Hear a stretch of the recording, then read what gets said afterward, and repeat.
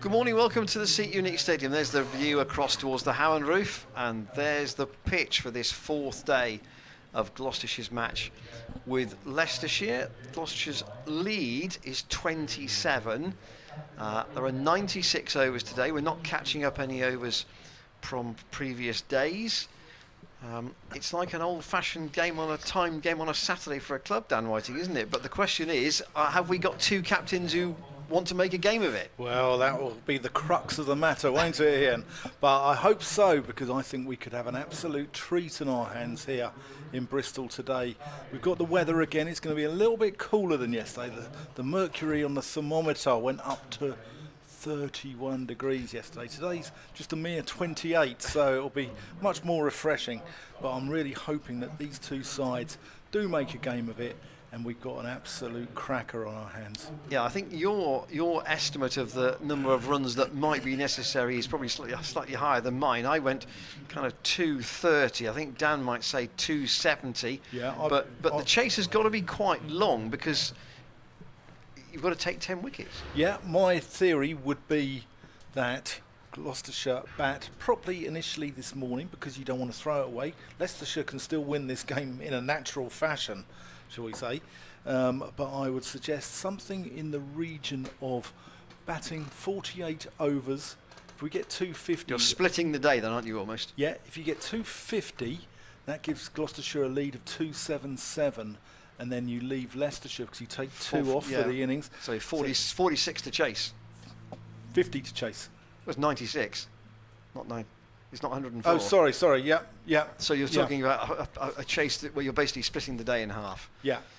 So something about 260, 270, something like that, I think, in that region.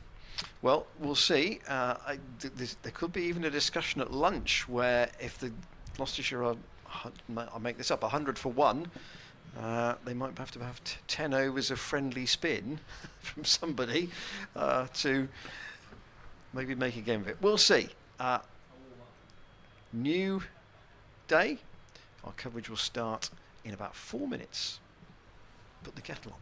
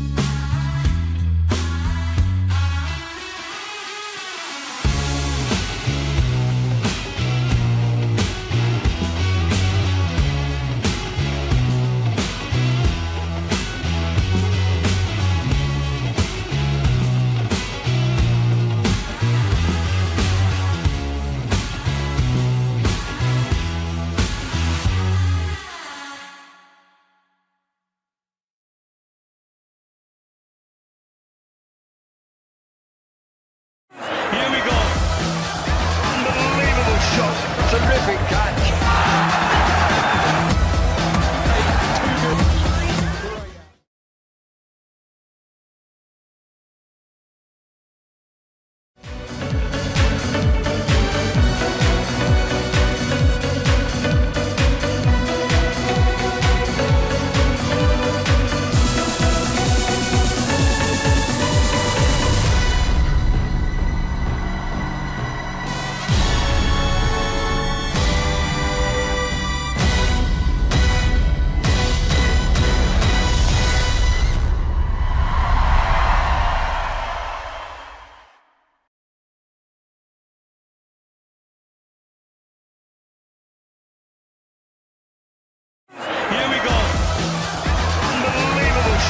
Terrific catch.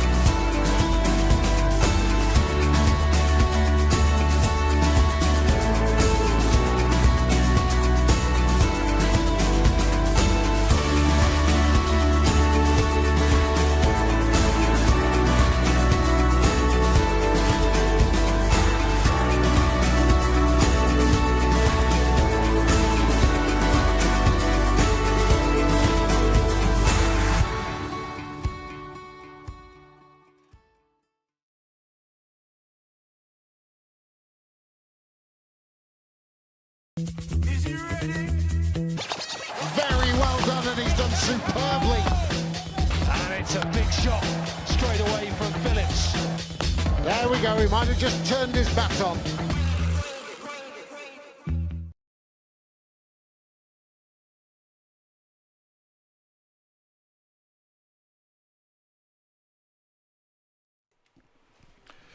Well, day 4, here we go. And this could be a day of days. This is what county cricket is all about.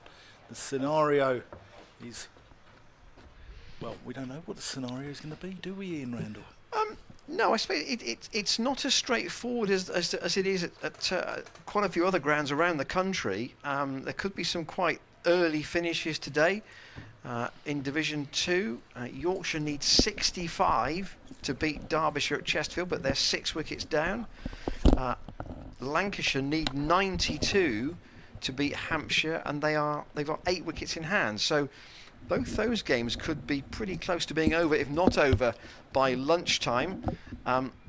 Durham have got Glamorgan 4 down, and they're still 81 in arrears. So again, I mean, if the leaders were to win that today, that would mean they've won 5 out of the first 7 games, and I would suggest that that's one of the promotion places virtually buttoned up, even as here we are, not even at Midsummer's Day yet. Oh yeah, I'd say that these two sides, Gloucestershire and Leicestershire, would, if they've got any sort of pretensions of getting promoted themselves, probably want Durham now just to win all their games and just to go for that second space. The runners-up space. And how tight is that going to be? Because Sussex and Worcestershire, currently 2nd and 3rd, playing each other down at Hove, and could be an interesting finish there. Sussex's lead is 297. They've got 4 wickets left.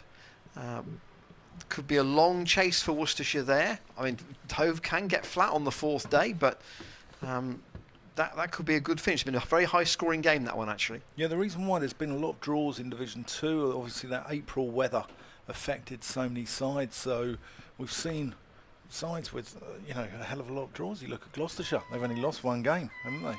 And Leicestershire, too, have had a lot of games where you've only had maybe 3 innings. Yeah. Which is, yeah.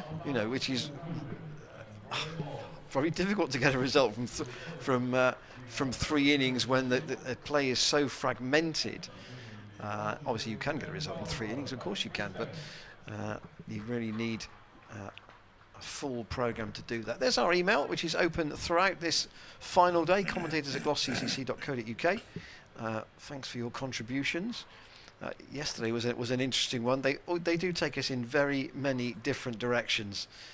And the pronunciation of Scone Palace, I think, was the pick of yesterday. Yeah.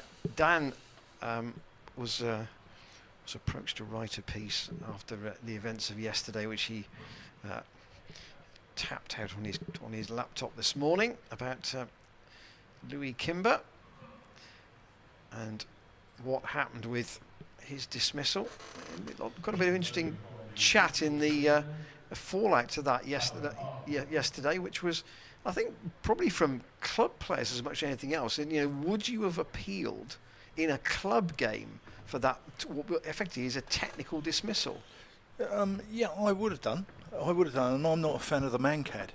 I think the Mancad dismissal is, some people are for it, and it's diversive, isn't it, in whether you're for it or against it, but I definitely would have appealed for that because it goes against the laws of the game. And I bet Louis Kimber never ever does that again in his career. Right, we are going to see Callum Parkinson take us away. First ball of the day to Ben Charlesworth, as Charlesworth defends that one into the offside. Rishi Patel doing the fielding. I think whatever the result today, I think both of these sides have played their part in a wonderful game of cricket. Here's Parkinson. Charlesworth plays that one to mid-wicket.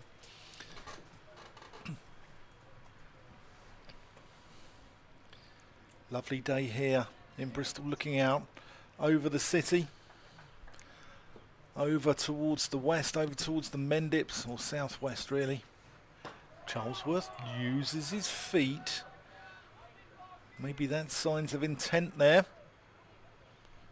I have some international news, Dan. Okay, let's come on to it after this ball from Callum Parkinson. Charlesworth defence. Go on, what is it? There has been an announcement this morning about the forward international schedule. And Gloucestershire have got international cricket right through until 2031. Brilliant news. Charlesworth defends off the back foot, bit of turn there. And next year, an ODI against Australia. Wow. Now, what a treat for the fans here in Bristol. Bristol deserves top quality sport, and you know, the guys here at Gloucestershire bringing that to the Seat Unique deserve a lot of credit. As Charlesworth defends there. That completes the first over the day. That's a maiden. So the details of this, 7 men's international T20s and fixtures against India and Australia in 2026 and 2028. So the fixture in 2024, which is next year, it's an ODI, will be 3 years after the game here. Scheduled for 2020 was cancelled due to COVID. Who have we got here next year? Tickets will go on Australia. Tickets will go on sale later this summer.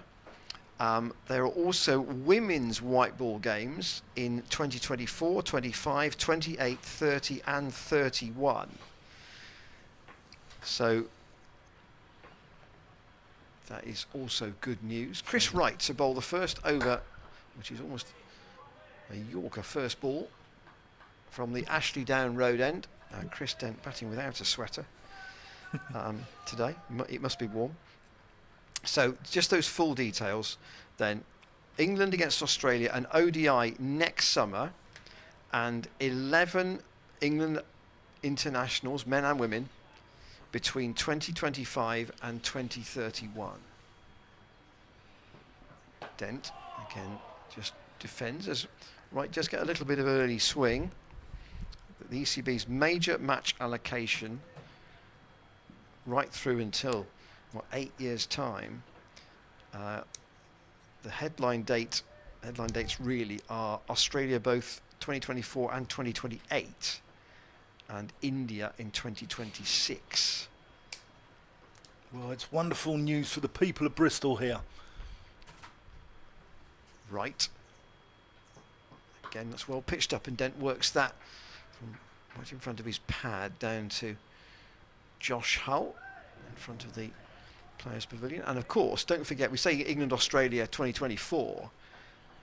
There's England-Australia 2023 with the women's ODI on Wednesday, July the 12th here at the Seat Unique. That is before the Cheltenham Festival, week before the Cheltenham Festival. And of course, the men play Ireland here in September. I will just read you Will Brown's reaction to that announcement today. I'll do that at the end of the over. And Charlesworth just quietly just feeling bat on ball in this early stage of the day. Will said, we're delighted to have secured our status as an international venue for the next 8 years. Both England men and women have enjoyed wins in Bristol in recent times. Everyone associated with the club is excited for what promises to be an exciting period of international cricket. We'll naturally be bidding to host matches in the ICC Women's World Cup in 2026 as well, with the hope of building on a successful legacy in hosting international cricket in Bristol. Clipped up to mid-on by Charlesworth, fielded by Tom Scriven. It's imperative that the best men's and women's players are accessible to cricket fans in the West Country. We've proved over a long period there is an appetite for international cricket here. It's fantastic to have long-term confirmation of international matches at Bristol. That from Will Brown, with the headline, an ODI against Australia here next summer. Right outside the off stump. And that ties in with a story I saw early on today, was that in the 2027 Ashes Tour, Southampton will get a game. So that's a move away from what you might call the very traditional test venues, particularly for Ashes matches. Yeah, I think Will Brown needs a lot of credit. I think Neil Prescott as well needs a lot of credit as well. And Bristol's it's a big city, and you know, we've got a decent rugby team here in Bristol, but it hasn't got Premier League football, and it's great that fans in the West Country are being treated to elite sport. It really is. Here's Parkinson. Dent clips that one round the corner. Rehan Ahmed doing the fielding. So the bigger question, and I ran this in my head this morning with no knowledge of this, by the way, no knowledge of this announcement at all, and it's part of the scenario that's come out of the financial mess that is rugby union at the moment, with 3 teams losing their Premiership status for off the field affairs. Charlesworth plays that to mid-wicket. Yeah, you've got London Irish, Wasps and Worcester. Yeah. So is cricket becoming, as I think rugby might be, a sport where people like the international concept but they don't get the domestic? Just defended there by Charlesworth. So people are happy to go to Twickenham, but look at the domestic structure. There are probably only 10 professional clubs. You know, do people want the international cricket, but they don't quite get what's beneath it? Charlesworth just plays that one round the corner. Rishi Patel doing the fielding. It is a good question. I don't think so. I mean, I think you came here on Friday night for the Gloucestershire versus Somerset game and it was sold out. So I think there is the appetite there. There is the thirst for certain brands of cricket. Charlesworth defends. But county cricket, yes, I get that. But we are, seeing T20 cricket, and people are getting their cricket fixes in different ways, as you guys are at home on things like streams. That's down the leg side. That completes the over. 11 for none. Early emails, not necessarily about the internationals. Mark Kridger says the easiest route to a result today is some bad batting. Okay, Mark. Otherwise, with the two sides near parity and just 94 overs to bowl with 2 of the change of innings, it's hard to see a declaration game without a collaboration between the skippers. In such a game, one of the 2 captains looks pretty daft at the end of the day. I'm not sure that's true. I'm not sure that captains look daft. Sometimes if it becomes a good finish and you end up on the wrong end of it, I think you should be praised for enterprise.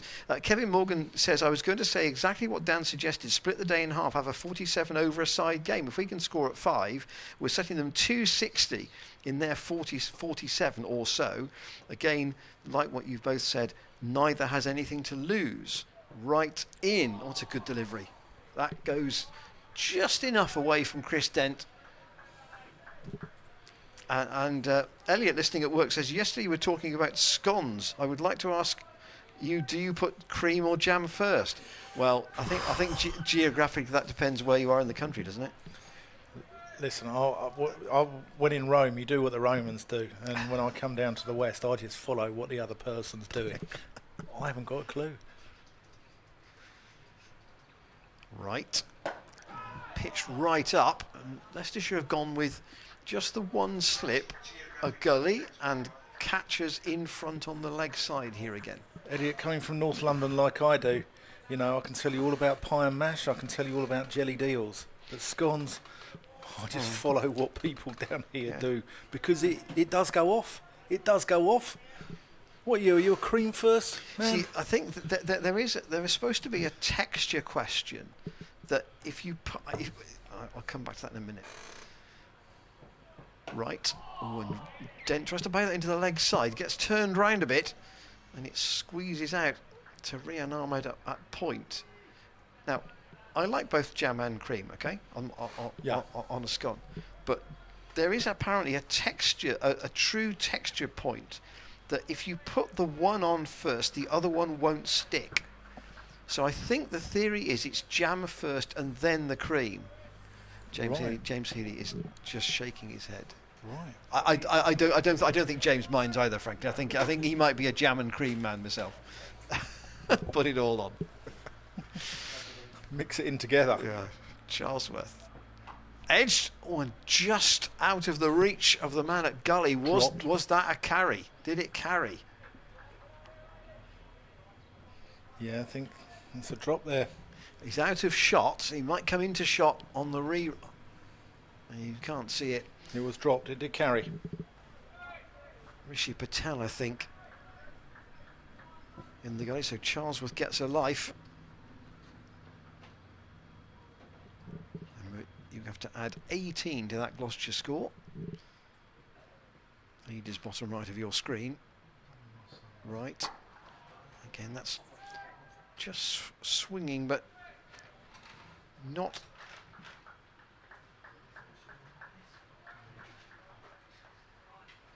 appreciably, and also it's from the hand, so the later it swings, the more difficult it gets. Just looking for my sunglasses there, and James Healy's pointed out a Mrs. Richards moment from 40 Towers. Being on your head, are on they? my head. Yeah. Been scrambling around for those for Right, 12 minutes we've had so far. I think the umpires have lost count here because they've just asked the scorers how many balls there are left in the over. The answer is 1. Maybe they're having a Mrs. Richards moment as well.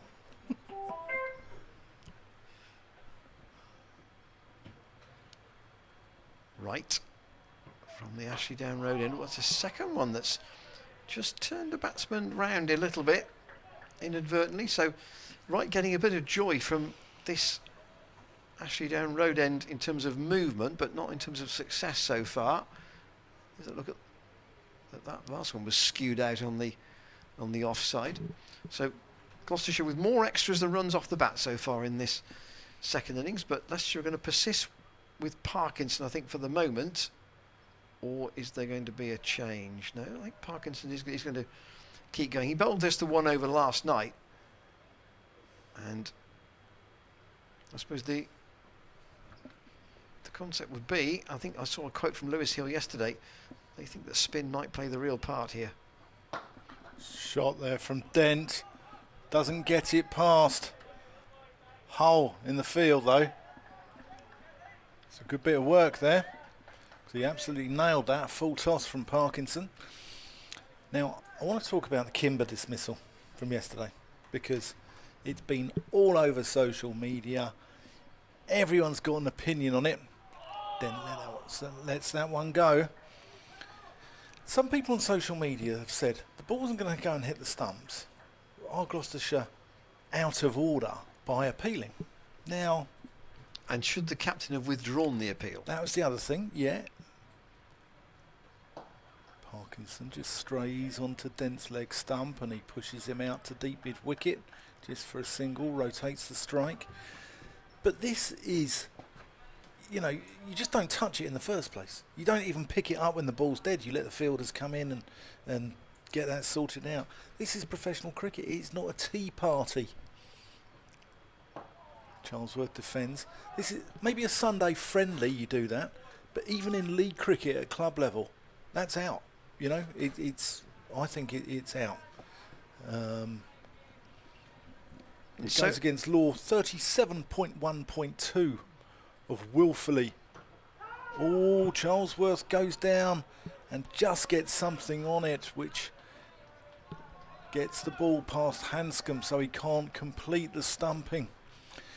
So the law changed back in 2017. It used to be the old law 33, handle the ball. It's now become law 37.1.2 of obstructing the field. Charlesworth plays that nicely to mid-on, picks up a single. So just on that, so many times in a club match, a batsman will play a defensive shot and you'd hear him say, if you were in the field, are you okay if I pick it up? Yeah. And you'd pass it back and absolutely fine. Knowing the laws, as the players who play at this level clearly do, I think at least 3, even within the footage of our cameras, you could see yesterday were appealing.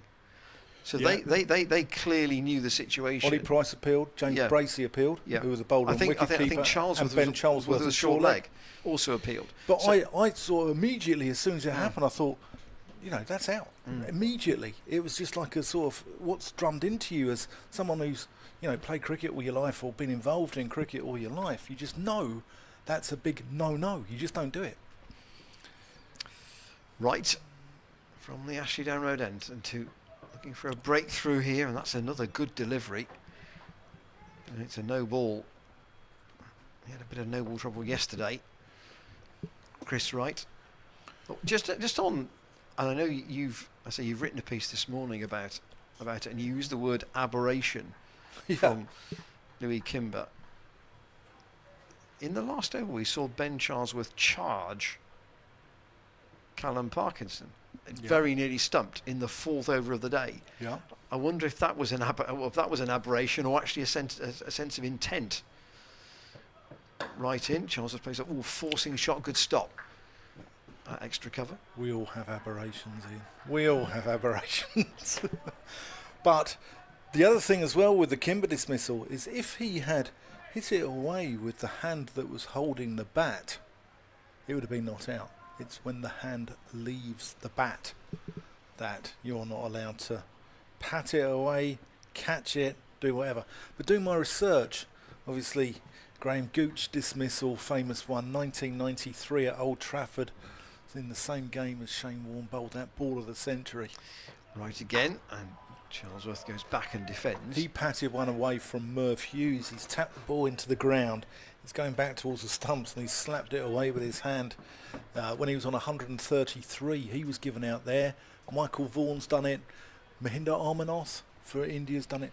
Andrew Hilditch did it in 1978 for Australia, where he's actually caught a throw coming in from the boundary against Pakistan and was given out, and it's all gone off. It's all, just disintegrated.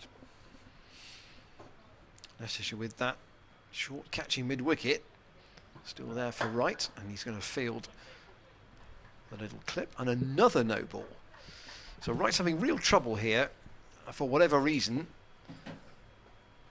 Gloucestershire have got 16 runs on their total, and only 7 have come off the bat. You've got 8 runs in no balls here at the moment. And as we said yesterday, Leicestershire were involved with one back in 2014 when Cheteshwar Pujara, then playing for Derbyshire, was out, handled the ball before the law changed. Right again. If he can get the front foot sorted out, he's pulling quite a tight and accurate spell here, and there's a little bit of threat there too with this new ball. Thanks for your early emails. Any thoughts on the extension of international cricket here at the Seat Unique? You're more than welcome to get in touch. There's more good news for Glos fans, isn't there, Ian? There is.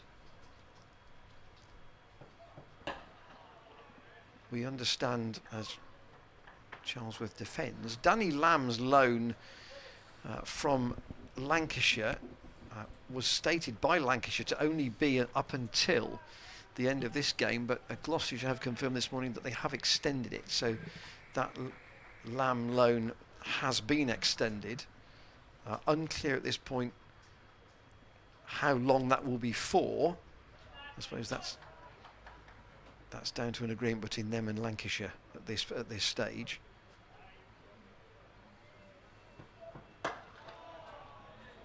The end of the blast is July it's the day before I go on holiday. July the 2nd. What are you off to, Ian? Are you excited to Sidmouth? No, not going to Sidmouth this year. Had a change of heart on that.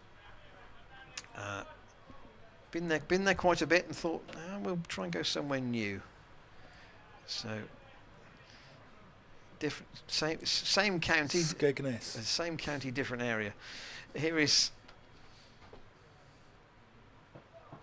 right in once more, and Charlesworth just pick up one in what we'll call Lewis Hill corner. after yesterday. And Josh Holt does the fielding. Charles will keep the strike. End of the over. Gloucestershire 19 for no wicket. As you can see, the lead is 37 overall, and the number of overs remaining in the day becomes a relevant point as time ticks on here. 90 overs left, and we will keep you across the scores from elsewhere because this is the final day of games. So Danny Lamb's loan, if it was to go, for example, to the end of the blast, that would also include a championship match at Headingley. Yeah, with the Kookaburra ball. Dale Benkenstein and Jack Taylor walking around the ground together. Down below us. Paul Hibbard says it's definitely jam first. It's Parkinson. Charlesworth works out a way. That's going to be 4 runs. That's the first boundary of the morning. Very pleasant clip there from the young opener. And Paul also says, Viz Mrs. Richards in Faulty Towers, can you see the sea from your commentary box? Very, very good line. Very good line. Herds of wildebeest. Yes. Out over Westbury-on-Trim by the look of it. I think probably Paul has a, dare I say, a deeper knowledge of Faulty Towers than he might want to admit to. Parkinson over the wicket to Charlesworth. Hits that firmly into Budinger at short leg. I'm sure I've said this before, but the tale about Faulty Towers is there are only 12 episodes. Okay? And they were written, and there is in fact the comment in question. Oh, that's turned big. Charlesworth shapes a cut there, and he's been cramped up for room with a turn from Parkinson. Yeah, they were written, the scripts were written on the backs of rolls of old wallpaper. So that basically any changes, just roll it up, move the paper up and keep writing. Oh, that's gone. Charlesworth's edged. Ackerman takes a sharp chance at slip, and Parkinson makes the breakthrough. Let's have a look at this again. It's a sharp chance, this. It's a good catch. It was well pitched up from Parkinson. Charlesworth playing back didn't necessarily look the wrong decision, but it was the movement, the spin, possibly out of a foothold because there are some foot marks there, and Charlesworth, having had that dart at Parkinson in the last over, is now out for 7, and he'd be close to a man of the match award at the moment. I think Ollie Price is walking down the steps at number 3. 85 in the first innings. Charlesworth pretty unhappy with that dismissal, and 3 wickets and 3 catches yesterday. Certainly was. It was a good bit of bowling there from Parkinson, because the ball before has spun sharply, and that one's just gone on with the arm and takes the outside of Ben Charlesworth's bat. So clever bit of bowling, and I think if there are a flurry of wickets, it might put the brake on what might be a very entertaining game. I hope not. Well, a flurry of... in a strange way, Gloucestershire getting bowled out at the right time with kind of the right number of runs would still create an interesting finish, because that would say that there was enough in the pitch to give Ollie Price, perhaps Zafar Gahar, if it's the spinners that start causing the trouble, maybe this wicket is developing into the 4th day pitch that Graham van Buren thought it would, with winning the toss and, you know, wanting to bowl last on it. But what you don't want is, say, Gloucestershire being bowled out for 100 and then Leicestershire only having 117. Gloucestershire need at least 200. 200 would be an interesting chase. Might be an interesting chase on this. A lead of at least 200, ideally 230, 250. Parkinson going to come around the wicket to Ollie Price. That's a confident shot out to mid-off. First ball, that completes the over. So 23 for 1. Chris Dent's on 5. Ollie Price, having just faced a solitary delivery, has yet to score. Just under half an hour gone. Gloucestershire there, you see on your screen, leading by 41 runs. It's getting tense at Chesterfield. Yorkshire have lost 2 wickets this morning. They need 42 with 3 wickets in hand. Oh, that'll be quite interesting. Lancashire. They've had some good games this year, Yorkshire, haven't they? Slow progress without any damage at the moment. 64 for 2 in the First Division. Against Hampshire, they still need 76 to win there. And Glamorgan have lost a wicket at Chesterley Street against Durham. They are 5 down, still 74 behind. The leaders pushing hard for another win. Here is Chris Wright into Dent, who dabs that into the gully area. Fielded by Louis Kimber. Well, there'll be a footnote in Wisden next year, won't there, about him? Certainly will. Yeah.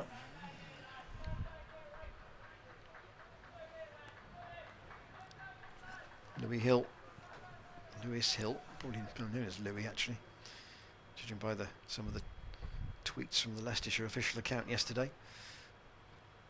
Mid-off, and that's down the leg side from Wright. There's a half an appeal for a catch. It was a good take by Hanscom, but not huge interest from the cordon. So Leicestershire trying to keep the lid on the scoring here. Just with the one slip and a gully, they've got 3 saving 1 on the offside.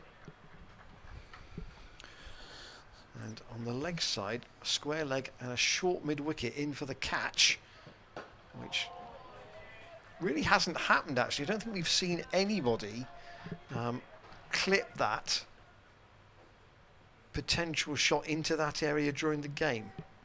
The last time anyone was out, handled the ball, which will still stand because the law's changed, as we said. The last handling the ball against Gloucestershire cricket was by C.W. Wright for Nottinghamshire at Bristol back in 1893. Thanks, Adrian. Thanks, Tommy. Thanks for your stats knowledge, which is unbelievable. I had an interesting email from Barry Hook, not the gentleman who used to present Points of View. That's Barry Took, wasn't it? Barry Took. Well, you've come from Stoke, he's probably called Barry Took. He's right around the wicket this time to Dent, who plays that with just soft hands, pushes it out into... He was a jovial chap, Barry. Barry Took, wasn't he? Barry says, interesting point on the local sport v country support matter. In my opinion, it's regional. In Gloucester, you are born to support the city at rugby. Bristol is much bigger, and with bigger crowds at rugby games, but with the core support was always smaller than Gloucester. Bristol is more of an event. In Gloucester, it's a way of life. Here is Wright. That's pitched up, a lovely drive down the ground. That'll be 4. Nice shot from Chris Dent. Beautiful shot there from Chris Dent. Punch driven down the ground. There's a second look at that. Even from around the wicket. Yes, it was pitched up, but it was in the slot, and Dent creamed it away. In Gloucester, it's a way of life, and most would support club over country. The support for county cricket at Cheltenham is huge. It's an event, but it's also looked on as a heritage. My opinion is that club or country support depends on where you are. Interesting. I think that's fair. I think that's a fair point. Right, again, Dent will pick up another boundary here, chops that away, but in the big gap between first slip and gully, 4 more. I think that is a very valid point. You look at, say, Liverpool. Now, Liverpool hardly provide any fans towards the England national team, do they? They're parochial, and it's that corner. They're either Liverpool or Everton or Tranmere. But, you know, there is about that area, and they provide hardly any support to the national side. And I go back to that. The word event is an interesting one, because I would say that the Gloucestershire v Somerset clash is an event for some people.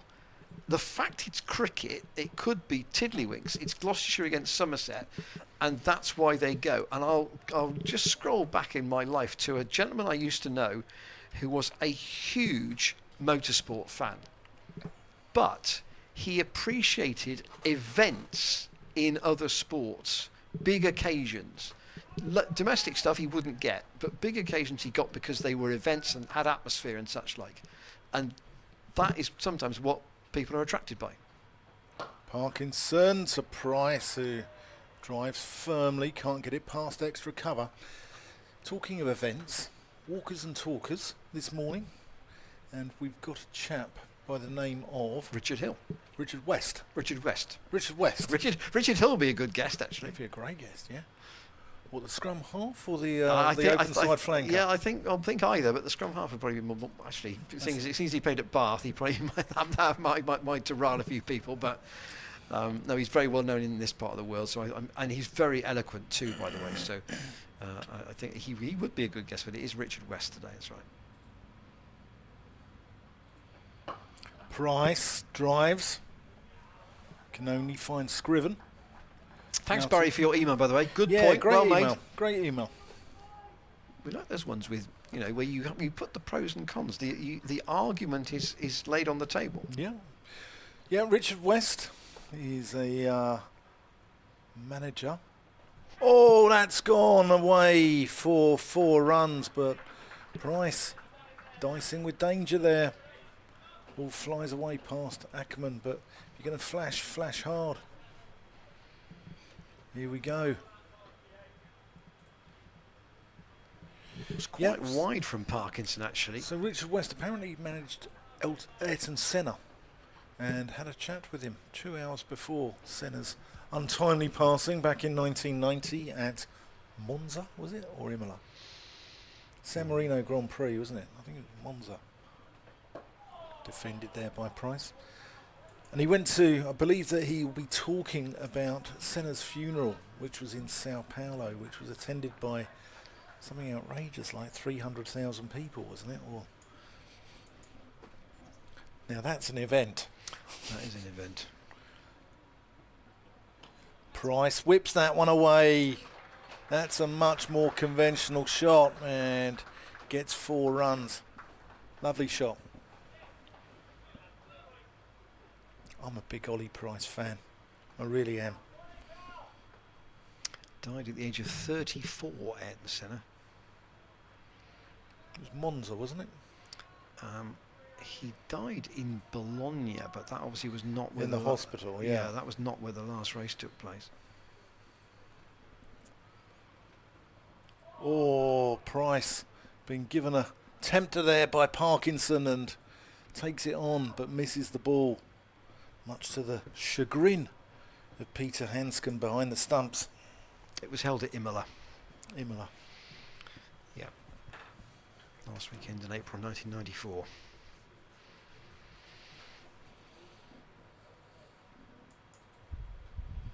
I think you have to have a flair to be a motor. It's a strange word, but you have to have a flair to be a motor racing driver at that level. And he definitely had that. So, perhaps surprisingly, Chris Wright, he's bowled 6 overs for 22. He has bowled 5 no balls in that. But Josh Hull is going to come on. Those 6 overs obviously included 2 last night, but Hull is going to bowl from this Ashley Down road end. He wasn't afraid to bang it in a bit short in the Gloucestershire first innings, and as a result conceded more than 100 runs. He did pick up 3 late wickets, 3 for 109 he took, and if you're conceding at nearly 5 and over, that's the kind of run rate that Gloucestershire need here if they're going to make a game of it on this last day. So I wonder if there's enough loose stuff here from Hull for them to do that. Comes in and Dent immediately cracks that away for 4. That was wide, and just in the sort of area where, if you bowl to Chris Dent, the boundary generally is where the ball ends up. Yes, that was a bit help yourself, wasn't it? Yeah. Not so much buffet as maybe a smorgasbord. Yes.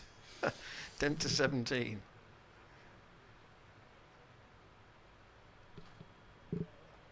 Oh, just feeling the back of his left hamstring there. That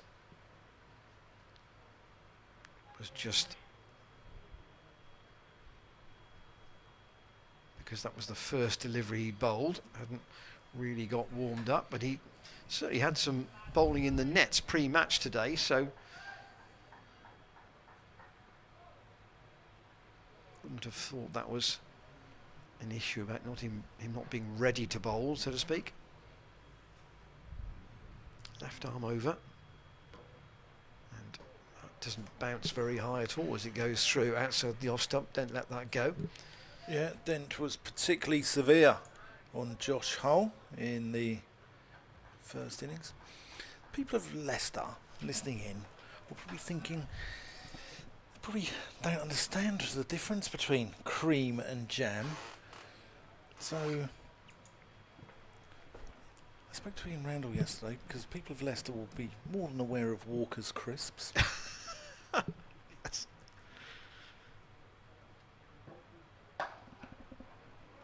Got a man out now. Deep point, but that isn't going to be of any help to Josh Hull if he bowls it short outside the off stump, because Dent can pick where he wants to put those, and he's done that again. Same outcome. I mean, we saw a lot of runs scored square of the wicket by Lewis Hill yesterday, but a lot of those were singles, and Chris Dent is climbing into Josh Hull's bowling here. Very much so. So we spoke about your only flavours you like are ready salted and salt and vinegar, is that correct? That's right. Oh, that's again same kind of area, but not much bounce. So if he bowls it short, Dent will cut him away. If he pitches it up, I think we've worked out that Dent will probably let those go, and that's second bounce to Peter Hanscom. Leicester also has its own culinary delights. Pucker pies, I think, are made in Leicester, as well as having a red Leicester and onion cob. That's not Russell Cobb, the old player, either. Hull. Oh, that's fired in, and Chris Dent is LBW. Good Yorker, that. Really good Yorker. I don't know if he's hit that. Well, obviously the umpire doesn't think so. Let's have another look at it. Oh, I don't know if we can slow that one down, possibly. Or was it going down the leg side, will be what Chris Dent might be thinking. Yeah, the point of impact. That's why Dent looked a little rueful as he looked up at the umpire and walked off, but with this being the second innings, it's Paul Baldwin now standing at this Ashley Down Road end, but a second wicket has gone, 47 for 2, and it'll be a return of the left-handers. Yeah, I don't know. I'd like to With see the point of Miles impact. to see if- Hammond coming in at number 4. I'd like to see the point of impact to see if that was going down the leg side. I thought I heard two noises, but when it's full like that, the bat hits the ground and all sorts, you can't tell, can you? But be interesting to have a look at this again. We will get it up for you, don't worry. Keep with us at home. So we're back to the right and left-hand combination now, with Miles Hammond joining Ollie Price. Hammond obviously bowled by Parkinson in the first innings, the one that went through the gate. That was the first time we saw any real spin.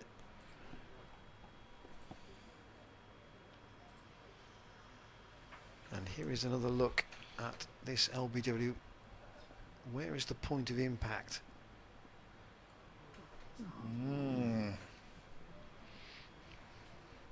To be fair, yes, he is. The second look perhaps tells you that I think his view would probably have been, was it missing leg stump? That would be Chris Dent's opinion, I suspect.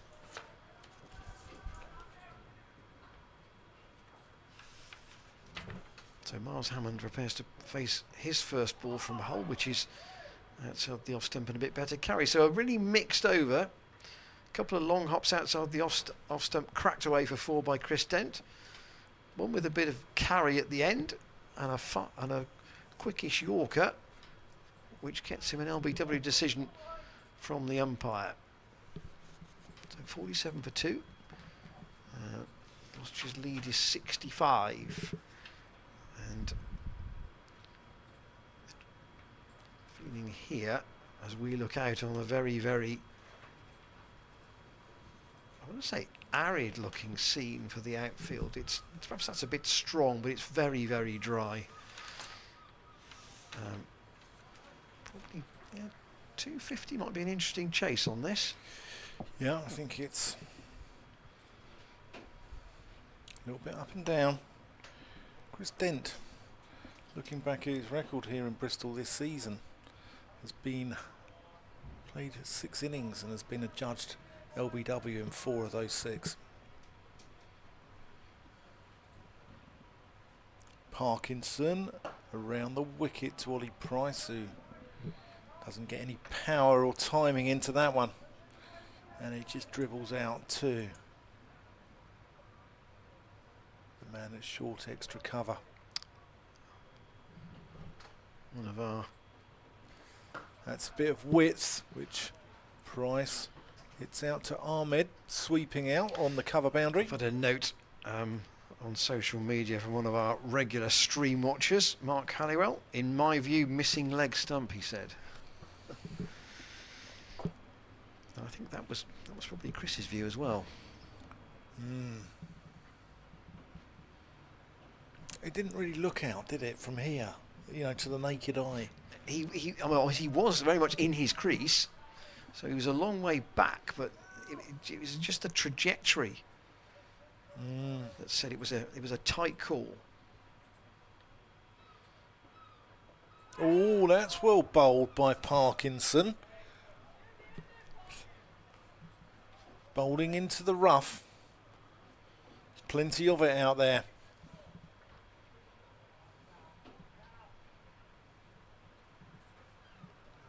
Saw yesterday they were kicking away and it was... Oh, that's gone. No, it's not. Hanscom's missed the stumps. Stumping chance down the leg side. Hammond gets on the dance floor, goes down the leg side, and Hanscom goes to the stumps and misses them. Let's have a look at this. He has a second go as well, but Hammond's home by then.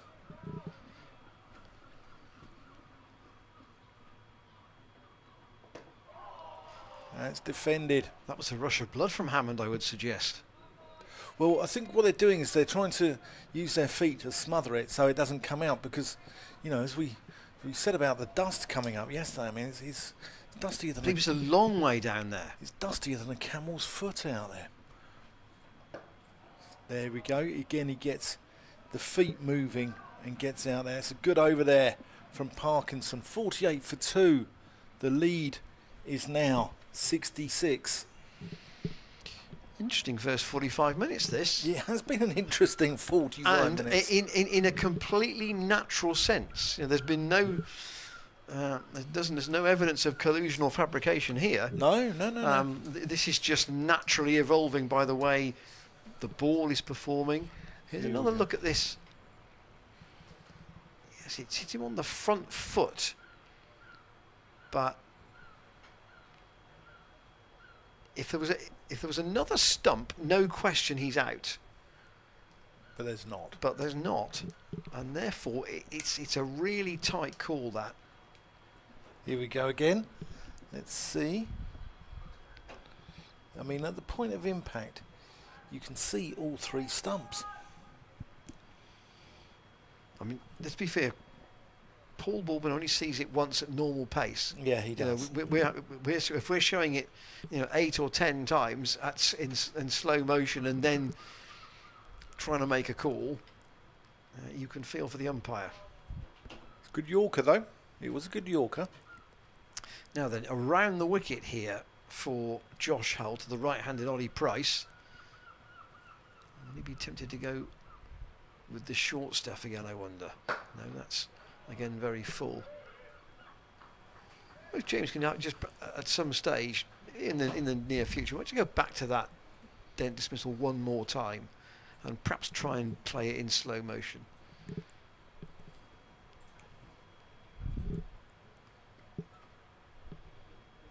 Maybe at the end of the over.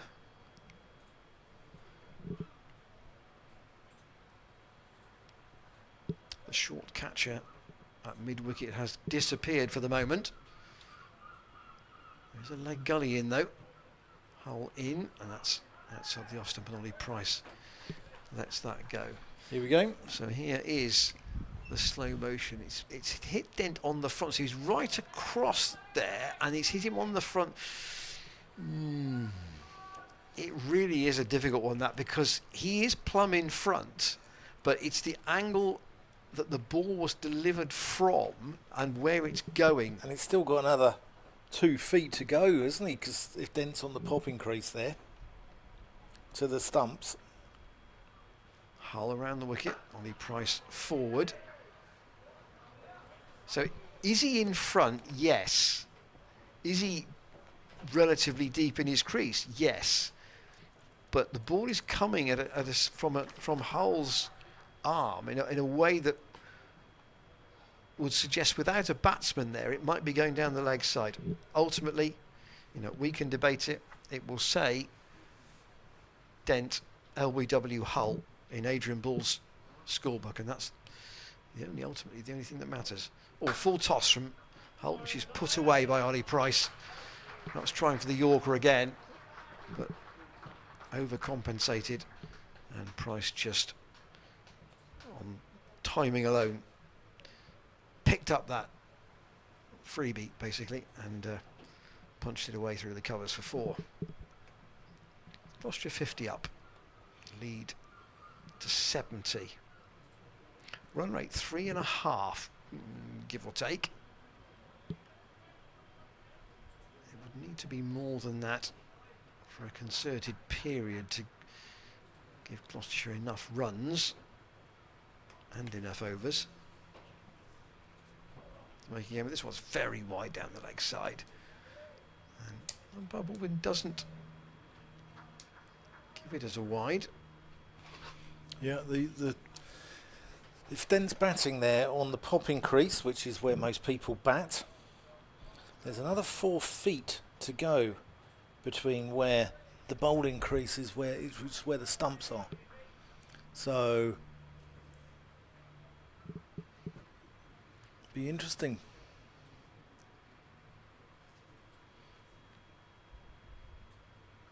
Hull. It's a very odd effort down the leg side. So the previous one was short and wide down the leg side. That was also short, but it had no bounce in it whatsoever. And here is the stumping that Hanscom missed, not only once, but twice there, off Callum Parkinson. I think Hammond was home on the second one, but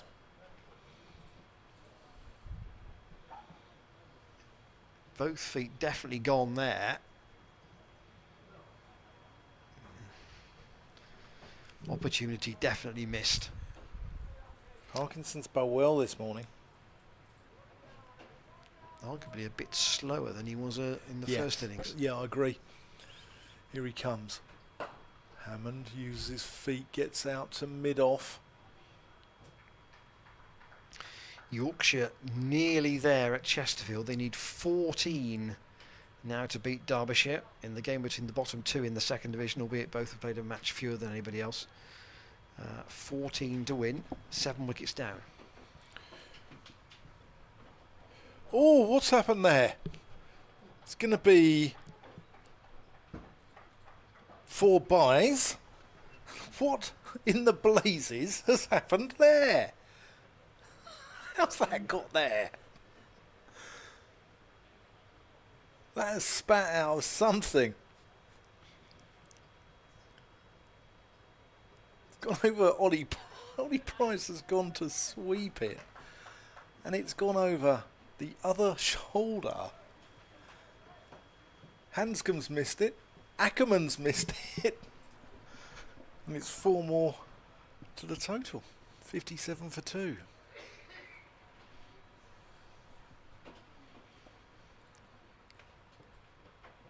Oh, Price gets a under edge and goes one bounce through to Ackerman. The slip. It's all happening here. I think there's no question Gloucestershire are trying to be positive here. Yeah. Parkinson. Oh, that's come out as well. That's turned towards Ackerman. Price looking to sweep that. There's a big open area. He's got a backward square there. And there's a short leg and a mid-on. Parkinson bowling to a 6-3 field. So there's a huge area. And he's tempting him to go against the spin. That's a better shot. But can only find Rishi Patel at backward square. Backward point, sorry.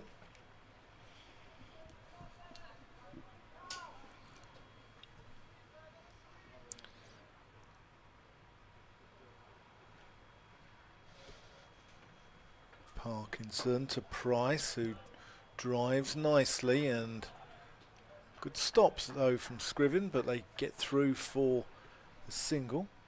So 58 for 2. Ollie Price has got 99 runs in the game. No one knew what the hell went on there. I think everyone's just laughed. So Price just one short of 100 runs in the game to add to his 3 wickets and 3 catches. And Gloucestershire lead by 76. Just over an hour to lunch. 67 minutes, and how much they can increase that lead by at lunch could be crucial to the outcome of the timing of the declaration. Now Leicestershire have got to believe they can keep taking wickets as well.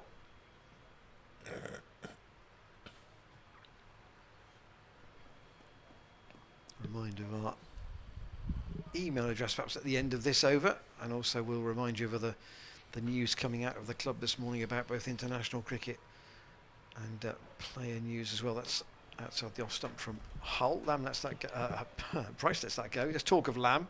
That slipping Danny Lamb's name into my thoughts there. His loan has been extended from Lancashire, so he will be available going into the restart of the T20, which of course is here on Saturday against Kent. 3 home games in a busy week ahead. Kent Saturday, Hampshire Tuesday, Sussex Thursday. Price clips to mid-on. Lewis Hill does the fielding, no run. I think we'll know a lot more, Dan, by the Sussex match. We'll know a lot more about Gloucestershire's chances of potentially getting into that top 4. I would say Surrey, Hampshire and Somerset, I'd be very surprised if they weren't 3 of the top 4, and it'll be a scramble for the last place. Yeah, with Essex and Glamorgan. Gloucestershire go to Glamorgan, of course, on Sunday. Here is Hull once more. Price pleasantly drives, but only to... Is that Budinger in the sun hat there? Yes, it is, yeah. Chat between him and Chris Wright. So that's the player news. So Danny Lamb around for a bit longer. International news: Gloucestershire will have an ODI against Australia next year here, and they've also been allocated a total of 11 international games. Hull to Price, that's off the thigh pad and away to Rayan Ahmed at deep square. A total of 11 international games right through until 2031. It includes 5 women's white ball fixtures: 24, 25, 28, 30 and 31. An international T20 against India in 2026, and an international T20 against Australia in 2028. So Busy old time for the Seat Unique Stadium. And Hull into the left-handed Hammond, who clips that away. They'll think about two, but they'll only get one. Fielded at mid-on. And I think that's... Hill is now switching to mid-on for Ollie Price. And just a thought, Dan, you sort of laid credit to the backroom staff here at the club at the moment for doing the groundwork to secure those games. I'd go back actually and say that there's one other man who should be credited for that too. Here is Hull down the leg side. Price tries to pull it round but doesn't get anything on it, and that would be Tom Richardson, previous CEO, who I think really had the vision for the venue when Gloucestershire were trying to think how they could sort of improve the status of the venue. There's the details of the partnerships this morning, all relatively small, but it's getting trickier to bat on this pitch on the fourth day. And you know, Tom was involved in the decision over the apartments, the revenue that created, the making the venue more of an arena, and then bringing the international cricket here after the development was made. Hammond uses his feet and just nurdles Parkinson into the onside, picks up a single. And he never wanted it to be like just a once or twice and never again kind of situation. Yeah. There's also some news on Danny Lamb, as well as Danny Lambooner has got to come straight into our Gloucestershire Curry 11, hasn't he? Along with the likes of Rogan, Josh Shaw, as Price goes sweeping. Hanscom whips the bails off. You're listening to Dan Sack Whiting and Ian Randall. Yeah. No, I think what you should say, you're listening to the curry-loving Dan Whiting. and the anti's a harsh word, but you know what I mean. You're not a lover of spicy food, are you, Ian? I'm not, Dan. Price leaves that one alone.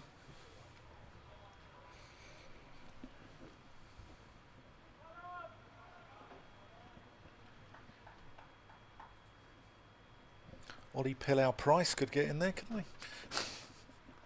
Oh, that's delicate, but can't. I think that came off the glove, actually, the way it dribbled out to Rishi Patel there.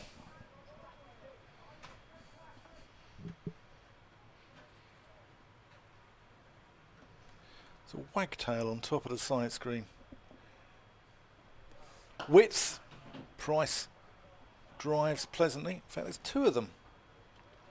There, on top of the side screen down here.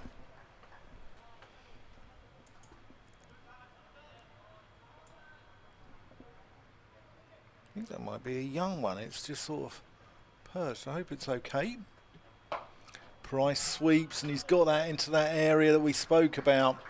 That's vacant there, and gets 4 runs. That completes the over. So 65 for 2. The lead is now 81. See if we can get a picture of those wagtails up on the screen. They are very small, but provided they are patient, James Healy might be able to spot them. Lead 83. A result at Chesterfield. Yorkshire have beaten Derbyshire by 3 wickets. They were 147 for 7. There they are. There they are on top of the side screen. Just about see them. Bar. They were 147 for 7, chasing 215. But Shan Masood saw them home with an unbeaten 95, and Don Best made 41 not out.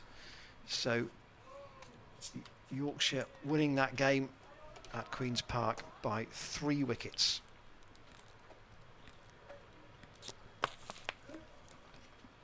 First result on this final day of this round of games.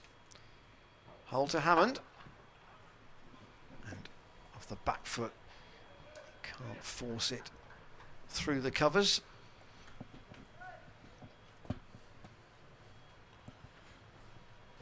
There's Ruth Charville, husband Adrian. Gloucestershire fans, faithful, home and away. Come over every day from over the Severn Bridge, live in Chepstow. Loyal supporters, loyal members here, aren't they? Ruth's camera is her best friend, I think.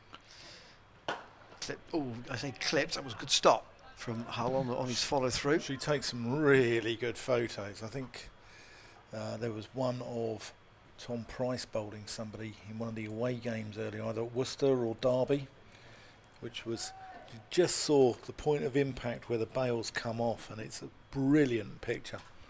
So a win for Yorkshire and a declaration at Hove. Sussex 447 for 7 declared. They've set Worcestershire 385 to win. In a day. That feels a lot. It does feel a lot. Just see that impression. There's been some very quick scoring this morning. Which there gives an opportunity. But that's not been from anybody who's not one of the frontline bowlers. Okay, so it's contrived. So it's not contrived. So it's not contrived. No. Okay. They've only had one over from D'Oliveira, and the other 5 main bowlers have all bowled all the overs. Hull. Oh, it's a full toss down the leg side, and Hammond's missed out on that. Yeah, a brisk 75 from Jack Carson there. Those 75 with 8 4s and 3 6s. So if that game ends in a draw, which, you know, has potential, it gives an opportunity to one of these two sides here today to make up some ground, because those two sides are Sussex and Worcestershire in 2nd and 3rd place. Hull to Hammond. Oh goodness me, that was again dragged down. Not quite sure what you're getting with this young 18-year-old. Yeah, he's quite left slingy. arm right. He's left quite arm slingy, right, isn't he? So Sussex are on 76 points. Durham are home and hosed, in my opinion. They're on 105 points. I mean, I think they're gone already. Sussex then are 2nd on 76. Worcestershire 3rd on 66. Glamorgan join them on 66 as well. And you've got Leicestershire on 63 and Gloucestershire on 42. That's got to be a no ball. Yes. Yes, very. He has been quite prepared to really bang it in halfway down, Josh Hull.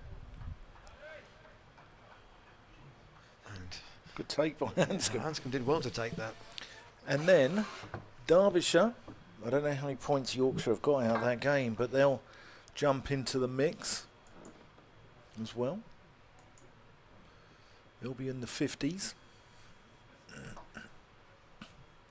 Hammond waits for Hull again. It's short, and that's pulled quite straight down the ground for 4. Bit of a flat-batted swat, really, from Hammond. But it does emphasise that if the ball does sit up, he might want to change a bat, actually, or maybe some tape for it after that last crunch down the ground. But 71 for 2 off 19. Gloucestershire's run rate climbing a bit, largely because Leicestershire are overstepping quite a lot. We've got 17 runs out of that total in extras. 2 wickets to fall this morning. Ben Charlesworth caught by Ackerman at slip off Parkinson for 7, and Chris Dent LBW to Hull for 21. Paul Baldwin's view was that it was probably hitting leg stump. I think Chris Dent's view, and possibly ours as well, was that it might have been missing. But let's say, you know, we've looked at it 6 or 8 times, and the umpire only sees it once at full speed. He was certainly back in his crease. but it was the angle of trajectory of the ball that may have, in our view, taken it down the leg side, but that wasn't Paul Bulman's opinion. Parkinson from the pavilion end. Delicately played by Ollie Price, playing it late as he did in the first innings. So Sussex have got 2 batting and 3 bowling points. Obviously they get 5 for a draw, which would put them on to sort of 86 points if that game ends in a draw. Price goes sweeping, misses it. There's still no man out, although deep square has moved slightly squarer. This is an opportunity for, well, definitely for Leicestershire here. So that's punched out. If either of these sides win, they'll get 22 points. Both have got 3 batting, 3 bowling points. And then you get your 16 for a win as well. So if Leicestershire win this game, they would probably go 3rd if that game between Sussex and Worcestershire ends in a draw. Parkinson. Hammond defends. If Gloucestershire win it, it puts them probably 1 win away from Sussex in 2nd place. Put them into the 60 points, 64 points region. Oh, that's well bowled. Turns, hits Hammond in the thigh pad and goes through to Ackerman. But that sharp turn, isn't it? The turn seems a lot quicker than it did earlier on in the game. I wonder if that's come out of a foothold there, but there's a bit of rip there now, isn't there? Certainly is. Oh, that's well bowled. Hammond plays that one in. Something's happening every ball here. And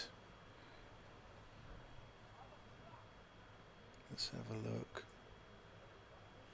Oh, is that a drop chance actually? I think that's off the glove. And anyway, that's the ND over.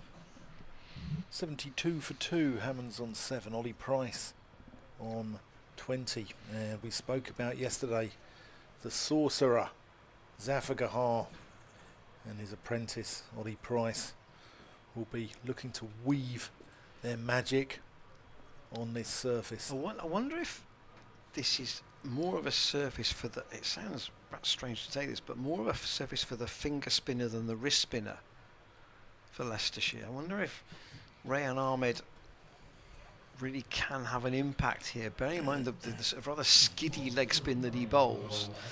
Josh Hull's going to be taken out of the attack, and it will be Tom Scriven at the Ashley Down Road end. The bowling figures for Leicestershire this morning.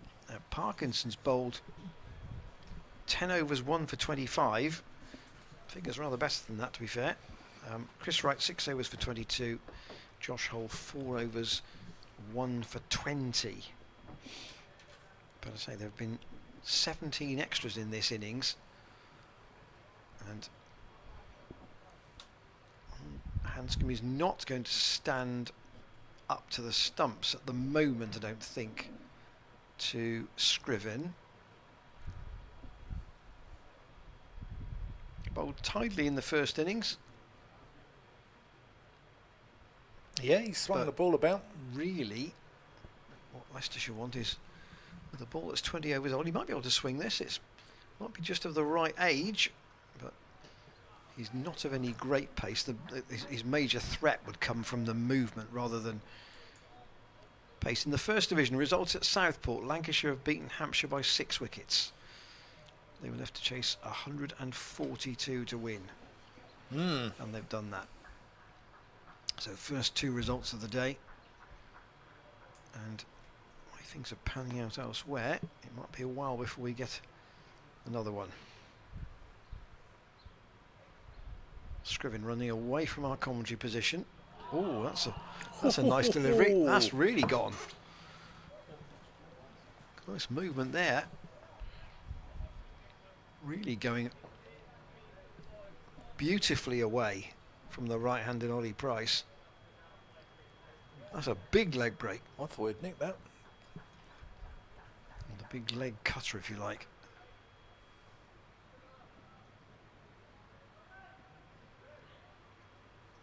Might just be in that sort of optimum time for swing for the ball here for Scriven.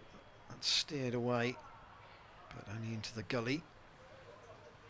Because you just need that little bit of wear on the one side of the ball, don't you, Dan? Ideally, when both sides are new, if you like, perhaps it's a bit harder to swing it.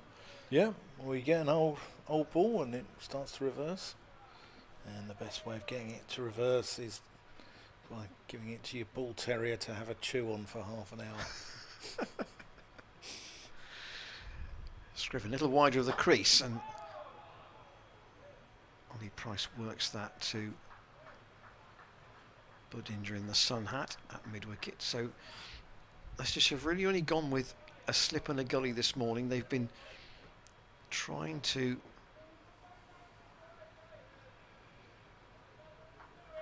protect if they can and not let Gloucestershire really get away. Scriven of about 9 paces off his pads this time by Price out for a single to Rian Ahmed, who we've not seen yet in the second innings.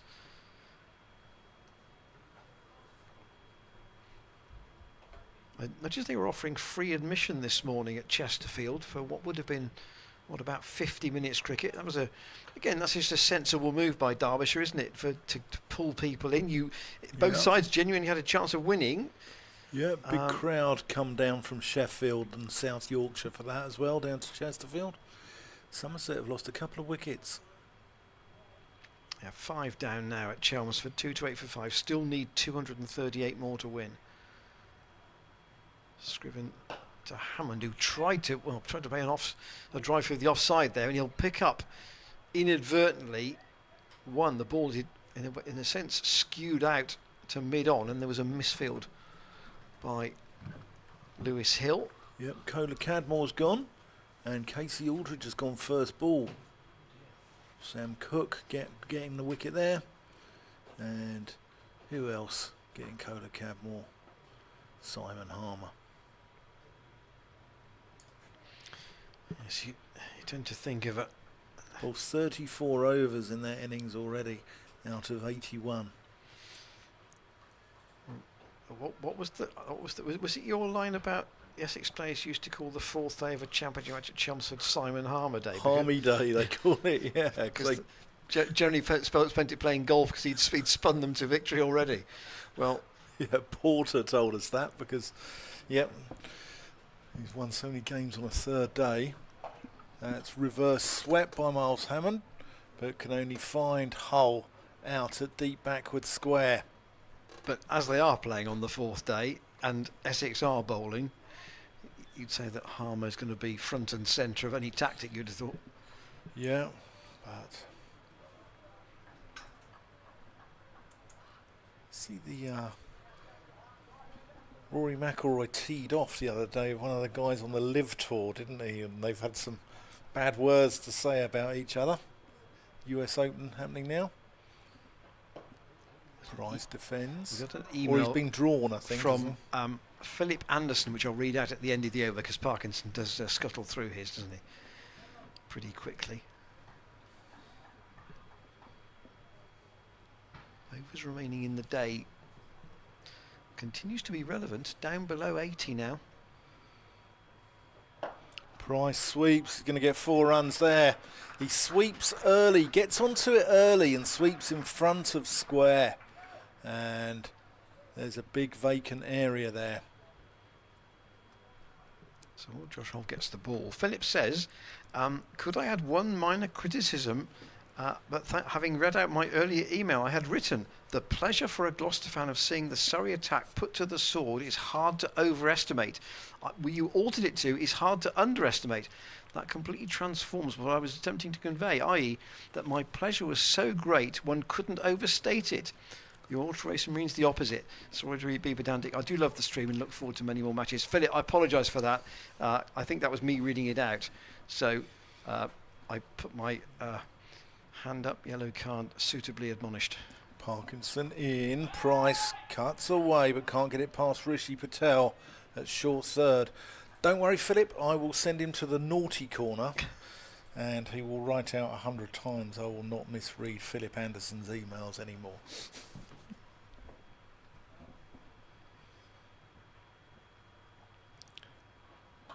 Price cuts away, he's going to get 4 more there.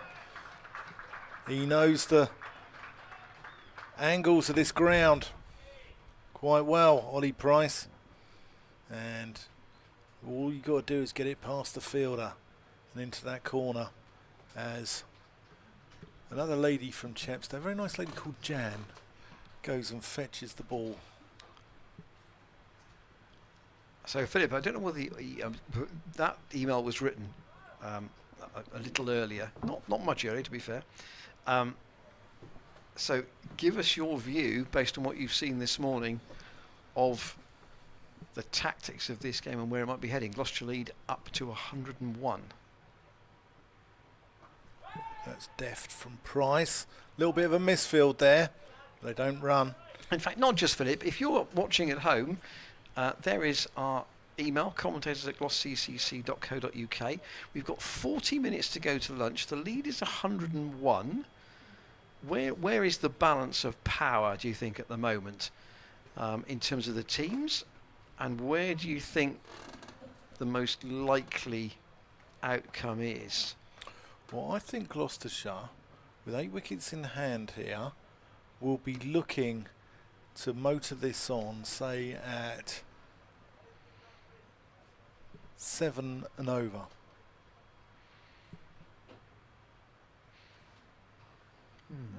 Not sure they're going to get. I think. Sorry, 5 and over for the next. You want another 50 by lunch if you could. I would say. If the lead was 150 at lunchtime, then you're probably talking about 69, 68 overs maybe left. Maybe a bit fewer than that. Maybe as few as 65 if Parkinson's still bowling. And then the equation is, can you crash it about for 10 overs after lunch? Dan's just going to do some mental arithmetic. Here is Scriven. Oh, that's very wide. Hanscom's taken it, but it's very, very wide outside the off stump. The worry for the side bowling last is how many overs is realistic to try and take 10 wickets against a side that's attacking. Because if the chase becomes too short, the balance is not enough in your favour.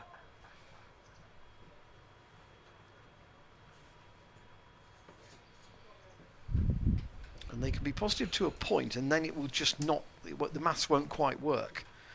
Scriven in. Oh, there's a big hoik from Miles Hammond. That was a bit ugly.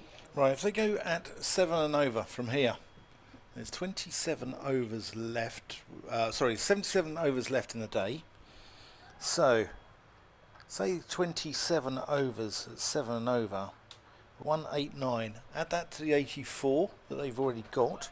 Gives them 263, setting Leicestershire 263 off 48.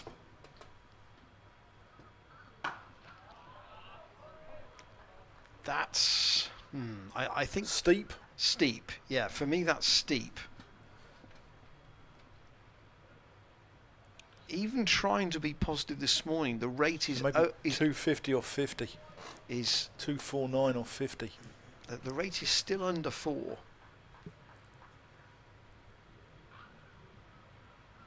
I think Budinger and Patel would certainly try and give them a springboard.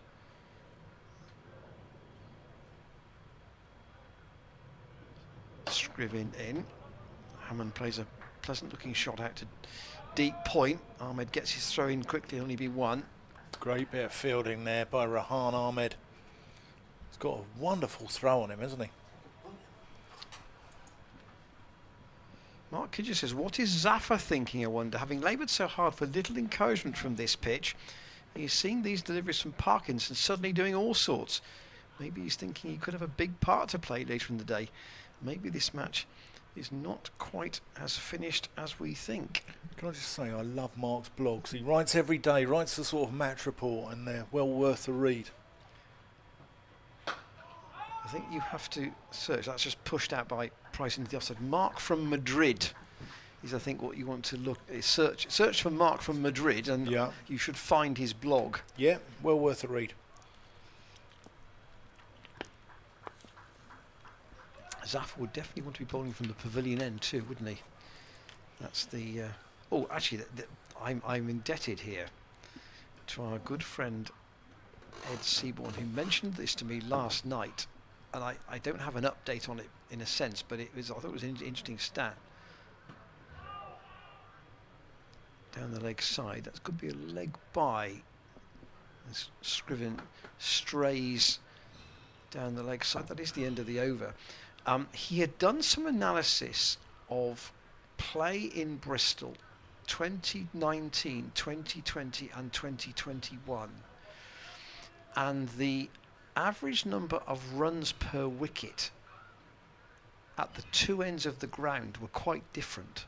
Really? Yeah, the the wickets at the Ashley Down Road end, I think he said was some broad terms 26 runs each. If you're batting at the Ashley Down Road end, or the bowler is coming in. Bowler from the Ashley Down Road end, 26 runs per wicket. At the pavilion end, 30 runs per wicket. Right, okay, interesting.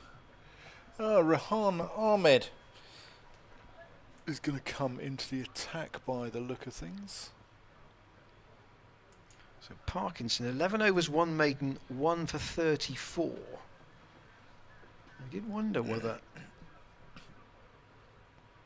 well, I'll call him the skiddy wrist spinner, because that's the kind of the pace he bowls at, would have an element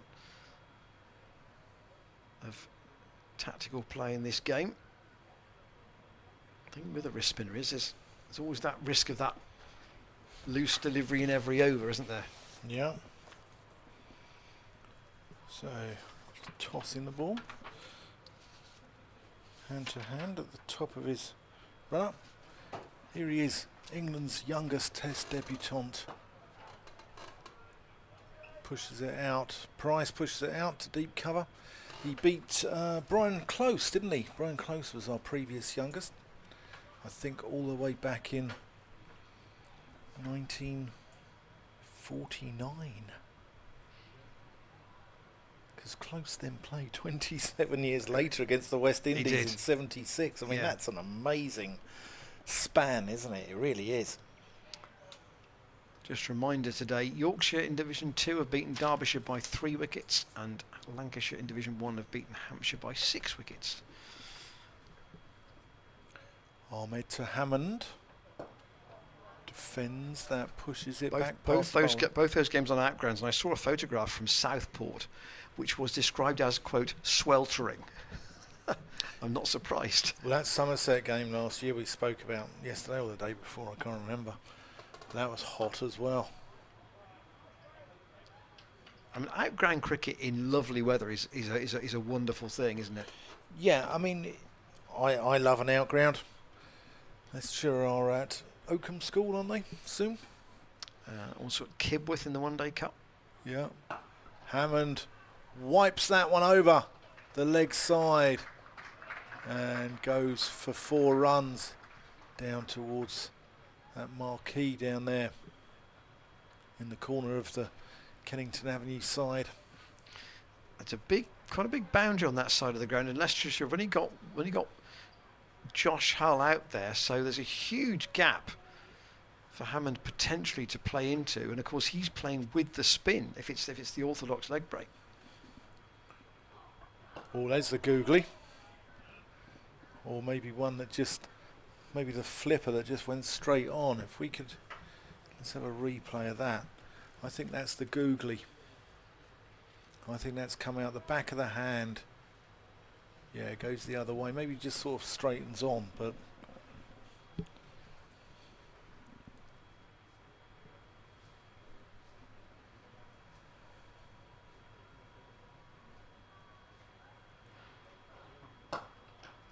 Straight down the ground from Price, but mid-off comes round, and that completes the 24th over of the innings, 23rd over, 24th over of the innings. 92 for 2. Ollie Price has moved serenely into the 30s. Miles Hammond is on 15, and the lead is now 110 runs. Thanks for your emails this morning. Interesting to hear your views on various topics. I think we've probably covered off the Kimber dismissal yesterday.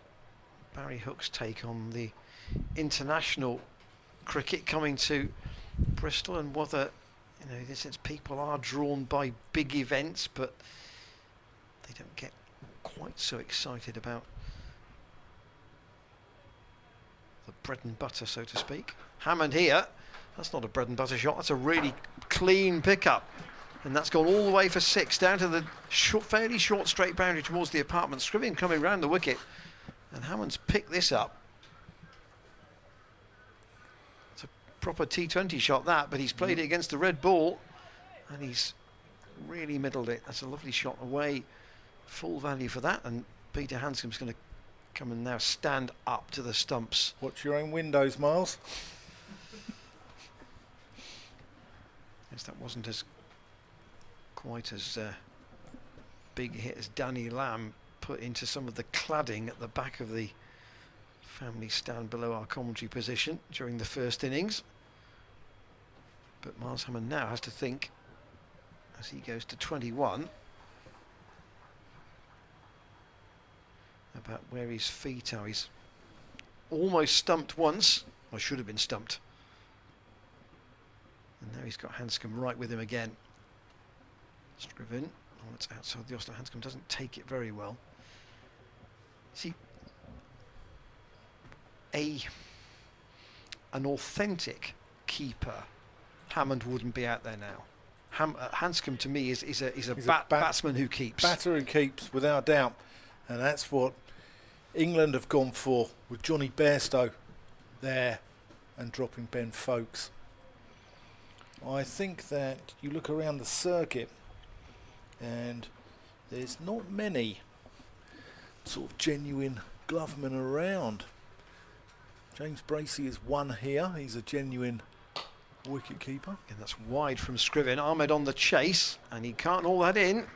So Hammond flexing his attacking thoughts here. Again, that's wide, and one he can quite happily attack. And the lead's up to 120, and the rate up above 4. Yep, Leicester had a good young keeper last year in Harry Swindles, but there aren't many genuine sort of glove men, wicket keepers around. John Simpson's one at Middlesex, James Bracey's one here, Ben Cox is one at Worcestershire. Scriven in again to Hammond. He'll certainly get one, having pushed that into the offside. There's a good bit of running there, sliding stop on the retreat from Budinger, but because of where Rayan Ahmed was, he was very square, and therefore with Budinger having to retreat into that vacant deep mid-wicket area, Hammond always likes to get 2. So he's up to almost a run a ball now, Miles Hammond. I haven't seen enough of James Rew at Somerset. Good batter. Haven't seen enough of his keeping, really. These two have put on 57 for the 3rd wicket. And Hammond again will get 1 this time. That's closer to Ahmed, so there's never any chance of a second run.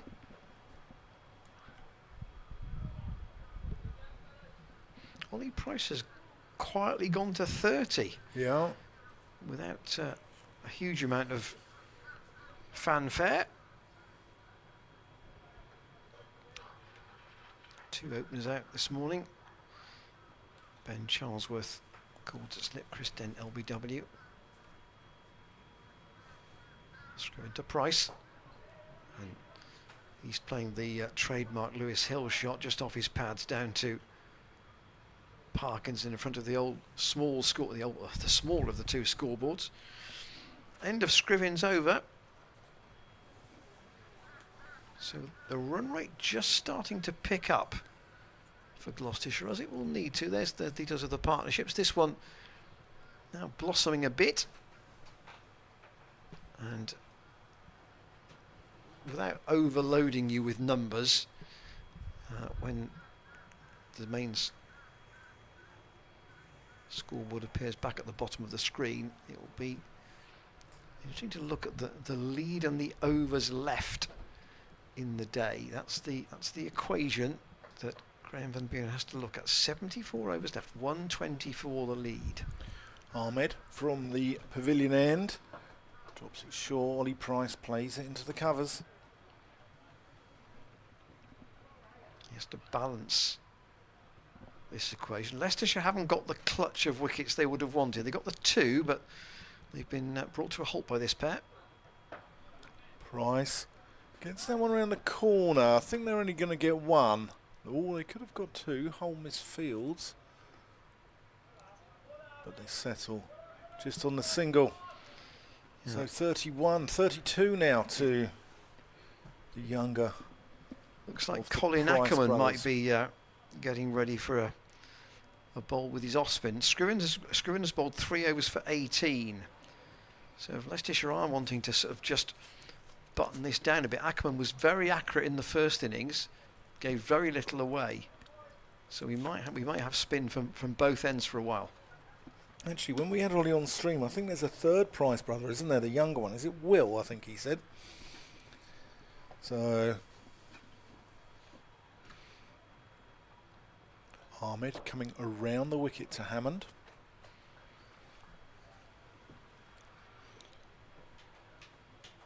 So Ollie would be the middle brother.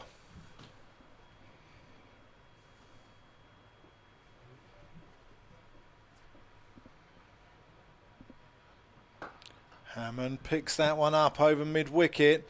It sort of plugs a little bit in the ground, actually. They're just going to get two. That's Scriven out there, I think, doing the fielding. Hammond almost catching Ollie Price on the board here. It's almost it's a bit like a T20 net, this, isn't it? In a strange way. It's entertaining. Ahmed to Hammond, who plays a much more authentic shot there, just pushing a single out to Josh Hull, who's the man at deep cover. Just a reminder that your tickets are available for the remaining T20 matches. So Saturday evening against Kent, Tuesday against Hampshire, and Thursday against Sussex. If you can make it live, we will bring it to you live if you can't. It's just down the leg side. Price misses out there. 110 for 2 at the end of that over.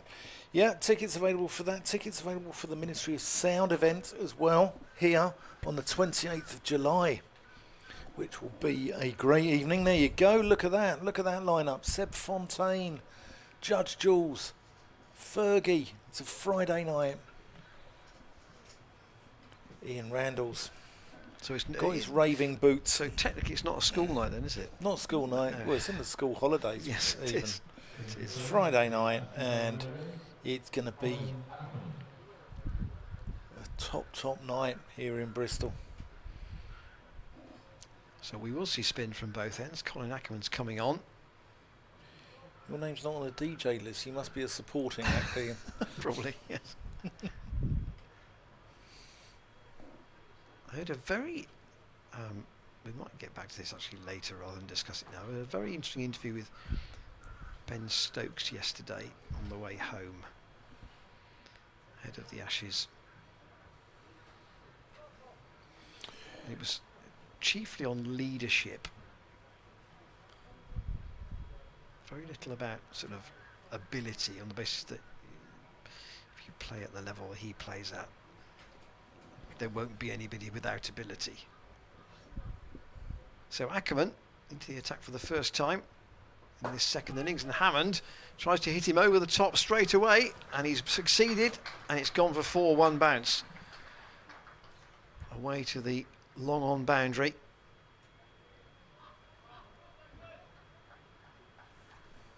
Ackerman bowling round the wicket. Has he got a man?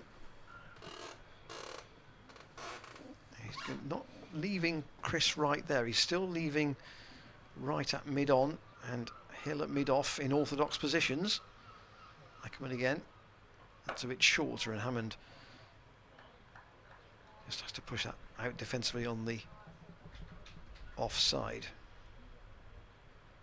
So he was accurate first time around. He's going to make a change, pulling Parkinson a bit squarer at short fine leg. Ackerman again short, straight to Rishi Patel this time from Hammond. Can't beat the man at short mid-wicket.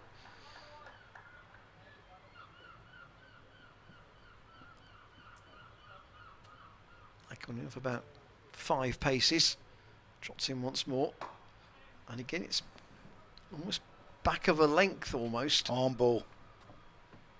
But Hammond can react to that and work that away to Ahmed for a deep point. There's the view right across from the camera on the mound stand, looking towards Kennington Avenue. See how dry the ground is.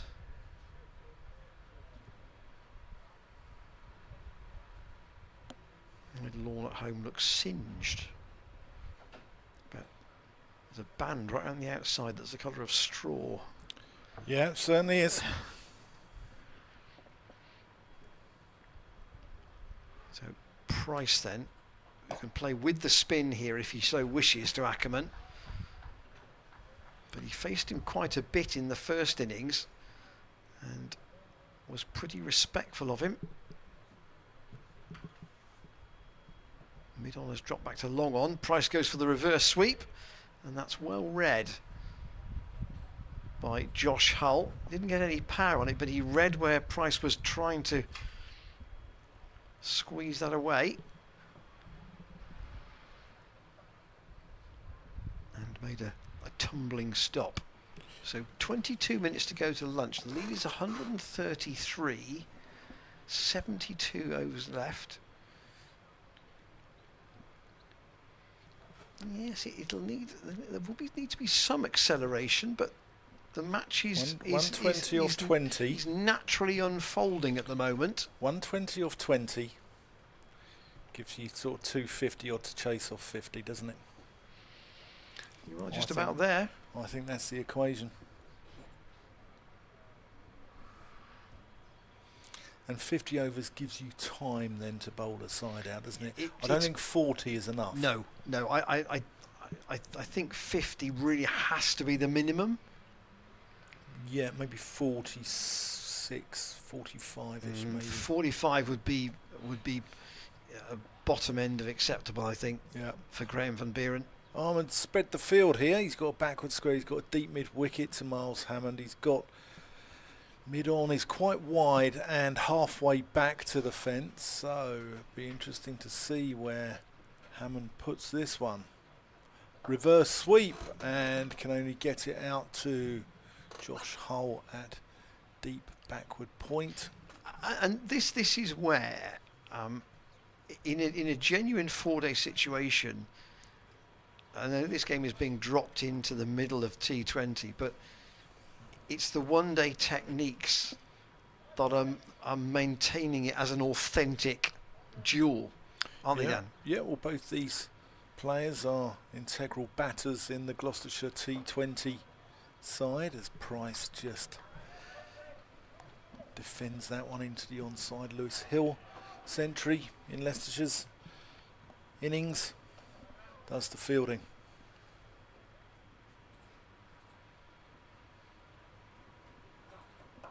Price sweeps. Oh, they're going to come for a run, and Hammond luckily is quick between the wickets and gets through. It's Hammond's call there. Ball going behind square.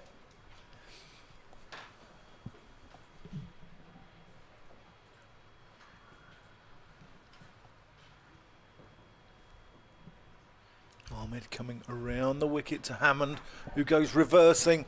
That has gone one bounce out to Josh Hull. Miles Hammond, remember last season, reverse swept the very first ball of the game from Delray Rawlins at Sussex over that boundary rope for a huge 6. Absolutely nailed it. It was an extravagant shot, to say the least, wasn't it? Ahmed over the wicket. Price just pushes out to Budinger at extra cover. Will has been on the email. We'll get to So that it's Parkinson at extra cover. at the end of this over. One ball to go. Cut away by Price. He's going to get just the one. That's good fielding out there from Scriven. Thought in the moment it hit the bat, Scriven might not even get round to it at all. But Price keeps the strike. He's on 34. Hammond's on 38. 119 for 2. And the lead is now 137. Dan can get on his Kimber soapbox again here. Will says, I'm a lifelong Gloucestershire supporter. I watched the game yesterday, and whilst it contributed to us taking a slim lead in the grand scheme of things, I felt like handling the ball was a mistake by the batsman. I'm of the opinion that common sense should have says he shouldn't have been out. Similar to the Mancad, I don't think the ball was at risk of hitting the wicket. What are your thoughts? Well, we saw yesterday the dismissal of Peter Hanscom. There were real revs on the ball there from Ollie Price, and the ball span back into the stumps. Now, I don't think that was going to happen with Kimber, because I think he would have covered it and, you know, played a bit of French cricket and booted it away. But that's what he should have done. And this is professional cricket. As I said earlier, it's not a tea party. Colin Ackerman with his off breaks, and Ollie Price plays that quietly into the leg side for a single. If it was a Sunday friendly in club cricket, yes, you might let it go. If it's a league game in club cricket, I don't think you would let it go. Now Ackerman's got the issue here that both Hammond and Price are starting to reverse sweep, so he's got to second guess what they will try and do. He's got a man back at deep point for Hammond. He's got a long on out, and Hammond tries to play that forcibly, but is in the end only able to get it back down the pitch for Ackerman to field. South African comes in again and into the ground. But also, if Gloucestershire hadn't have appealed and let him off, Kimber then goes on and gets 100, for instance, Gloucestershire would have been accused by their own fans of being soft. It's a tough one. It's a difficult one. I think I'd have appealed. I'd have. Ackerman in. Hammond tries to out-manoeuvre Scriven at long off, but he can't do it. And the fielder comes round and just keeps them down to 1. That's the shorter of the boundaries. He's a good fielder, Scriven. Yeah. Very good fielder. Up towards the apartments.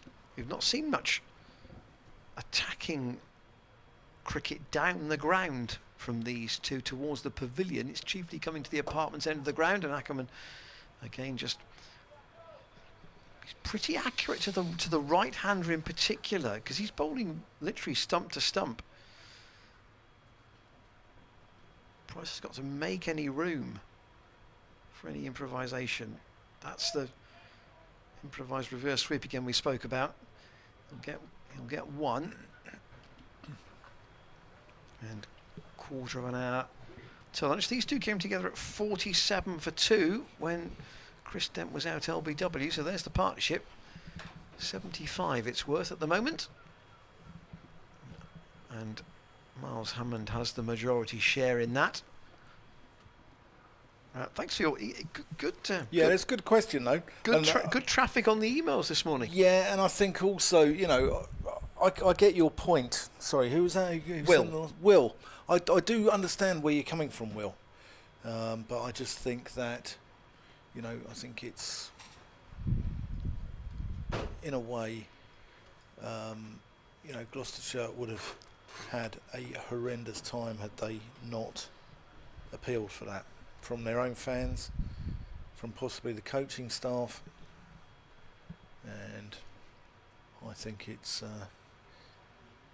but it's an aberration, isn't it, from Kimber? It is. I mean, just it's a brain fade. It's just Why he his did it. concentration's just gone there.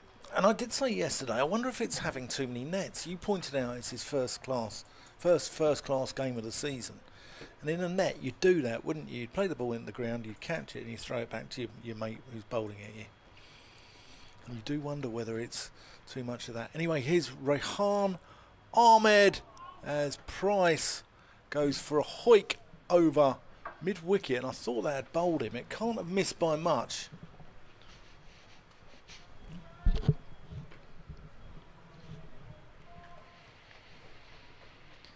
Could be down to 65 overs left in the match at lunchtime, I would think. Possibly 66, depending on how Leicester get through these last 4. Price sweeps round the corner. Hammond gets there, despite an accurate throw that comes into Hanscom's gloves, who whips the bails off. But Hammond gets home. 123 for 2. Lead now. Yeah, I think 1-4-1. the equation is coming down to Gloucestershire are going to need something like 90 runs in 10 overs, 90 runs in 12 overs perhaps after lunch to really make this an interesting chase. 90 and 12, not impossible. They're only 2 wickets down, so they've got plenty of batting to chase that sort of rate. Ahmed to Hammond, goes over the top of mid-off, 1 bounce, and crashes into the advertising boards in front of the pavilion steps. And if they do end up in that sort of situation, Leicestershire have to be prepared to go quite hard at that total for quite a long time. You do wonder if there has been some sort of collaboration, and if there's a deal being struck that Leicestershire will chase it X amount of wickets down. What is the X is a different matter. Yeah. You know, do they chase it, say, 6 or 6. 7? You have to bear in mind their own lower order. That's a pleasant shot there from Hammond.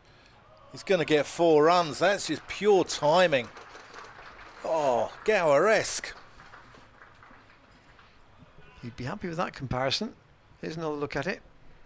To be fair, it was very full, but he still timed it well.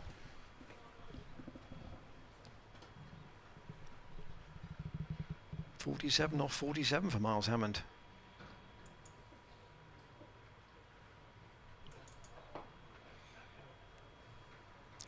Nudges one into the onside. Picks up a single.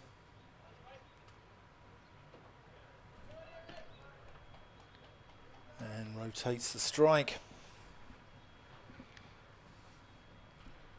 Again, not a cloud in the sky here in Bristol. Beautiful weather. Price just tickles that one around the corner, but can't get it past Chris Wright. So that's a 150 lead now. Dominic Sibley for Surrey. He's got 83 off 303 balls. That's in the chase of 501, isn't it? I had to sit through 200s of him last season here. Well, one at Cheltenham, one here when he was playing for Warwickshire. And the one here was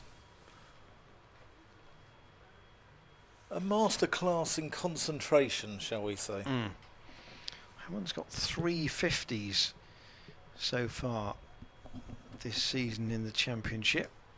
So within touching distance of a 4th. Leicestershire they've had quite a reasonable over 8 this morning. They're not hurrying. 9 minutes to go until lunch. There is quite a bit of chat amongst the spinners as well about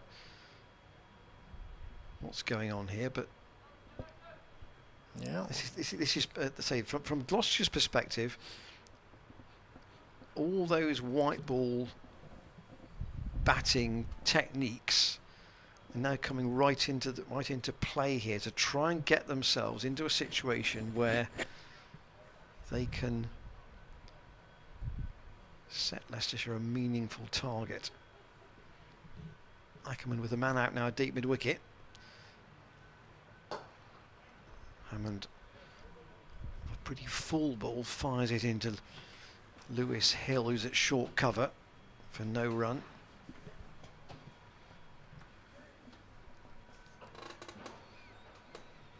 I do enjoy watching Miles Hammond bat. He's an entertainer, isn't he?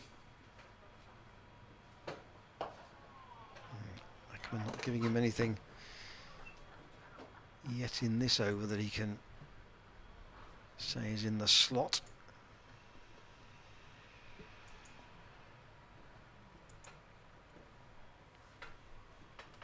There's 2 overs, have only cost 8 before this one.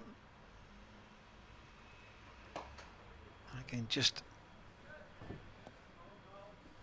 trying to quieten the run rate a bit, which is, as you can see, up to, well, 4.33. It was well below 3 for a while. It has picked up. And Gloucestershire will also be, wary that Leicestershire haven't taken a wicket since the 13th over. So even with Leicestershire chasing, it's not going to be easy to bowl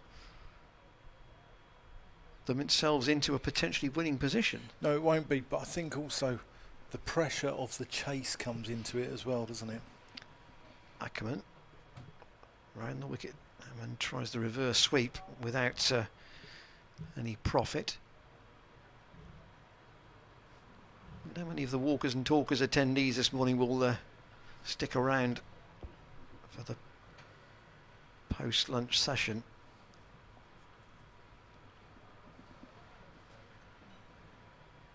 To be a good number in again today. Ackerman again around the wicket. Oh, and he's bowled him. Good arm ball, slightly quicker ball there from Ackerman. Hammond is angry that he's got out there, but here's the off spinner. Oh, yeah, that's hit the top of off. That's a lovely delivery. To be fair, Ackerman's gone back and he's been bowled by a spinner for the 2nd time in the match, but in a sense he's probably done the job that Graham van Buren would have wanted him to do. 48 he made at nearly a run a ball. He's kept the possibility very much live of a chase here, and that in fact looks like the skipper coming out at number 5. Yes, it is, yeah. So, yeah, batted 5 in the first innings. Yeah, good innings that from Miles Hammond. He gave the innings a little bit of an injection, a little bit of impetus, and he has set a platform for the fireworks to go off just after lunch and set up a great game of cricket here at the Seat Unique. We know that Graham likes to play, he's a good cutter and puller as well. Not that he's going to get much necessary to pull here off the spinners, but he is a good cutter. Player off the back foot. He's only got 5 minutes here though until lunch, so maybe only a couple of overs after this one from Ackerman, which has 1 ball left. If you can squeeze 2 in if they want to, you would think,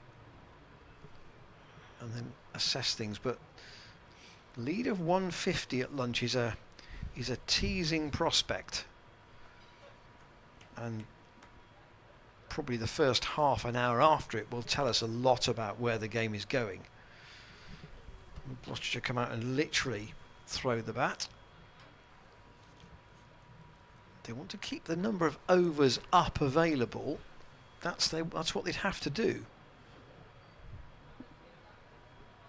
So with the new man in, there'll be a slip, a short cover, and a short mid-wicket.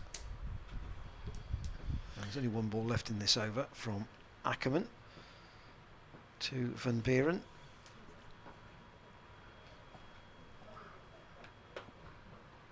He goes back and Gloucestershire captain survives. So Ackerman has bowled 3 overs and taken 1 for 8. Ollie Price might be interested in figures like that. Ackerman's bowled quite effectively actually from this end in both innings. He hasn't looked to be very hittable at all, actually. No. You know, I think when negotiations are there between the skippers, and we don't know if they've had a chat or how it's gone, or whether there has been any sort of collaboration, etc. But I think what does come into it, we spoke there about, you know, how long will the side batting last chase it down. I think that comes into it. I also think what does come into it is what sort of field placings that the fielding side are going to set, because, you know, if you bowl a ring field and, you know, if your seamers on, etc., it's not particularly sort of conducive to making the game. So both sides have to play their part. Here's Rahan Ahmed to Ollie Price, who defends that. We'll give you the lunch scores when we get there, but fascinating with the 2 results already in today. Lancashire beating Hampshire in Division 1 and Yorkshire beating Derbyshire in Division 2. Elsewhere, some interesting finishes potentially unfolding. Price just nurdles that one around the corner. Van Buren calls him through for... So I reckon Van Buren and Ackerman have had some battles over the years back in South Africa. I would say at the moment, hard to tell whether there might be a draw anywhere. Actually, Hove might be, strangely enough, the place where there might be one. But people might be looking here though and thinking this could be, as Van Buren drives pleasantly out to mid-off. This probably will be the last over now before lunch, so it will be 67. It's probably an hour's batting, isn't it, after lunch? It's an hour's batting to get as many as you can. Price just defends that.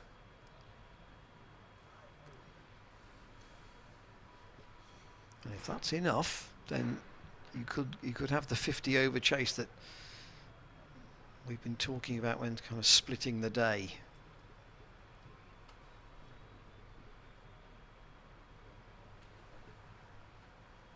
Ahmed in, and Price plays that out to mid-off, and they'll come through for a single. So what will be the final ball before lunch?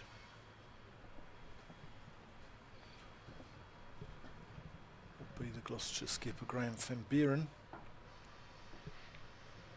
So they've scored 126 this morning. Cutting away, and he'll get one. He'll retain the strikes. He'll face the first one after the lunch break. So 67 overs remain in the day. Gloucestershire are 136 for 3. Ollie Price has got 39. Van Buren has just got a couple to his name. Miles Hammond got a rather entertaining 48 of just 53 balls to set the platform up for what promises to be an absolute carnival after lunch, and I'm really looking forward to it. So bowling figures at lunch with that, the overall board of the game, the Gloucestershire lead 154.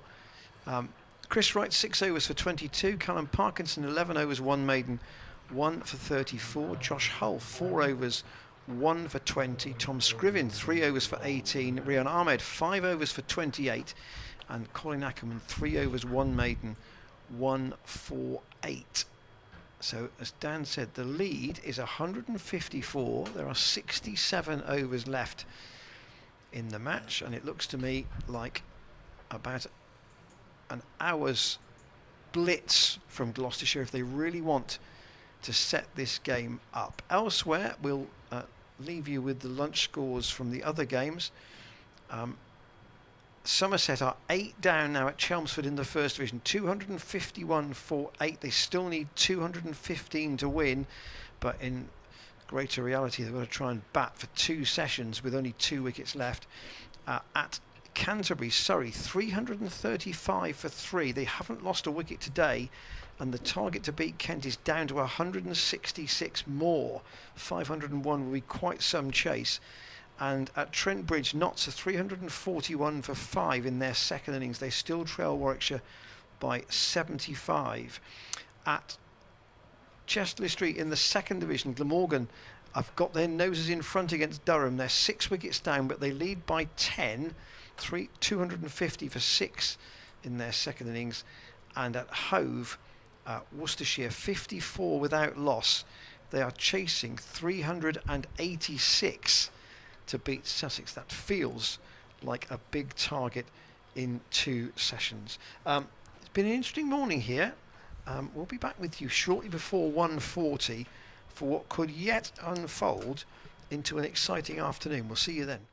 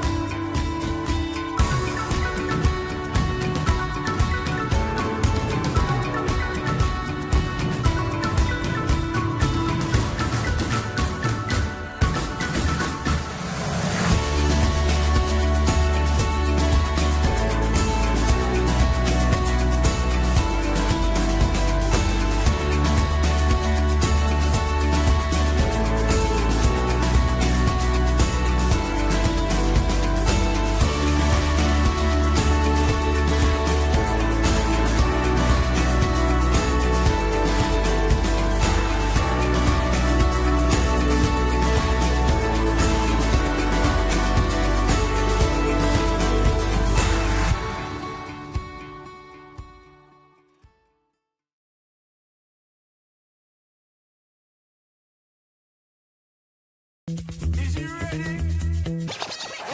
well done, and he's done superbly. And it's a big shot straight away from Phillips. There we go, he might have just turned his bat on.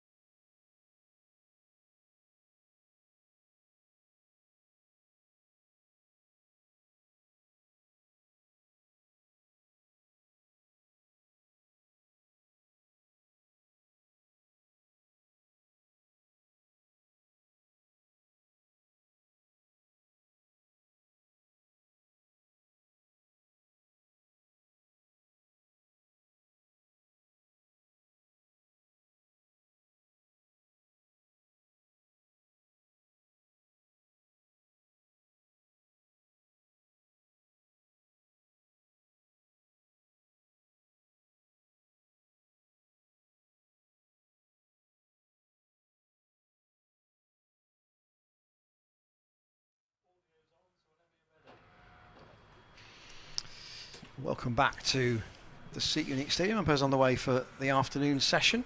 We made actually quite a play this morning, understandably, of the international cricket here in Bristol through until 2031. A men's ODI against Australia in 2024, and overall 11 England men's and women's internationals right through until 2031. We should not ignore the fact that Grace Road is going to get 5 women's white ball games, not next year, but between 2025 and 2031. So, fair play to the work that the girls at Leicestershire are doing to promote women's cricket in particular, because that's now kind of cementing itself as one of the main women's white ball venues in the UK. Yeah, definitely. Sean Jarvis, the Leicestershire CEO, is a very forward-thinking guy, and the work that he's doing there, he's got some. We spoke the other day about his innovative pricing for T20, which has been rewarded with big crowds, and he's got plans to upgrade the Upton Steel Ground, hasn't he, and make it a venue for international cricket. So fantastic work, and great to see Leicestershire sort of bouncing back after a few years in the doldrums. So here, there's the match position. The lead is 154. There are 67 overs left in the match.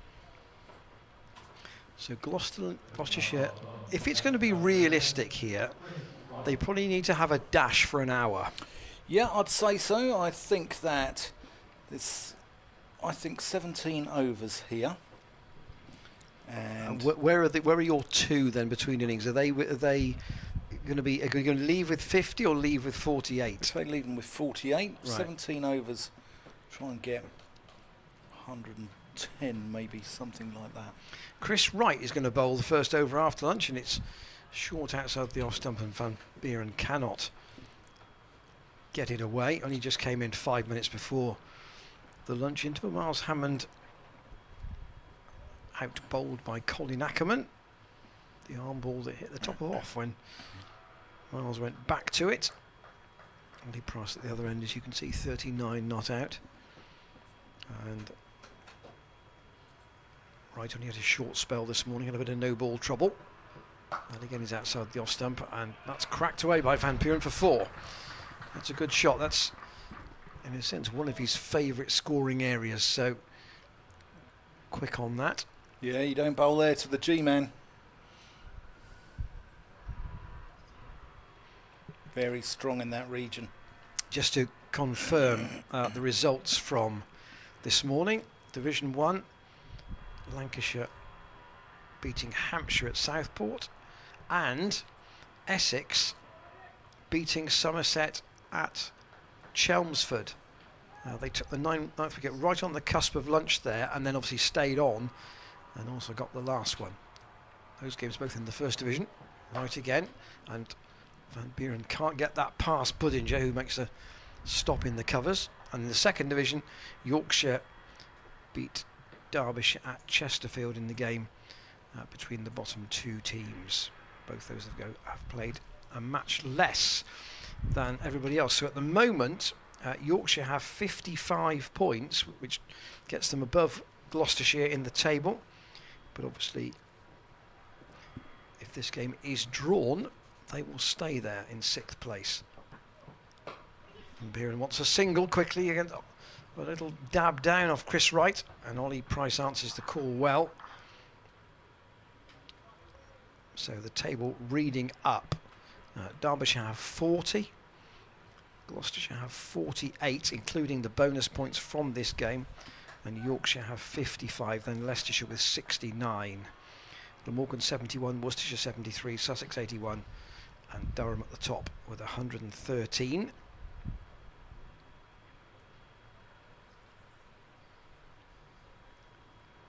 Right to Ollie Price, who's steered that down to wide third man. Josh Hull is down there, and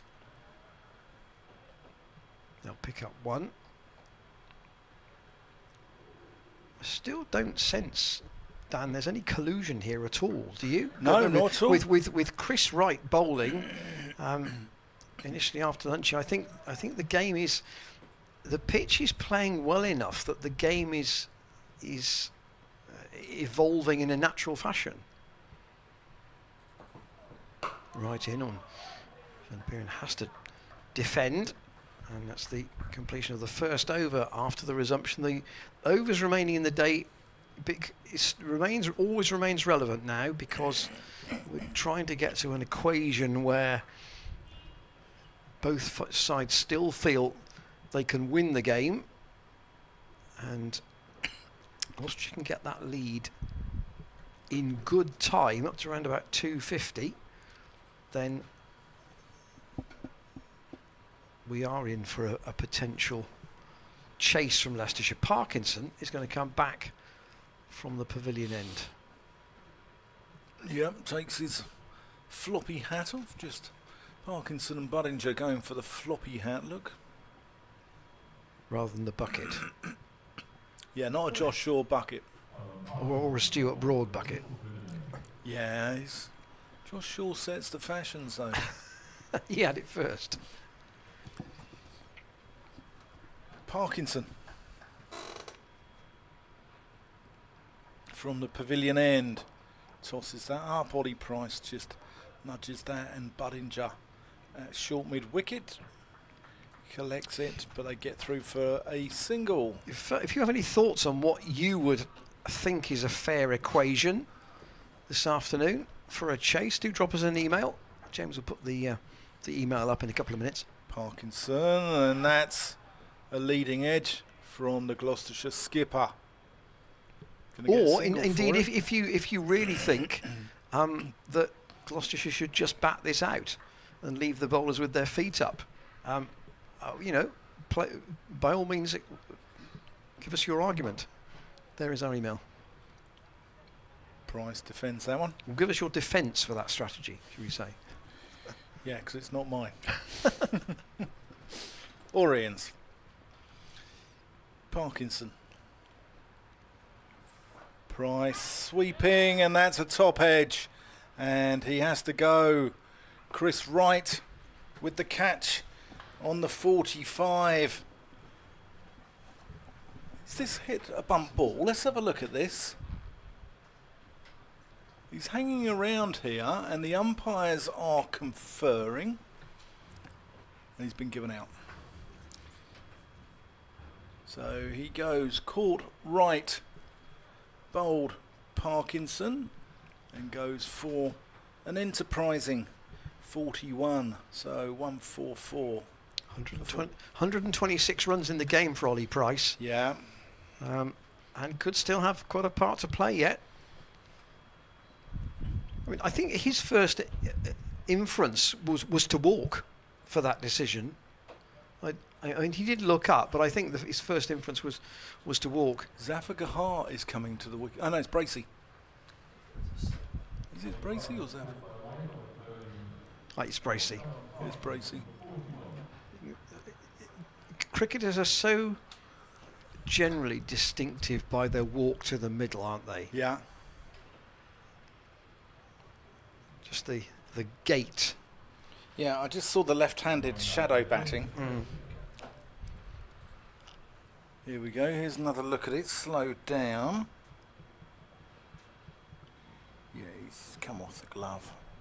It wouldn't go that high if it was a bump ball, I don't think. So a chat now between Lewis Hill and his bowler. So he's gone back to the right-hand, left-hand combination again in the middle order. Talking of shadow batting, January, I want a train platform, London, and a gentleman there, shadow batting whilst waiting for a train, and he's feigned to play a forward defensive, and then there's too much imaginary width on the imaginary ball, and he's turned it into a leaf. An imaginary leaf. Yeah.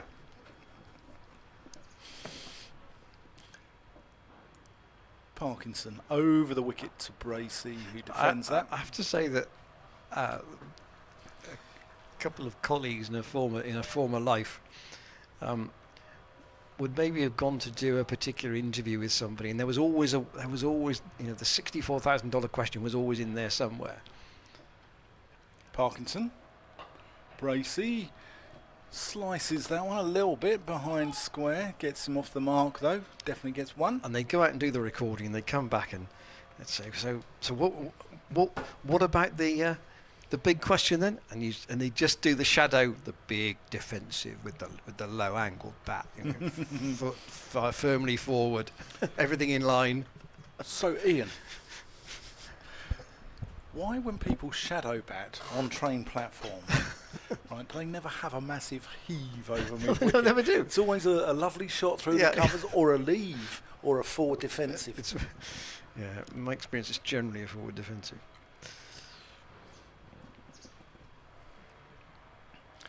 Very pleasant watching conditions today for those that have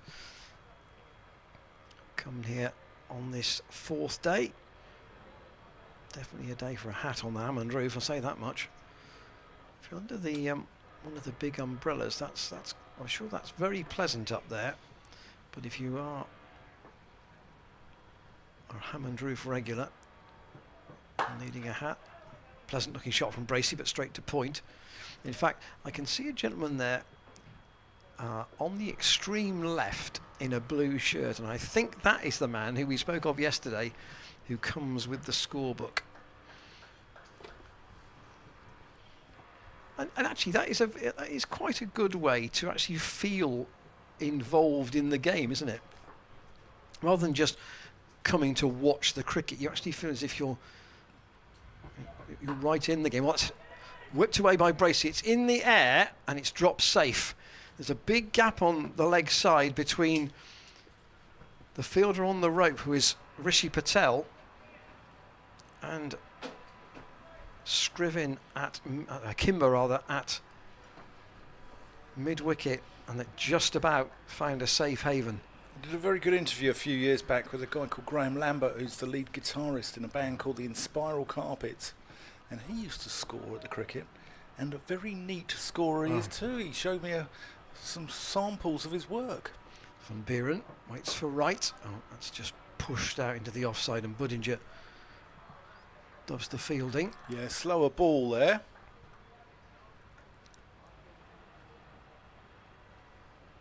And this is, if Gloucestershire are to make a game of this with a declaration, then we are talking about, T20 tactics, batting wise here, for the next, say, 12 overs, I would think. But not to a ball like that. That was scuttling along the ground from Chris Wright. There's definitely no collusion here. I don't think Leicestershire want to bat here. You look at the field they've got. They've got no slips. They've got a deep square, fine leg, deep cover, third man. And you'd think if Leicestershire was setting this game up, if there was collusion, the field would be in for Leicestershire to feed Gloucestershire runs, perhaps. But there's no. I think they say, well, if you want to win the game, you've got to get enough runs to do it. Yeah, quite rightly so as well. Quite rightly. Good hard cricket, that. The counter argument would be, why would you want to put another day's overs in your bowlers in this heat? Not to lose the game. Perhaps they don't want to be batting last on here. Perhaps they don't want to be facing Zafar on a Bunsen burner. Longlon's gone all the way back out here now. Tom Scriven. That's another sharp delivery from Chris Wright, but Van Buren's just laid a bat on it, and it was a no ball again. Another one from Wright. I think that's his 6th or 7th, isn't it? So I'll just check how many he's bowled in this second innings.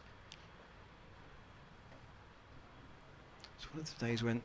Well, 2 or 3 in 1 over first thing this morning, didn't he? Yeah, sometimes the sun on the screen doesn't allow you to see where the mouse is.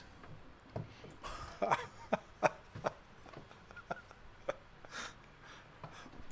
nothing worse than losing your mouse, losing your cursor, is there? It's a big biff from Bracey out to deep square. He's bowled 5 in this innings in 8 overs, Chris Wright. And his overall figures are 8 overs for 30.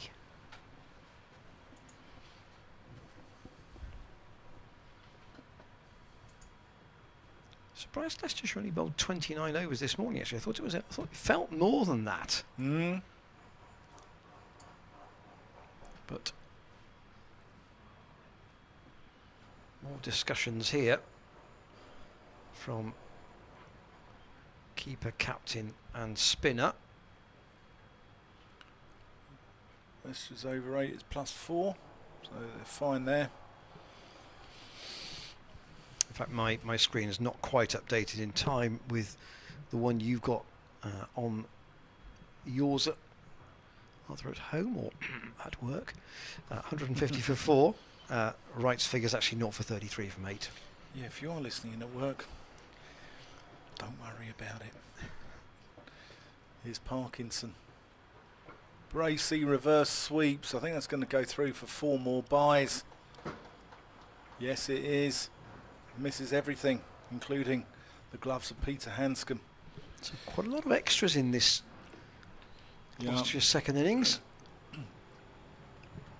Yeah, if you are listening at work, just don't worry about it. Stick with us on the cricket.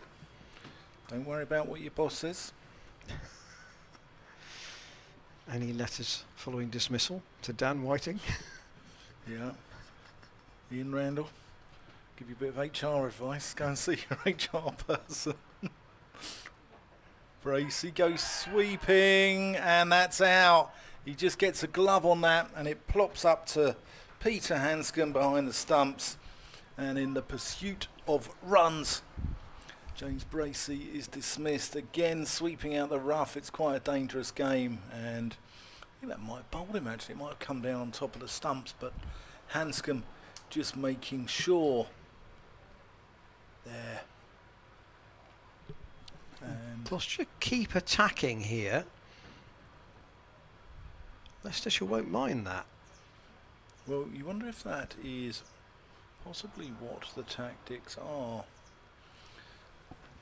But I think they will keep attacking with Price, Gahar, Lamb.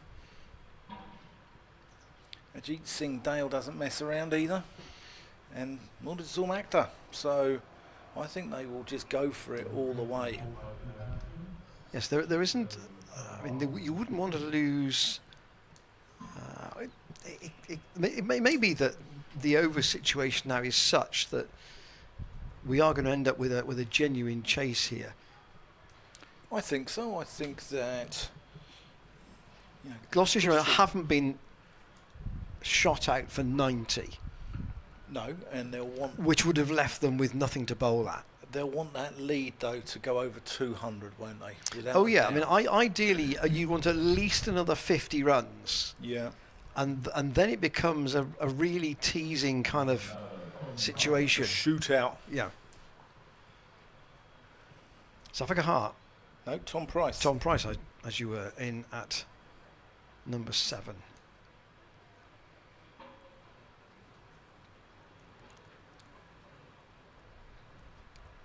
Parkinson going to come around the wicket now to this pair of right-handers. Yeah, there are 25 extras in that total of 154. Hmm. You even take 15 off that. It's 15 off that would, Gloucestershire mightn't feel quite so comfortable at 157. Oh, that's a big appeal there. First ball, Tom Price. I think he's got outside the line.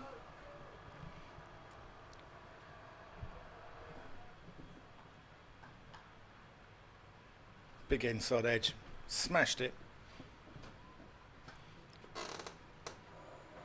Parkinson to Price, who nudges one into the onside and he's off the mark.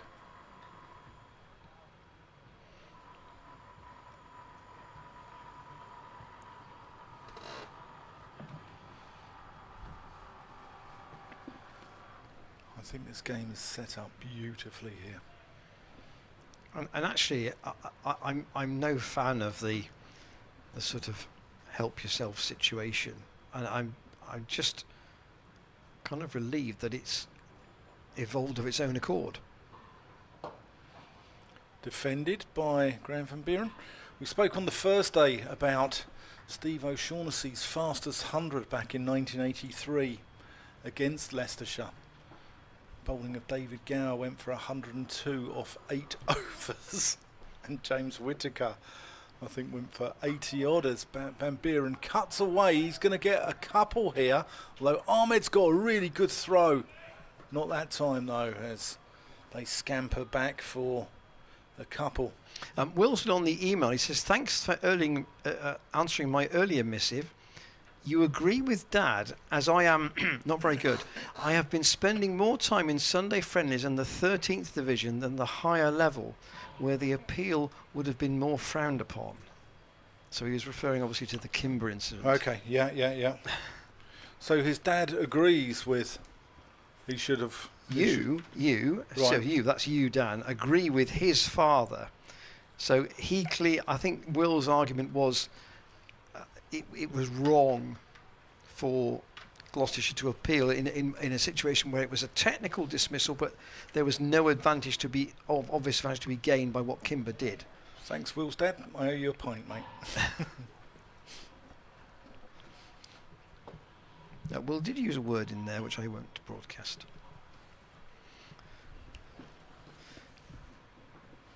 Chris Wright from the Ashley Down Road end. Well pitched up. Punched away. Yeah, yes. By Tom Price, but for no profit. So the wickets to fall in this Gloucestershire second innings. Remember, they started the day at 9 for no wicket.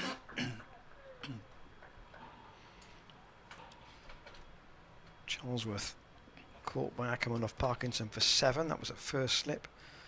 And Dent LBW to Hull for 21. Gone out on the offside. I heard two noises there. It went out on the offside. Straight to Ackerman. Yeah. On the full. So, good catch. I thought Graham van Buren might have got a little inside edge on that, but obviously wasn't. That would be a bizarre way to get out. When Dent was out, it was 49 for 2.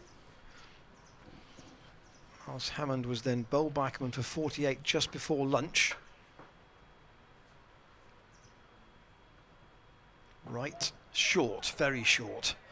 And that's the one for the over, says umpire Paul Baldwin. Stand between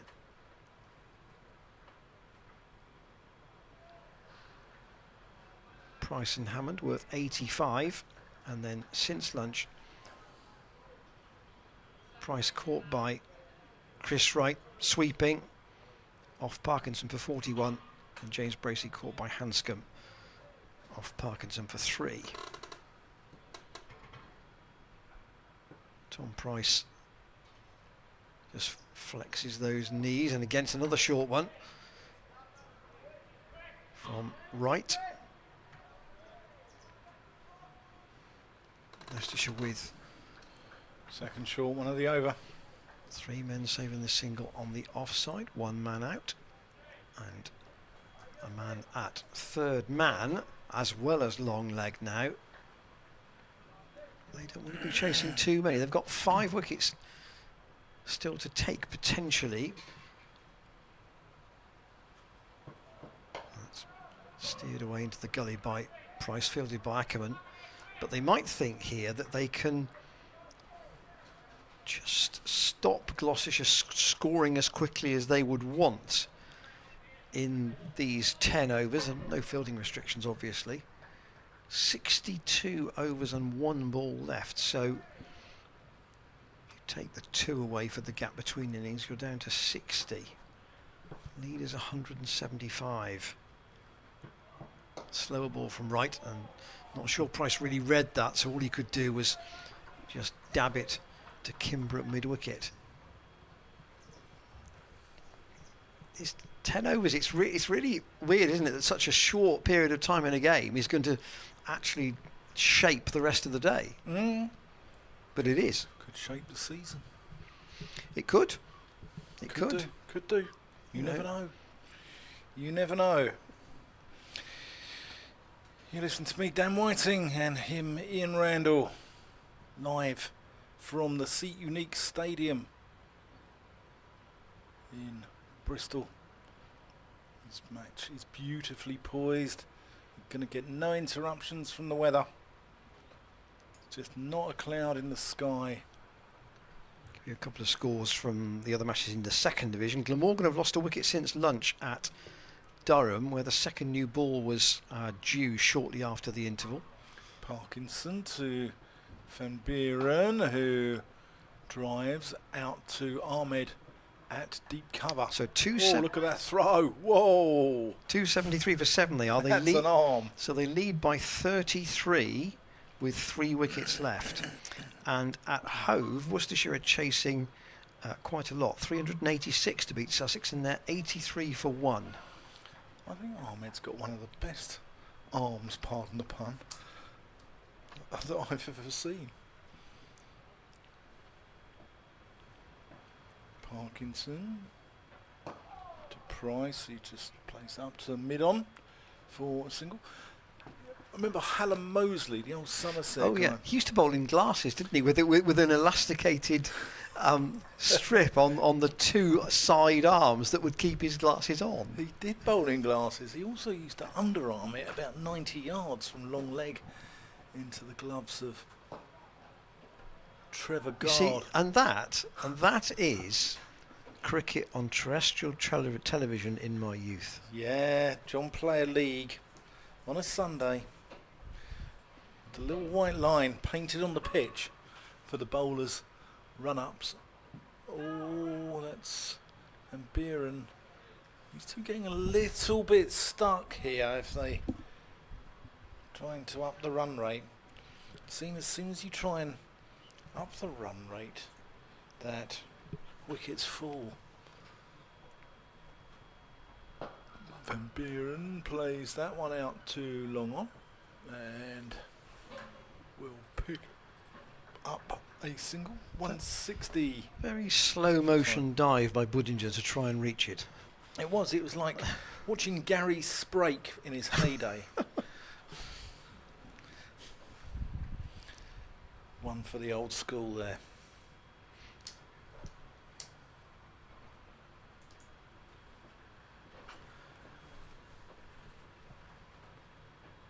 Price plays that one to mid-on and will retain the strike. 161 for 5. Price on 3. Van Buren on 30.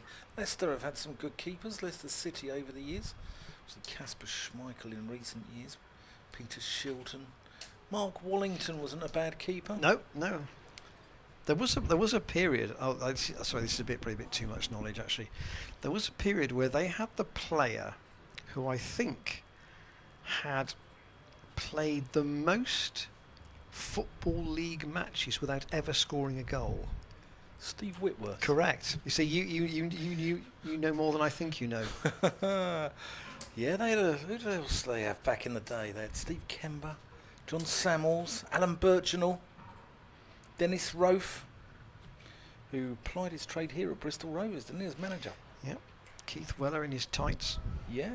Frank Worthington. Oh, what a player. What a player, indeed. Yeah.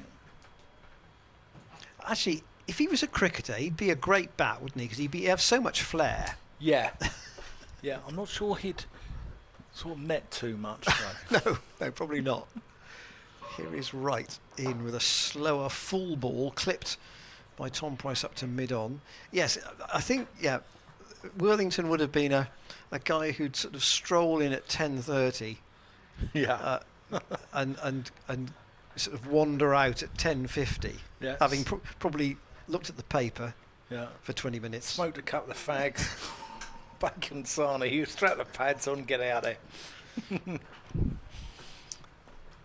So some emails which we'll get to if we can during this over from Chris Wright. You concentrate on the cricket, Ian. I'll do the top one because it's one line. Paul Hibbard says anything around 250 would be interesting even with 45 overs left. Wright tries to persuade Van Buren to cut, which he equally attempts but doesn't get anything on it. Kevin Morgan. Still like to see both sides make a game of it. Imagine we, who's Gloucestershire, will want to get to 250 minimum ahead and ideally have a minimum of 45 overs, leaving 5.5 and over. So 45 overs for Gloucestershire to bowl. Right, okay, that's very wide and caught by Ackerman at point. Van Peeren, he normally really profitable with that shot, but he slammed it straight to the fielder. And Ackerman's got good hands. He's a good slip fielder, and he's not a bad point fielder either.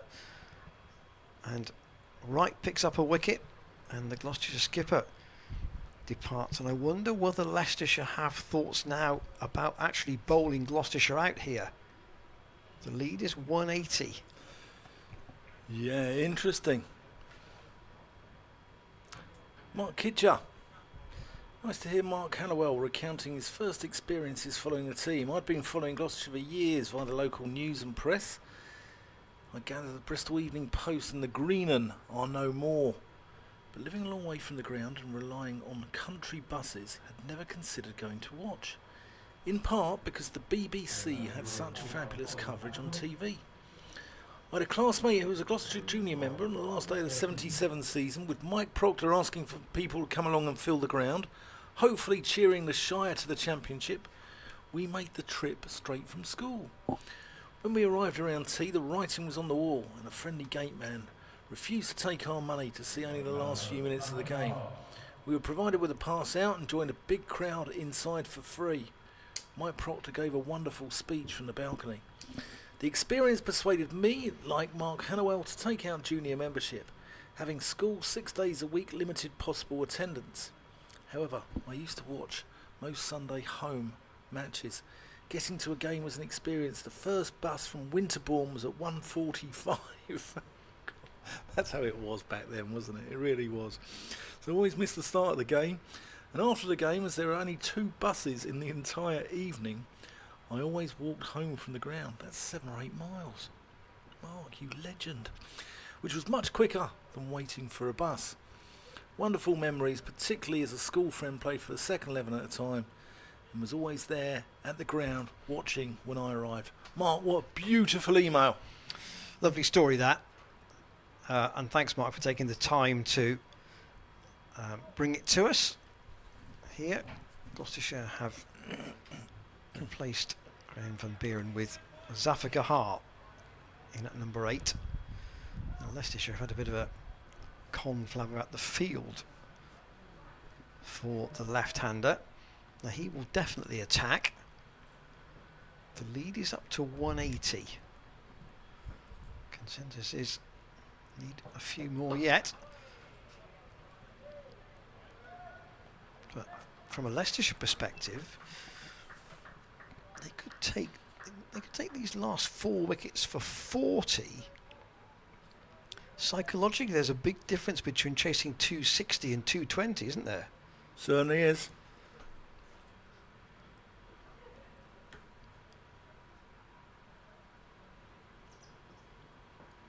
Gloucestershire, of course, can make value out of those runs by potentially squeezing down the overs if that's the way it gets. Zafar tries to pull that short one from right and doesn't get anything on it.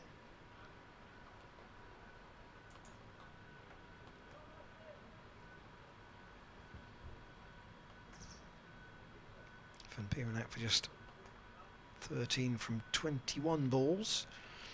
So the earlier numbers from today: Hammond 48 off 53, 6 fours and a 6. Ollie Price 41 off 71. Michelle just asking if Wright wants a change to the field, particularly Josh Hull, who's down at long leg for Zafar. He's got a long leg and a third man here. And that's outside the off stump. And it's the end of Wright's over. So a first success for him in that over. 1 for 34 he has. Parkinson has 3 for 44, Hull 1 for 20, and Ackerman 1 for 8. And Gloucestershire still striving to get enough runs on the board, either before they're bowled out or to make the chase a teasing one for Leicestershire. And it definitely still could be. We're here at 2:15 on the last day, and although we're only in the third innings of the match, all 4 results are still possible. Yeah, it certainly is. It's been a good game of cricket, this. It's twisted and turned and been an unusual game of cricket. Here is Parkinson to Tom Price, who plays that out to long on.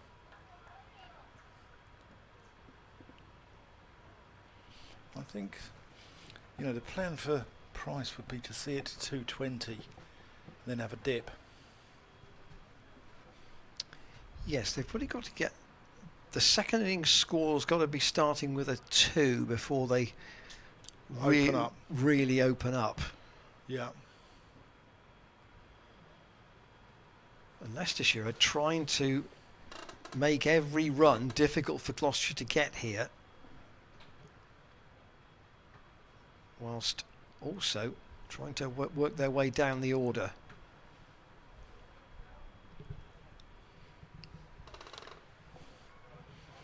It's great, isn't it? 4-day cricket, the tapestry it weaves. It's brilliant. I love the county championship. Here's Parkinson to Zafar, who wants a cheeky single, but Hanscom quick out the blocks, doesn't let him go. Bear in mind that we're in this position with about 5 hours cricket having been lost in the match to the weather. Yeah. That's the other thing. Yeah.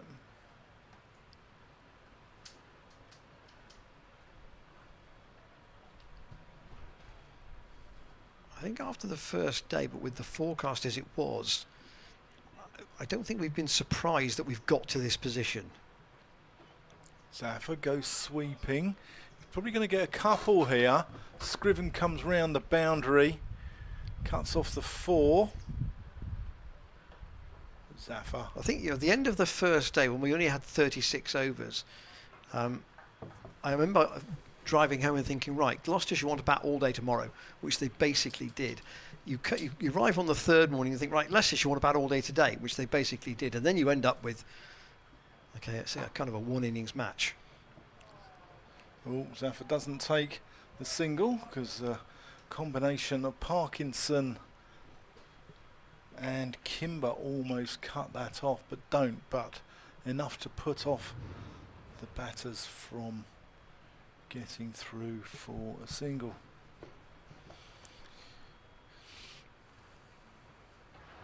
Zafar is going to get 4 runs there. Thick outside edge.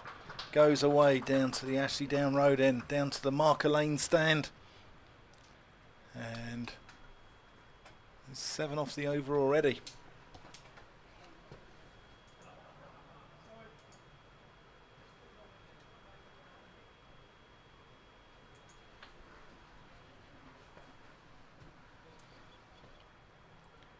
Crowd are intrigued as how this is going to go. I'm intrigued.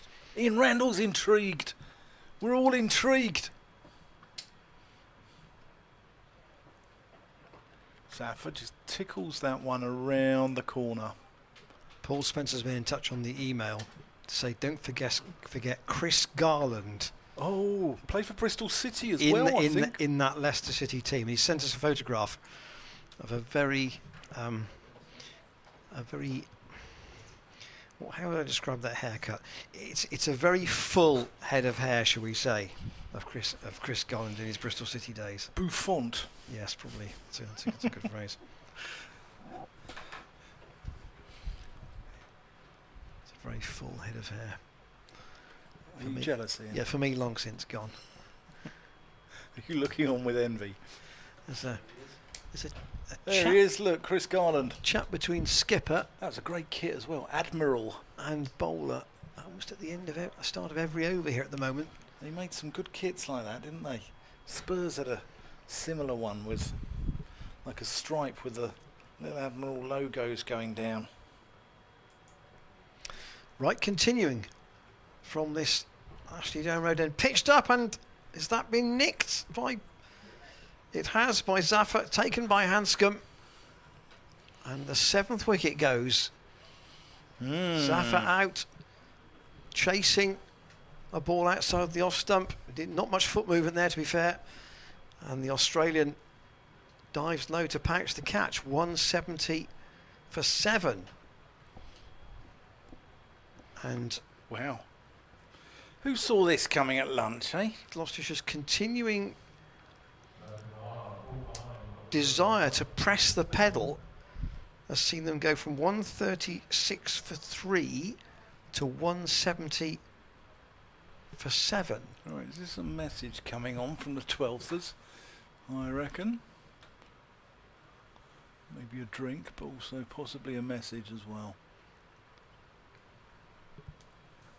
To Tom Price. And the fact now, If the lead doesn't advance, then the overs you want to allow Leicestershire have got to go down. you want to chew up.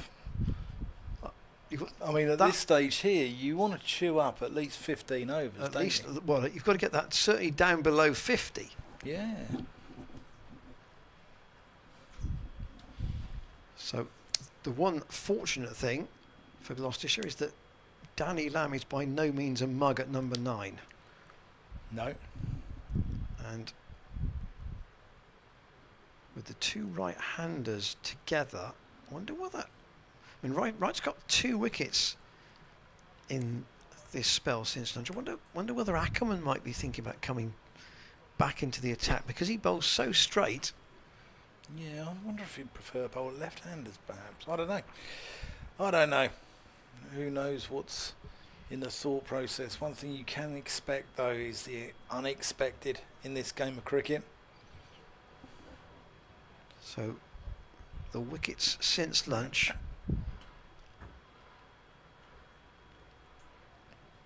Ollie Price for 41, Van Buren for 13, Bracey for 3, and now Zavagahar for 7.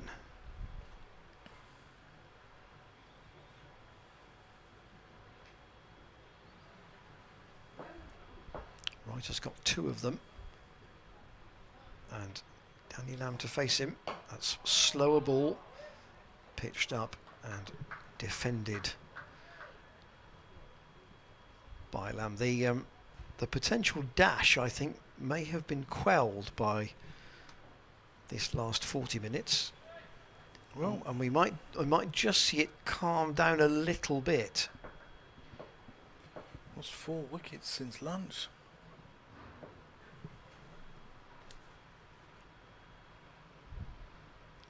Right to Lamb. Oh, has he bowled him? Yep. He has. What a delivery that is. Look at that off stump. Top of off. That's where you want to be as a bowler. That's an outstanding ball from Wright.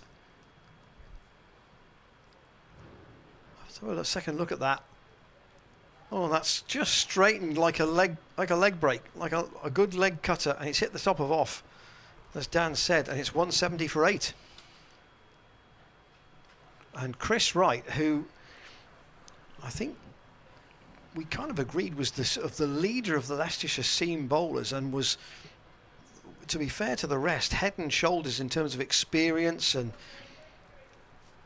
general know-how, has come back after lunch here, and he's taken 3 wickets in this spell, and you're starting to look beyond his no ball trouble, aren't you? Because he might be bowling Leicestershire into a serious chance of winning the game here.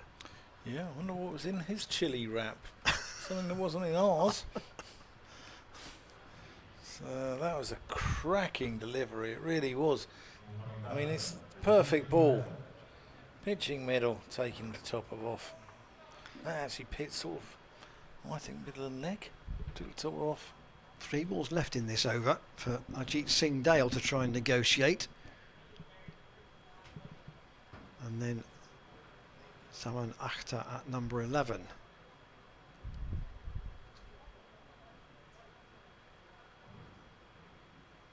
I think if whole ground is like shell shock. They're like in suspense, aren't they?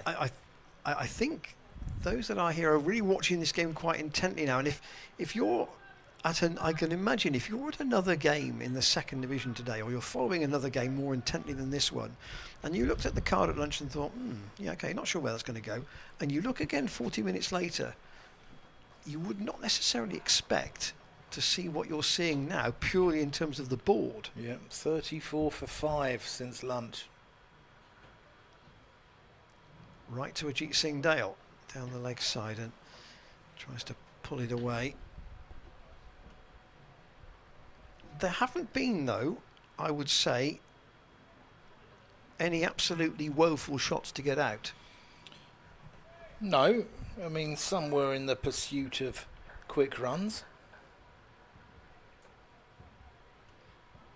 Lamb's was definitely, I got a good Jaffa column. Yeah, definitely. Still no slip in for Leicestershire.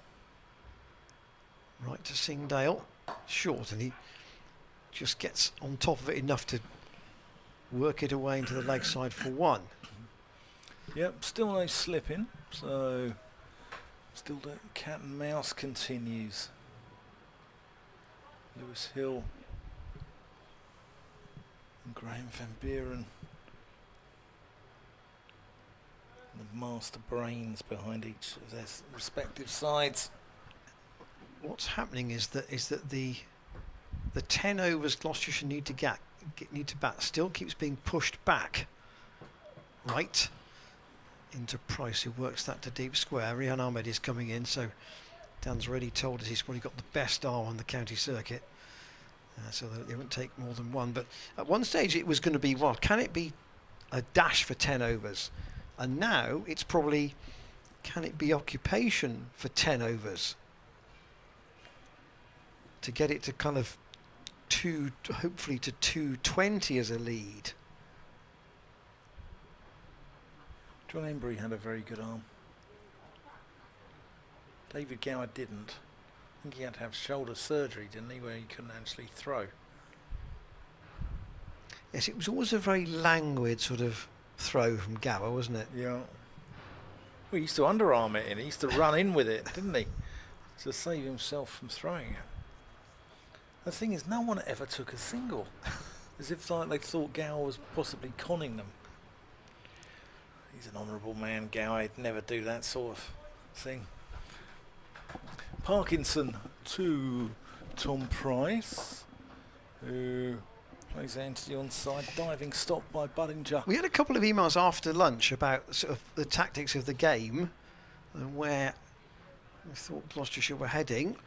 Any changes on that now? I wonder if anybody watching us on the stream, what would you take as a realistic target now? Lead of 190, 57.5, 57.4 overs left. Take off 2 between innings. Well, I think Gloucestershire would take 220, 230 or 45 now. Price defends. Don't you? And then, a lead of, and of course, the shorter the chase, the more you feel it favours the batting team.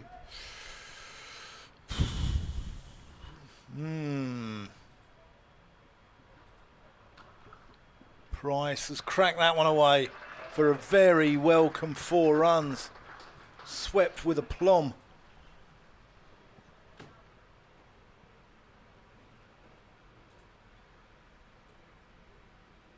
Nice shot. No question that Parkinson is not bowling at the same pace as he was in the first innings. No, he's giving it a little bit more air. He's learnt from Zafar Gahar.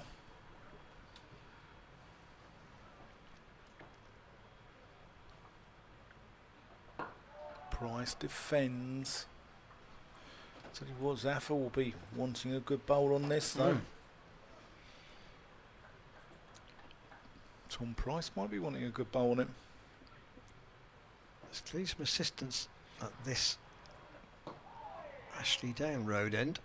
That's the end for of the seamers. 176 for 8. It feels like a seamer lead by 194. Sorry, Dan. Feels like an assistance for the seamers from the Ashley Down road end and the spinners from the pavilion end. Yeah, yeah.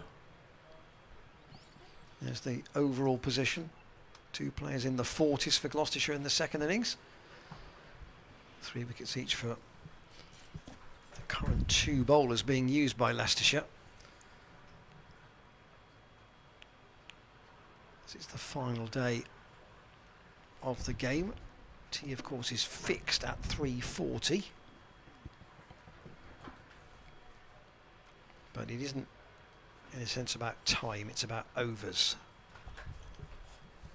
On this final day, 57 overs left. The ball they're using is 42 overs old, but Wright has done enough in this spell, more than enough to give his team a realistic chance of maybe chasing 30 or 40 less than they might have thought. If they can mop this up quite quickly, right in down the leg side, and Jeet Singhdale unable to advance the Gloucestershire score. It was kind of a free shot, that one, but he didn't get in the right position to play it as he would have wanted. There is a man actually at long leg, so it might only have been one anyway. Long leg, got a third man out, as you can see. No slips. 6 saving the 1, and that's in the air. And Patel, I think, has dived and taken it. Great catch at cover. The weight was in the wrong place from Ajit there to play that shot, but we have to accept he did really well in the first innings. And Rishi Patel giving Chris Wright another wicket. And now Gloucestershire have the last pair, and they have lost 6 wickets this afternoon for 40. Cricket never fails to amaze me. It really doesn't. It's just... Now, Gloucestershire, a bit of pressure on Tom Price. Does he open up? Does he trust Zamakta? Well, there's another drink being brought out for Tom Price, and I have to think that if the first one was genuinely a drink, this one surely has got some kind of message involved here. There was a police song about that, wasn't there? Yeah, thank you. You've been here all week, and we've been very pleased that you have. I'll get my coat. Yeah. I'll get my coat. I'm off. I'm sacked. Yeah. I think that there's going to be a little bit of block here, you know. Quite possibly. Because Gloucestershire don't have as many as they would like. But do they fancy their chances of now bowling Leicestershire out for under the 194 or 200 or whatever they get? I think they might, you know. I think this wicket is going to be a handful. One man who'll come out with all guns blazing is a certain Mr. Budinger. Yes, he and Patel like to force things. And so, Zaman Akhtar to face right. That's short, and it's outside the off stump. Not short, bounce length short, but well back of a length. And Akhtar, who made an unbeaten 18 in the first innings, lets it go.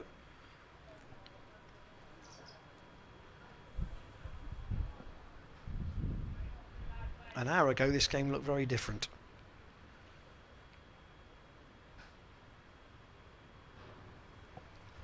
And now, the storyline may be heading in a different direction. Right in again, outside the off stump, and again, Zaman Akhtar lets it go. Chris Wright's been superb since lunch, hasn't he? Very good. He's been excellent in the whole game.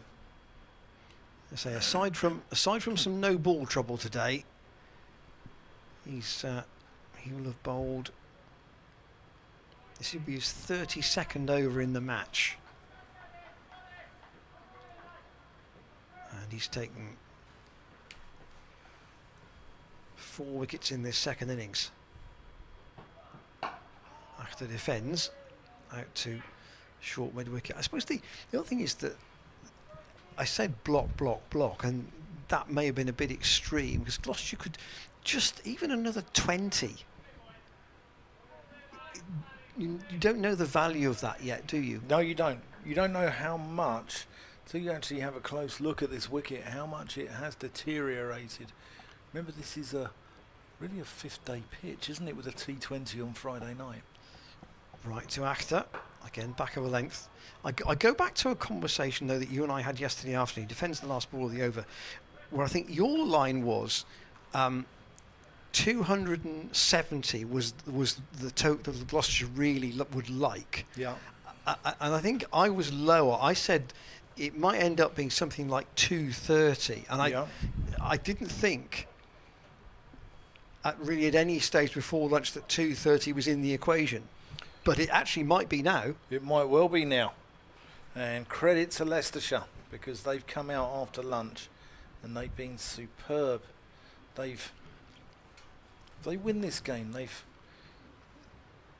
possibly done a little number on Gloucestershire here. I'm just going to just look up something a minute in terms of a chase on this ground in recent past. It was actually a Gloucestershire chase. Parkinson from the pavilion end, bowling to Tom Price, who is happy to take the single and leave Akhtar.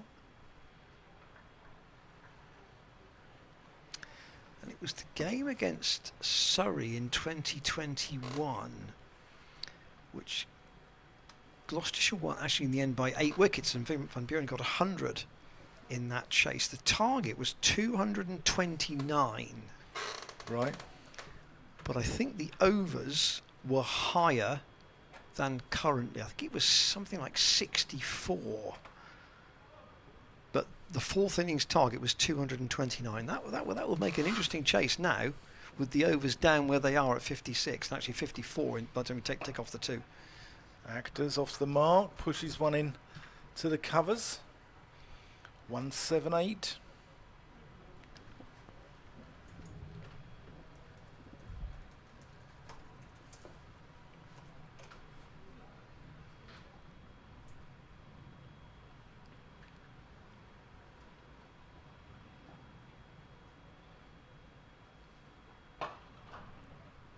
Another one onto the total. Tom Price just with no timing. Gets it out into the onside.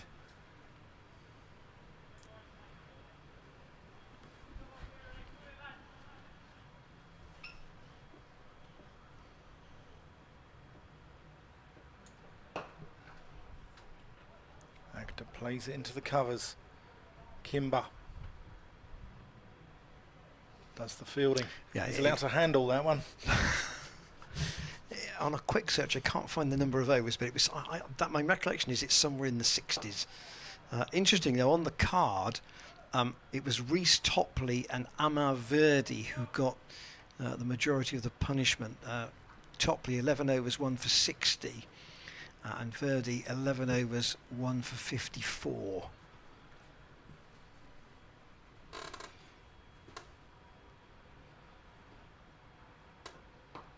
Actually, the overs must have been less than that, because Gloucestershire won it in 37.1, so actually may have been more like somewhere in the 40s actually, rather than where I thought it was.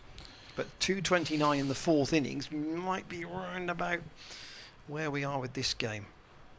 That's where Gloucestershire would like to be. Oh, we need another 30 to do that. I mean, that was the year where Gloucestershire won.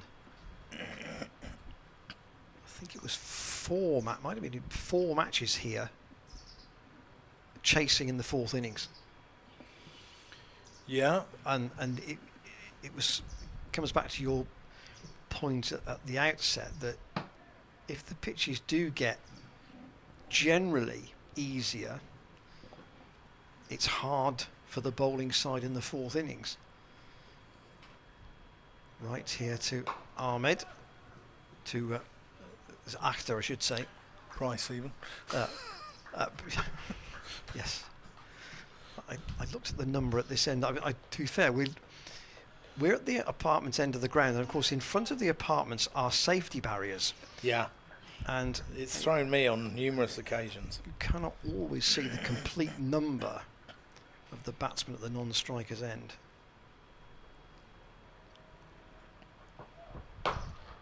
Right in, and Price defending 12 off 23. There's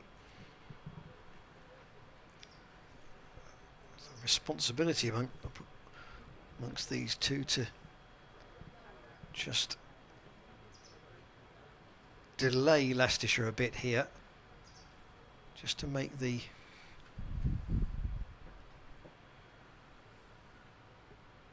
chase that bit more testing.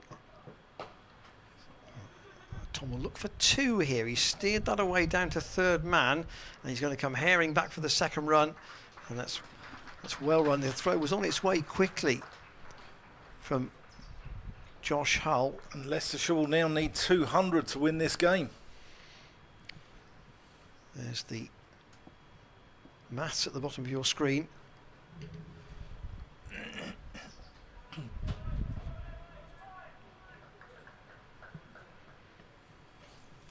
Gloucestershire were 3 down at lunch. An hour later, the last pair are together. Clipped neatly away, once again behind square leg. We've seen that sort of shot so often in this match, and Tom Price can pick up another 2 down to Parkinson in the floppy hat in front of the club office. Flags being blown around on top of the building.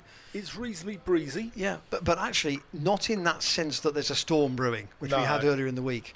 No, it's a nice, it's like a sort of a Mediterranean breeze, isn't it? Price on strike to right. He bowls it as a no ball, called by umpire Baldwin.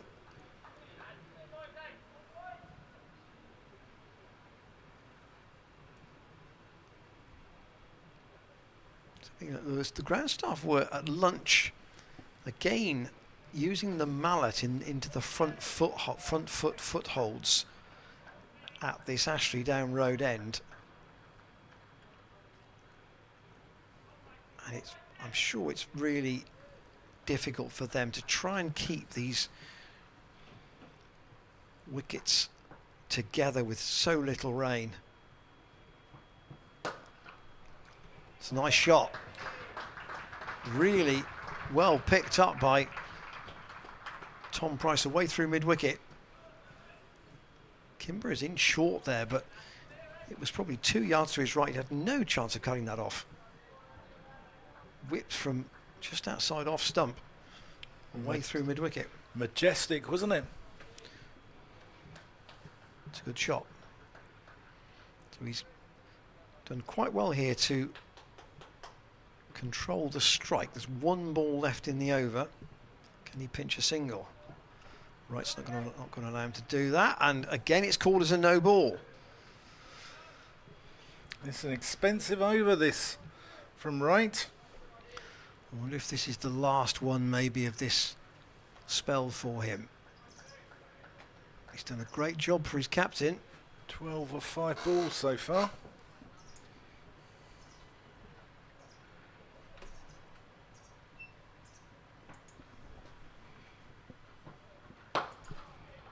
And right, Price will take the one he wants up to Lewis Hill at mid-off. The end of the over. Wright has 4 for 47, including 7 no balls in that analysis. And I wonder if he may be taken off here. The lead 210, 54 overs left, -2 between innings. It's getting up to just about at the bottom of what Gloucestershire would want to play with, I think, here. Maybe another 20 for me. depends on the overs to some degree. They probably want to be out there for at least another 5 overs, do you reckon, Dan? So 47?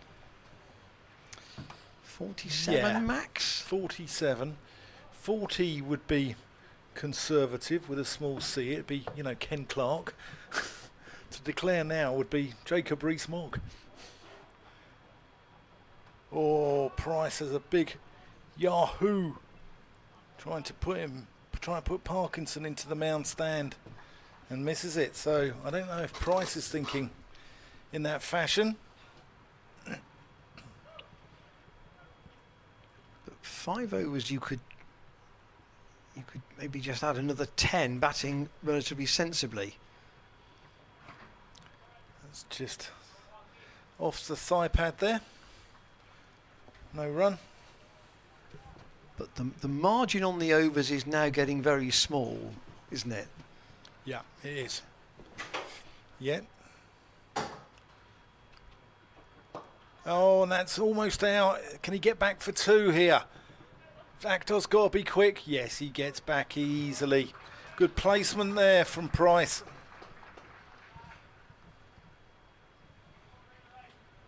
Just manoeuvring the strike here cleverly, Tom Price, at the moment.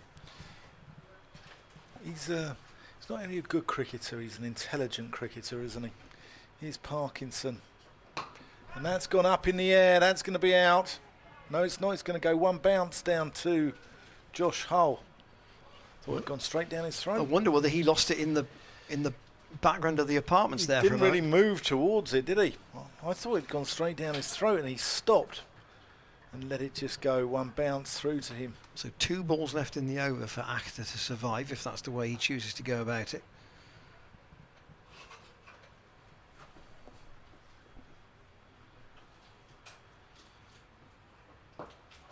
There's defended one of them. And when you get to this point, Budinger and Patel will be thinking about how they go about a potential chase here as the openers.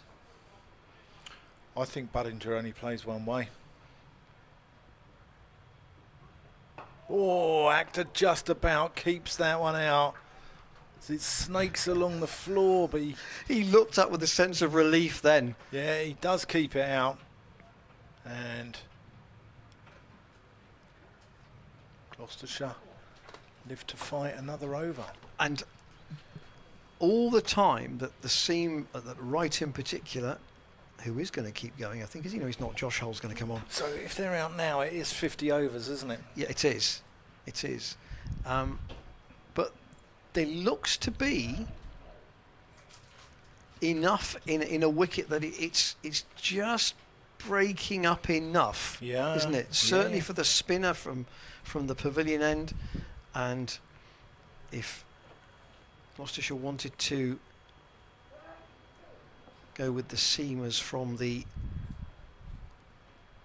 Ashley Down Road end, there looks to be enough there. Now, I'm a little bit surprised that Hull has been brought on, because he's Look been at this. This is this ball here. fairly expensive. Actor just about keeps that one out. Unless he's going to go with the very, very full stuff, we'll see. Left arm over the wicket. Peter Hanscom with a very optimistic appeal. Nobody else goes up. Tom Price has 24. But I say Hull, in terms of conceding runs, has been at the top of the unwanted analysis for that. Hanscom. That was a rather strong appeal for something that was missing the stumps by so much. That's not fair dinkum, Pete. Hull in once more, and Price takes 1 off the second ball of the over, and Leicestershire mightn't mind that. Saman Akhtar now on strike, and there's no, to me, there's no benefit for Hull pitching it short to a number 11 when you actually need the wicket. No. Fast and full ought to be the policy. Well, a good Yorker of Chris Dent, didn't he? And that's Got it in the his locker. full, but it's way wide outside the off stump. He's got it in his locker, he can bowl it.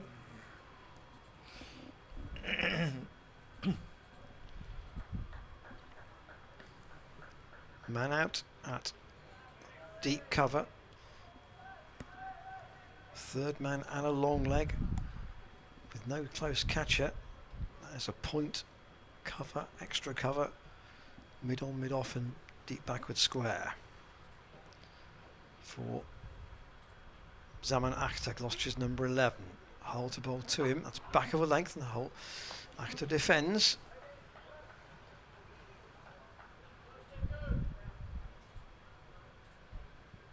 Gloucestershire 1. If you joined us, maybe you have been out this morning and just looked at the score at lunchtime and have maybe come back to the cricket since then. 136 for 3 Gloucestershire at lunch, just after Miles Hammond was out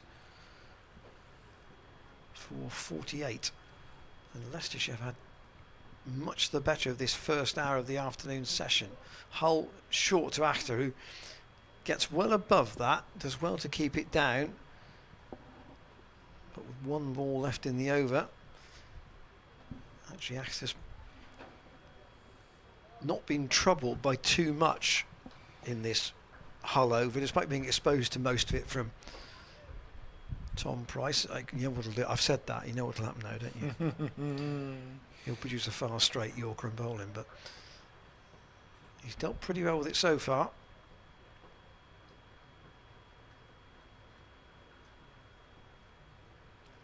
Hull and Akhtar again proves a capable defensive batsman to keep out the last over. There is the heavy roller that was used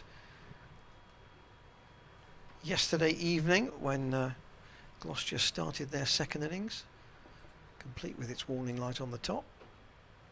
The view out from the umbrellas at the pavilion end, just in front of the Thatchers.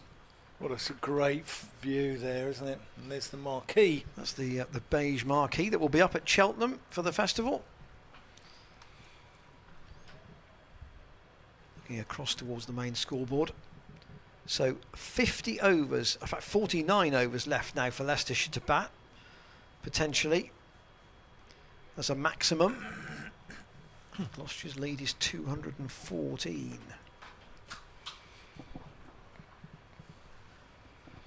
Every run now, every run and every over is important. Parkinson to Price. Can't get that one away. But every over that goes on, this pitch is just disintegrating that little bit more as well.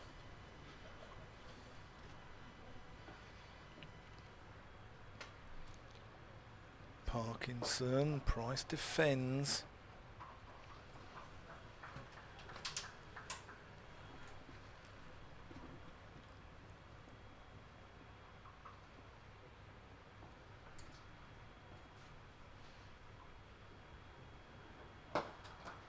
Driven firmly, stopped by the knee of Callum Parkinson.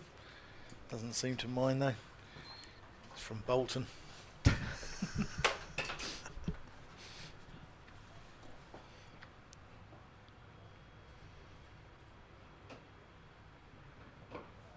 Price just defends there. A few cricketers have come from sort of Bolton, Bury, that neck of the woods over the years. Well, Steve Kirby. he was born in Bury, wasn't he? Born in Bury, he's brought up in Bolton, but played his club cricket in Leicestershire, actually at Kibworth. Price just puts that into the offside and they come through for one. Yeah, he was, I think he was originally at Leicestershire, had a horrendous back injury, and then he started up again after his injury playing for Kibworth in Leicestershire. I think his father-in-law might have been the chairman, and wrote to Steve Oldham at Yorkshire asking for a trial, took him on. Oh, that's well bowled. Steve Oldham took him on at Yorkshire and he came in, made his debut as replacement for Matthew Hoggard. Look at this. Did too much, this, didn't it? This will be encouraging for Zafar Gahar. Yep, it came in for Matthew Hoggard on debut at Yorkshire, Steve Kirby, and I think he took 7. I think he took 10 for in the game, and was part of that Yorkshire side that won the title in 2001. Their first county championship since 1969, which is a long time for a county that's won it 34 times.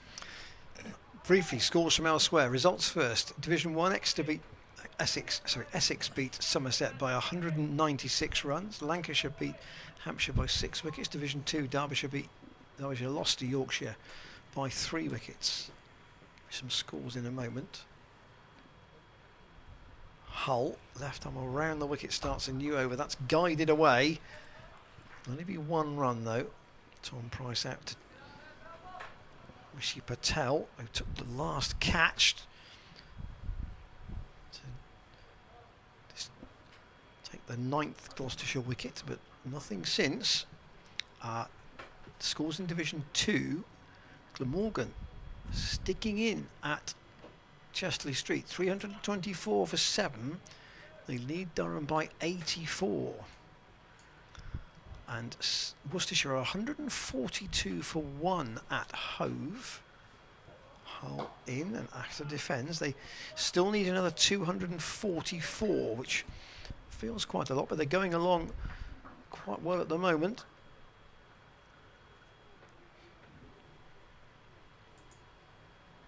In terms of Jake Libby, got 100 in the first innings. He's 85 not out in the second. So dominating that chase at the minute. Akhtar waits for Josh Hull wildly down the leg side.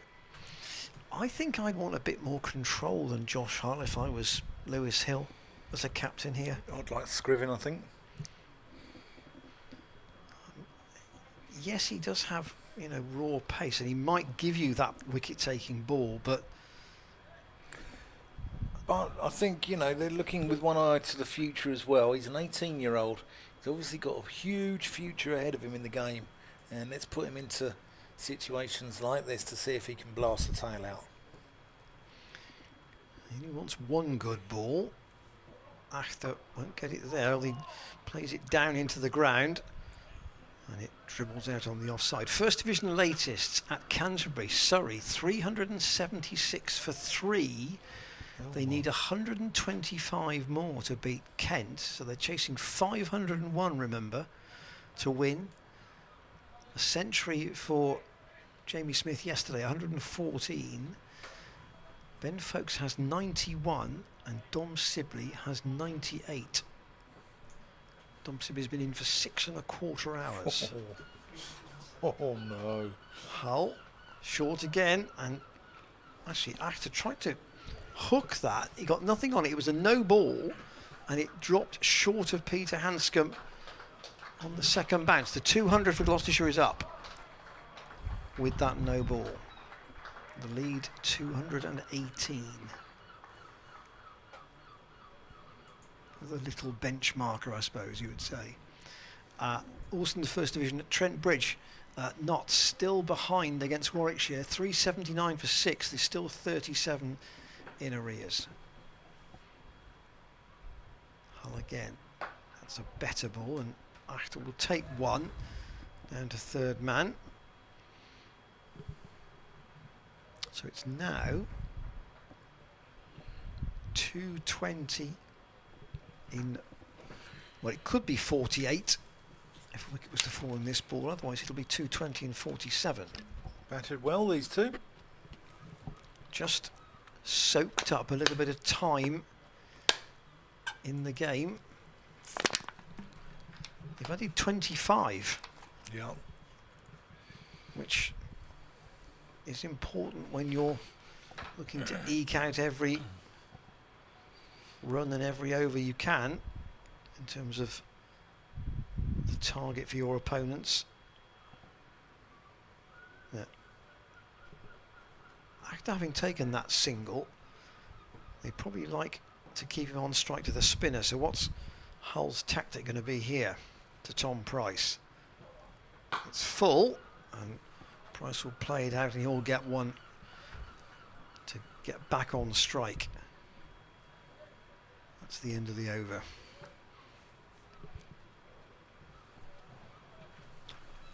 Thanks for your contributions on email today. It's fascinating unravelling the emails on a day like this when the actual plot of the cricket is unclear.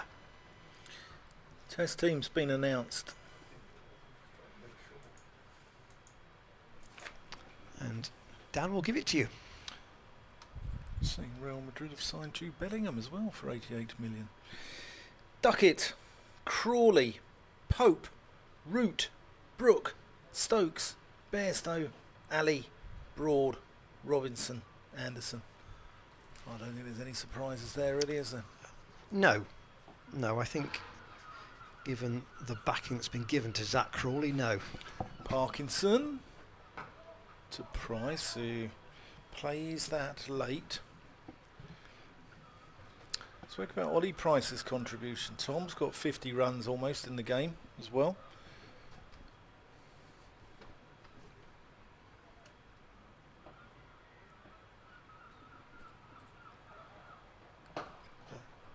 And that's gone down the throat there of The fielder at long on. the fielder at long on. I think it's Rishi Patel. No, it's not. Patel was at mid-wicket. Might be Buddinger actually, I think. Was it Hill? It's down. It's the fielder right in front of the players' pavilion, and the wicket falls with Gloucestershire therefore all out for 202. Here's Hill. Skipper Hill with the catch. Price out for 28. And that means that Gloucestershire will have 221 as a target to Leicestershire. 221 is going to be the target, and 46 overs it will be to chase them. Both teams definitely in the game at this stage, and actually this has been. I think there was a certain view last night amongst some of the media that this might turn out to be a bit of a flat day, or there might need to be a little bit of negotiation, a little bit of half an hour maybe of some gentle bowling to set this up. And in fact what's happened has been completely the antithesis of that, and we've had Leicestershire bowling Gloucestershire out for 202. You can see the 40s for Ollie Price and for Miles Hammond. I'll give you the Leicestershire bowling figures. Chris Wright was superb after lunch. 13 overs, 2 maidens, 4 for 49. Parkinson also got 4, this time for 63 off 19.2 overs with a solitary maiden. Josh Hull, 6 overs, 1 wicket, no maidens, 1 wicket for 26. Scriven, 3 overs, none for 18. Ahmed, 5 overs, none for 28. And Colin Ackerman, 3 overs, 1 maiden, 1 for 8. So, It's a genuine game this now, isn't it? yep, so the long and short of it is that Leicestershire are going to come back out here needing 221 if they want to go back to the Midlands with an extra 16 points for winning to add to their bonus points. We're going to take a short break. And there will be 47 overs to confirm. 47 overs for them to get those runs. Yep, we'll take a short break. We'll see you back in about 6-7 minutes.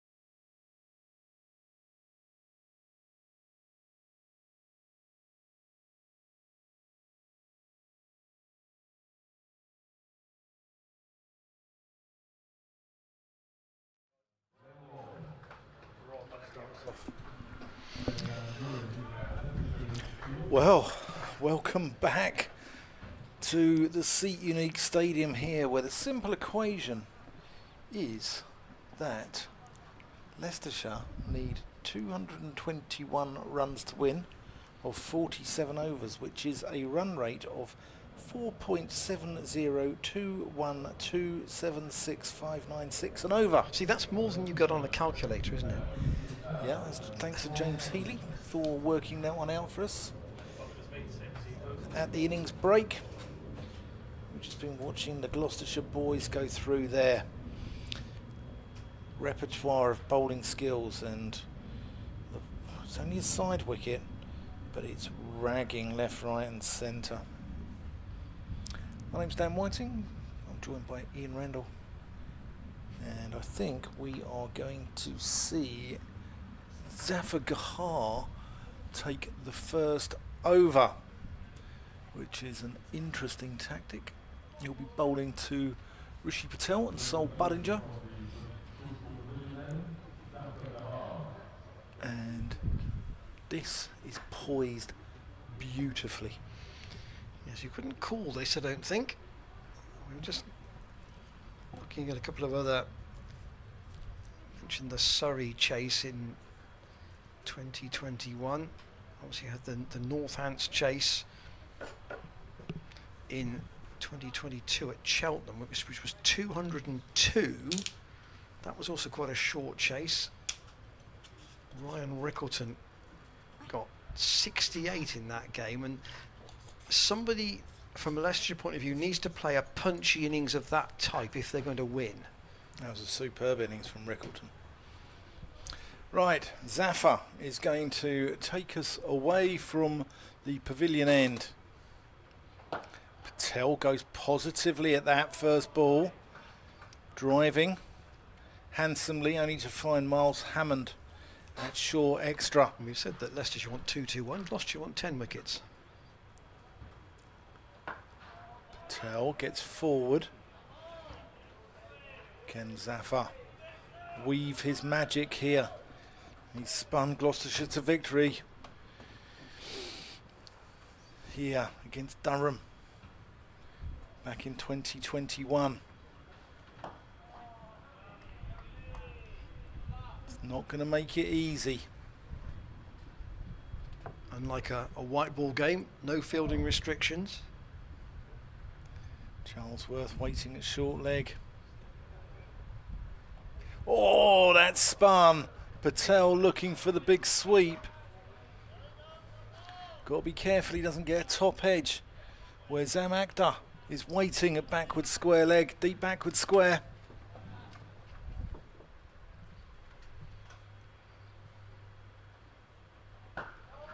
That's a better shot from Patel. Miles Hammond catching it one hand and putting the ball in the air. One hand, one bounce. Superb.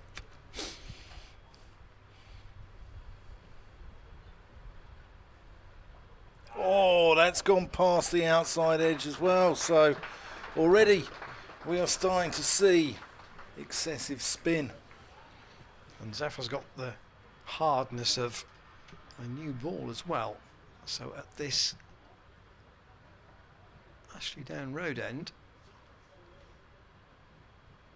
Gloucestershire could open with Ajit Singh Dale. Fascinating day it's been today.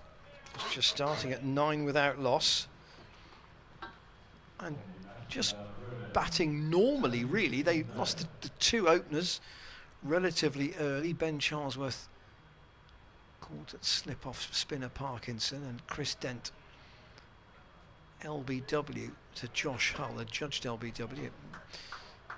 Paul Baldwin's judgment, it was probably hitting leg stump. Admittedly, having seen it several times on the rerun, may have been going down the leg side, but that wasn't the umpire's call. He said it was out. So Singh Dale to the left-handed Budinger down the leg side, and taken, stopped, not taken cleanly by James Bracey. Then some useful runs at the top of the order in the third wicket partnership of 85 between Ollie Price, who made 41, and Miles Hammond, who made 48.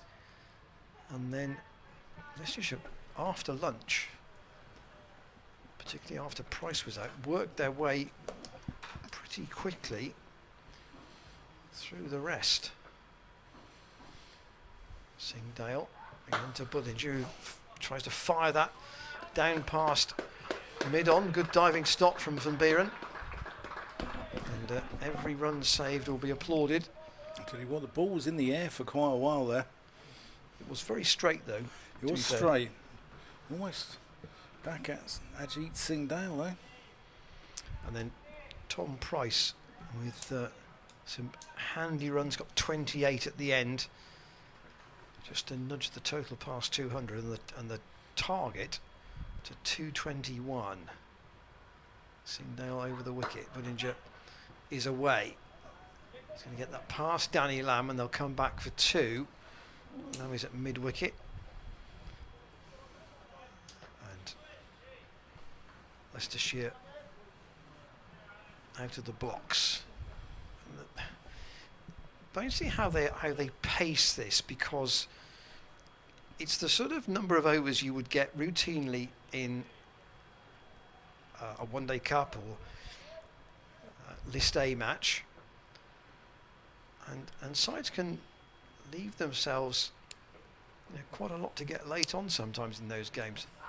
Well, that didn't bounce much. It was outside the off stump again from Singdale's fairly well pitched up and not much. Well, it's gone for 4 byes. Yeah, it's well, it's the sort of score you see in T20 now.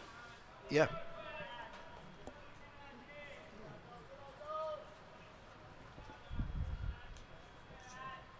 The bounce is starting to be a bit inconsistent.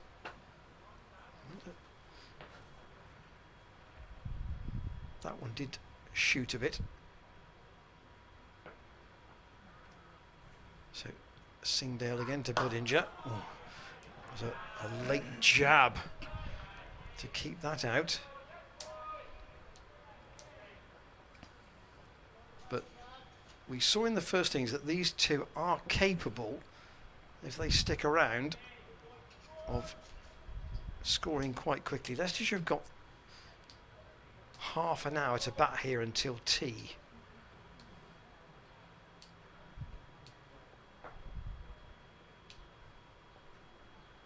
I'm sure they'll assess where they are then. Singdale again to Bullinger. Squeezed into the gap on the offside. There's a chase, a sliding stop from Chris Dent, but they'll come back for 2. Out towards the Kennington Avenue side of the ground. So aside from those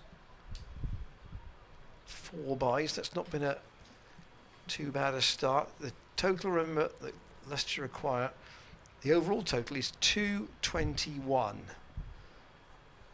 And as you can see, the runs to win, the actual runs to win, bottom left-hand side of your screen, 213. Intriguing, isn't it? Beautifully poised.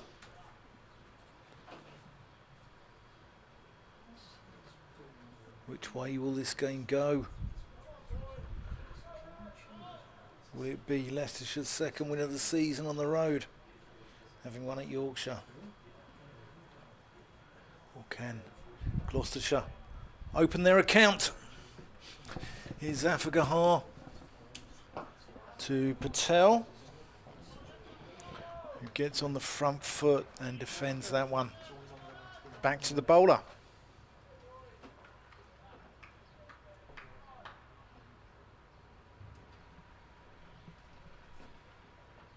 That's short, and Patel pulls that one away and gets 4 runs through mid-wicket.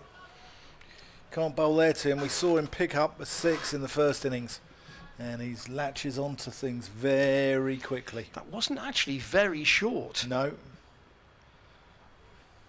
But it did just sit up enough.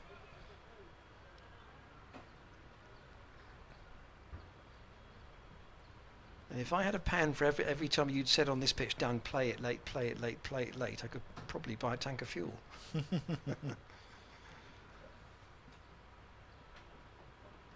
Oh, that's an attempted cut there from Patel. As he misses that, and it goes through to James Bracey.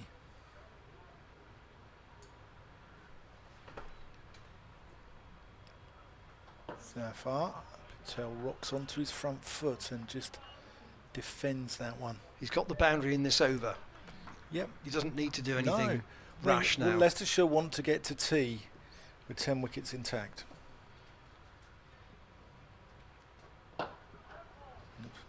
Handsomely driven, but can't get past Miles Hammond. A short extra. Appearance dropping out towards long on. There's a single there if Patel wants one. I say that gap is opening up a little bit now because Hammond is coming around to short mid wicket, or maybe actually to orthodox mid wicket.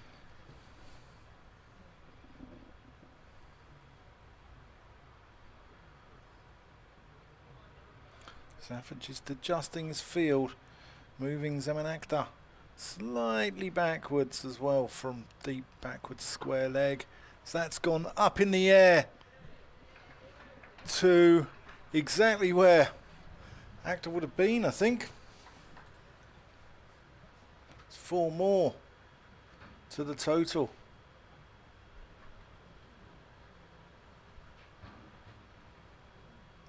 He's always in control of that though, Rishi Patel. He likes 4th innings runs as well. I thought you said he only really batted on Sundays. Yeah, but it's always started on a Thursday, you I see, see. isn't it? So that's why Okay. the boys at Potter's Bar calling him the Bishop of Leicester. He goes to work on a Sunday. Well, he's started positively here,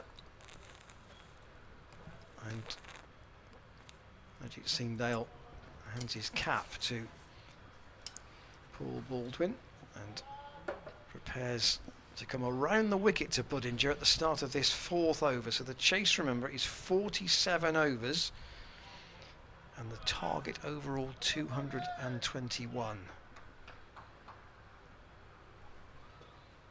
Just asked James Healy about the display at the bottom of the screen. It says balls remaining and whether that could be changed to overs, because at this stage it feels like a lot of deliveries. Give you his answer in a moment. Here's Singh Dale around the wicket, and that's down the leg side. Budinger works that away. They only take one, and Zafar Gahar is the fielder. And he said, well, the software package says that on in the 4th innings, the runs to win and balls remaining will always be shown in that format. So I'm sorry we can't change that to overs, but we'll keep you updated. Obviously just divide it by 6, I'm sure you can do it, but we could give you the overs because it's probably easier to think of it in that term, at least initially. There's 43.5 left.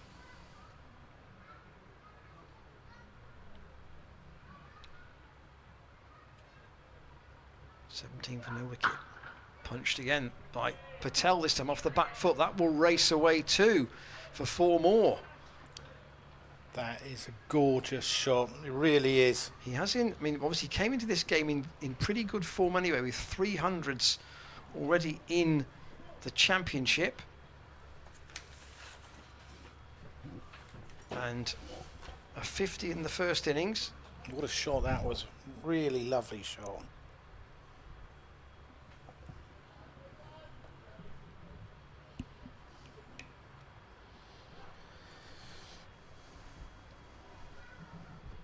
That's just starting positively, I think, as they would want to do.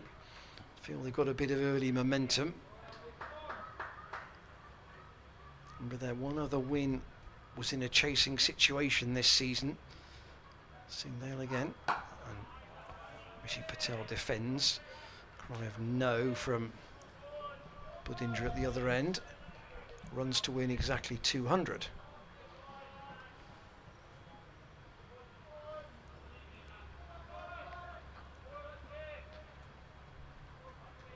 Yes, one or two elements of Leicestershire cricket today was a bit untidy. There were too many no balls from Chris Wright, but you have to say that he did bowl well and take 4 wickets. And there were a couple of missed opportunities. There was a stumping miss by Peter Hanscom. But the big picture, they would have to say, well, they were very happy with actually bowling Gloucestershire out and not allowing their opponents to dictate when the declaration came. It was the wickets that dictated when Leicestershire started to bat. And they probably have ended up chasing 30, maybe less than they might have expected. Yeah, they did very well. Chris Wright was superb after lunch. Someone's got to step up for the hosts now. Singdale again to Patel. He goes back and just defends that out to Chris Dent.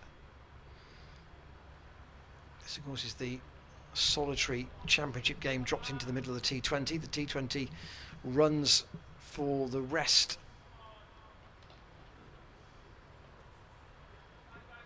of the month almost, and then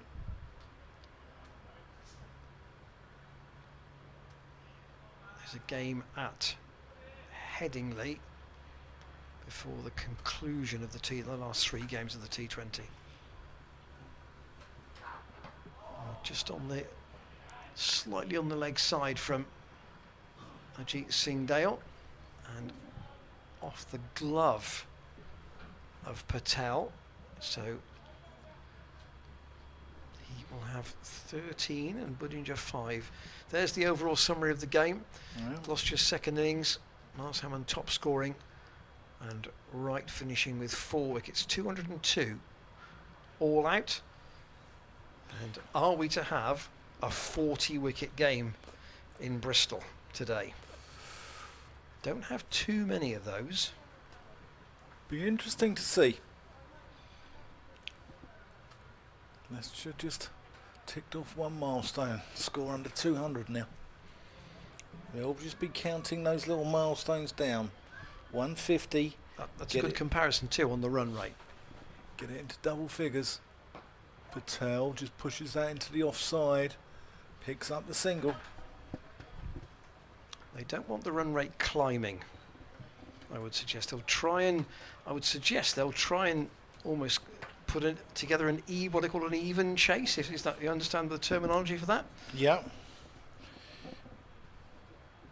Yeah, steady chaser. Yeah. Yeah. Chris Dent just being moved out to deep mid wicket now for Budinger. Zafar is going to go over the wicket at him and try and bowl the ball into the dirty stuff outside his off stump.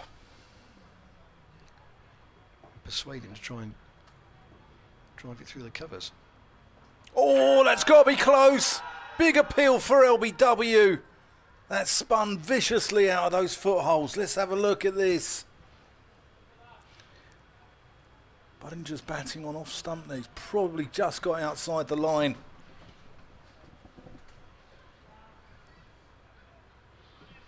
That spun about as much as the one that Parkinson bowled to Hammond in the first innings. Yeah. That wasn't far away from Miles Hammond there. Diving away but couldn't quite get it. Budinger living dangerously. Didn't get hold of that, did he? I think it came off the sort of around the splice of the bat somewhere. Very hard to time it out of that rough as well.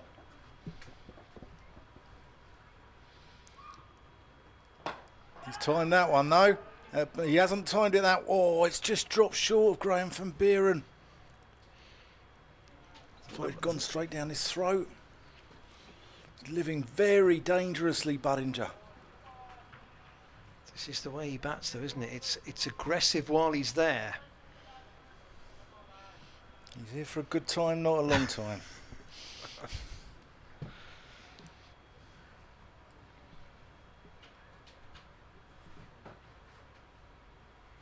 Zafar to Patel.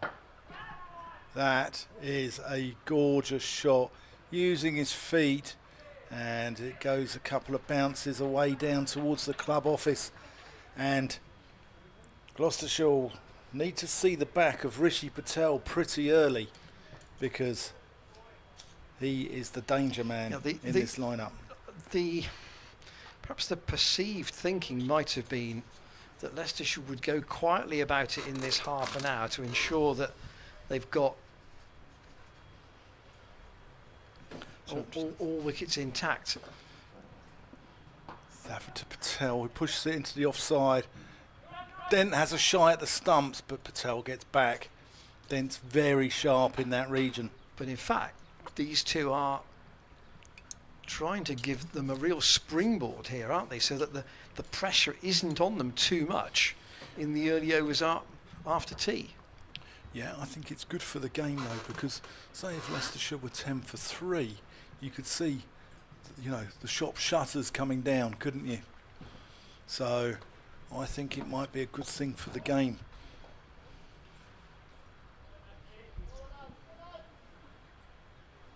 The longer these two stay there, though, the more those that follow will have a bit of assessment time behind them. 221, remember, is the target. You can see where the rate is and where they currently are. Seeing Dale to start a new over, and steered away by Patel down to third man. I think this is MATCHDAY down there.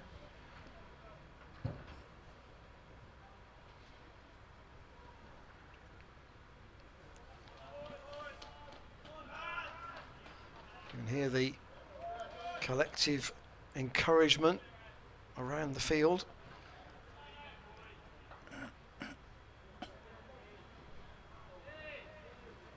Zafarkar's now mid-off. That's an unusual, mid-on rather, unusual position for him. Yeah, I've never seen him there, I don't think.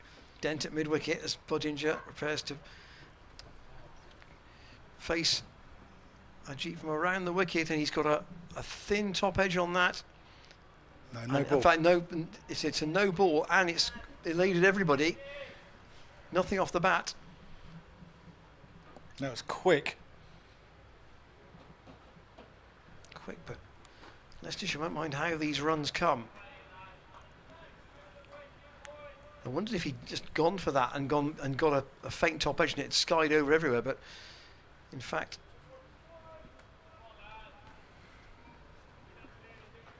four no balls. And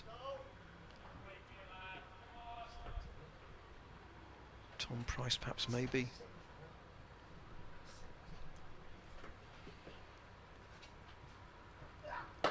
Budinger whips that into the onside.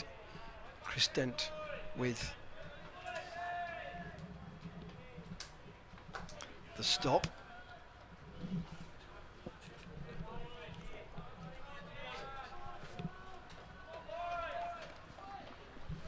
.38 in only the 6th over for Leicestershire in this target of 221.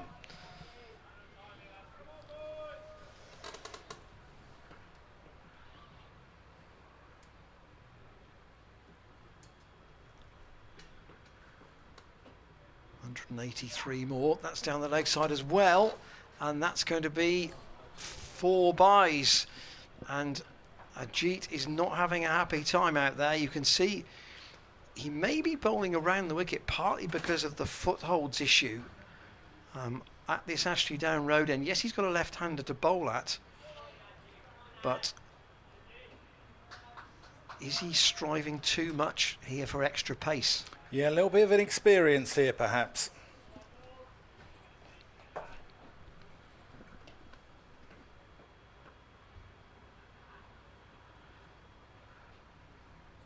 Just the one slip in. The fine leg isn't quite fine. And again, that's down the leg side, taken by James Bracey.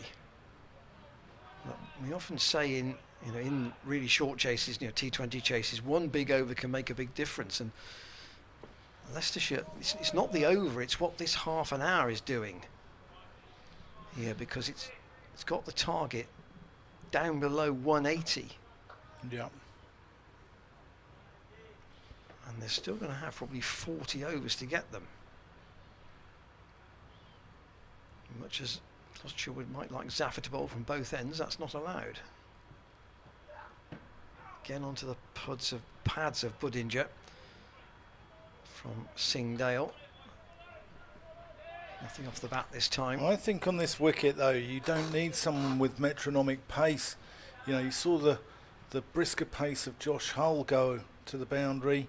Ajit's not had a happy game with the ball. And I think what you need is that sort of metronomic accuracy. Chris Wright showed all his experience to put the ball in the right areas, and hopefully from a Gloucestershire point of view, Tom Price can do the same. Zaman Akhtar's done it for Gloucestershire as well. Danny Lamb mightn't be the easiest to play on this either. Singdale in, oh that's sharp, a bit of bounce there. But that's to the right-hander. He probably looks happier bowling to the right-handers than the left-handers at the moment, but Leicestershire have made a brisk start in pursuit of this target. 221 in 47 overs, and they are 42 without loss after 6. Maybe they've asked him to do that Marchand de Lange role, you know, with a real pace, but 3 overs have been pretty costly. Well, 3 overs for 13 doesn't look bad, but it's the extras total that's the problem. There have been 3 lots of 4 byes in this innings already.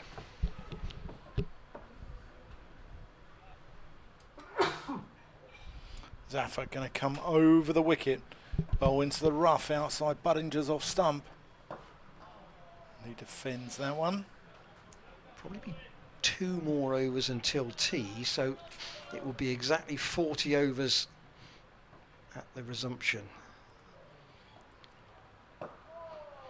Defended again by Budinger. And there hasn't been really a point in this game where we can say that a side has kind of had a leg up, but it just feels as if in this last 15 minutes Leicestershire have had a leg up in the game. Budinger using his feet. Budinger batting on off stump here. So trying to get out so he can smother the ball coming out of that rough. And I think he's batting outside off stump. That's cut away. That could well be 4 runs down there. Yep, it is. Runs away down to the Ashley Down Road end, down to the marker lane stand very quickly. And Gloucestershire really need to put a break on this. They really do. Because if they don't, this could all be over in an hour after tea.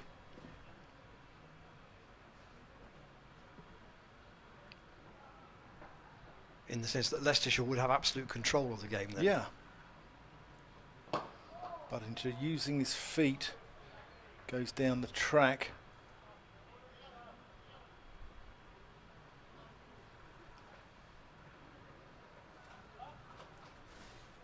Yes, I think difficult as it is to say to a young bowler after 3 overs, I'm sorry, that hasn't been good enough. I think the net effect of that is what Graham van Buren needs to do with Ajit at the moment.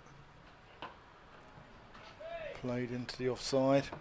Yeah, I think so. I mean, you need to nip that source of runs in the bud, don't you? Yeah, you do. You need to. Someone's got to put a break on it. Oh, he's going to have 1 more over up till tea.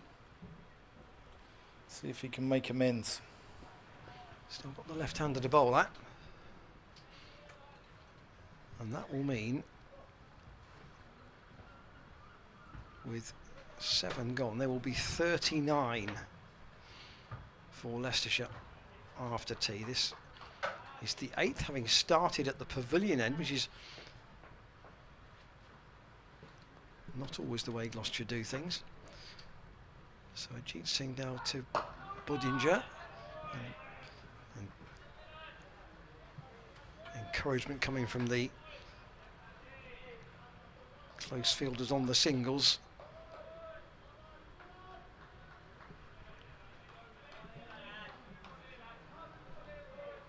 Singdale has a fine leg and a third man, just one slip, Ben Charlesworth. Fairly orthodox field in that sense. He's got a man out at deep square. Full saving one in front of the bat.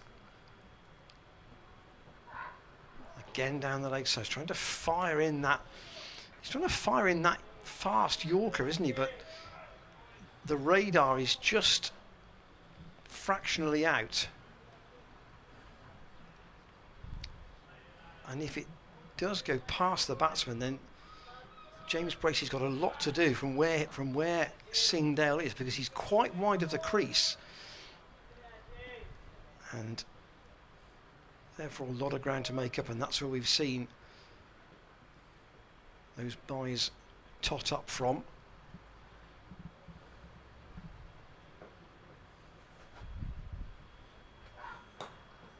But as you will certainly get one here to get the total to 49. Will they go for the second? No. Not at this stage of the afternoon session in the last over. But I think you have to say credit to the ground staff for this pitch. It was read in a way that obviously it started as a used wicket, having had a T20 game played on it. We did wonder whether it would actually, in essence, flatten out and become difficult to take wickets on the later days. Full ball again from Singdale. But I think actually in a strange kind of way, the time lost has made the game what it is. Yeah, I agree with that. I think yes, we have lost 5 hours in the game, but we've still got a sort of condenses the excitement. Yeah. And ultimately, the pitch has just offered enough for the bowlers, isn't it? Thus far. And they're still doing so for the spinners, for sure. Patel defends. There is one ball to go. And at 49 without loss.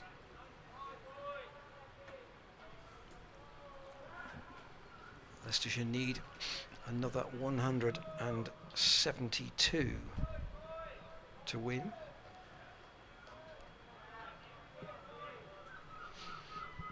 .172 in 39 overs.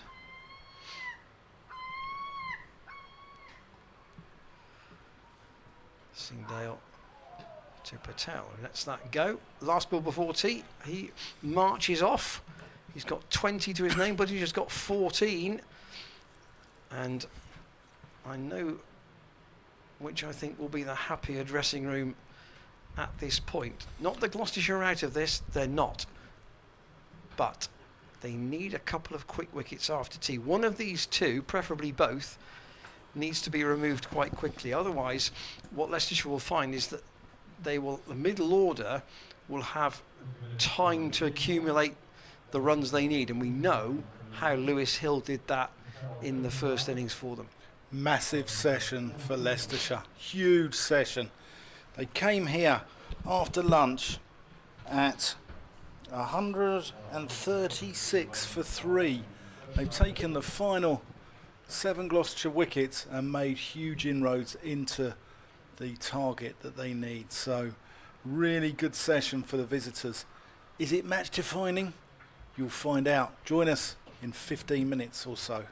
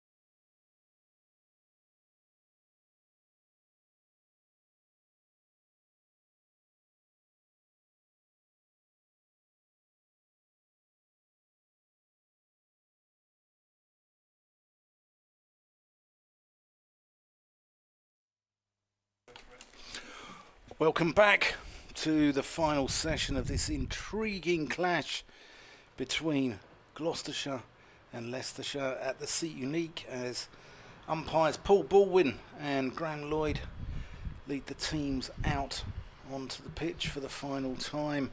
My name's Dan Whiting. I'm joined by Ian Randall, and the afternoon session was a horror one for the hosts, wasn't it, Ian? Yes, and you know, we talked about how this game has unfolded at either side of rain breaks and false fire alarms and the odd injury to a player here and there. And it had kind of developed at a fairly even pace until lunch, and then you have a session where Gloucestershire go from 3 down to being all out, and Leicestershire, in pursuit of this 221, get a springboard of a start. They're probably 2 overs ahead of where they ought to be at the moment. There is the run rate, as you can see, that they're at 6.13, and the rate started at 4.7, so they've got the rate down, and the openers are still there. So ultimately, I think the outcome is going to be dependent to some degree on how long these two between them are out there in the middle. Gloucestershire can get rid of both of them quickly. That would apply the break a bit. Zafagahar is going to bowl to Budinger over the wicket. Oh, and that's nearly gone to Ben Charlesworth. The break probably came at the wrong time for Leicestershire. They were going along very nicely, weren't they? Whereas Gloucestershire, like a fighter in the 10th round, needed it. Budinger defends. Desperate for the bell to go, weren't they? Yes, needing some words of advice from their corner, you might argue. Yeah.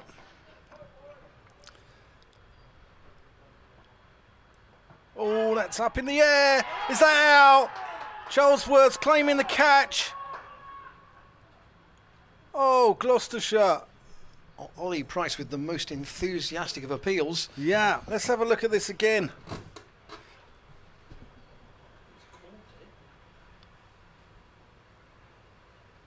Ooh. On such decisions, games turn. The umpire's at point, so his view may not have been any better than Graham Lloyd's. Oh, Budinger going down the wicket. I would say the umpire, the square leg umpire, is actually standing at point. Yeah. Sometimes when you can't see the line, you go over there.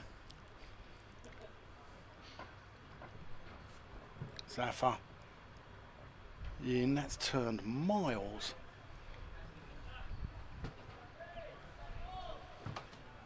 That could be a huge decision. Might get James to replay that at the end of the over. Yeah, let's see if we can slow it down perhaps as well. See if we can have a look. That completes the first over off the tee, and it's a maiden. So Gloucestershire were very confident. Ollie Price, Bracey, all the guys around the bat. Let's have a look here. was it glove? I think it's the question, isn't it? Possibly. They've obviously heard 2 sounds, haven't they? Behind the stumps. And Zafar was confident. Look where Zafar is. Look at Ollie Price. Look at Bracey. Look at Charlesworth. Ollie Price in particular doing his Imran Tahir impression. But nothing doing. Zaman Akhtar is to come into the attack from the Ashley Down Road end. The target, remember, is 221 in 47 overs. Can he weave the magic he did in the first innings? Yeah, 4 wickets in the first innings. Patel waits for him. And that first ball is crunched away for 4. It was back of a length, but it was wide enough.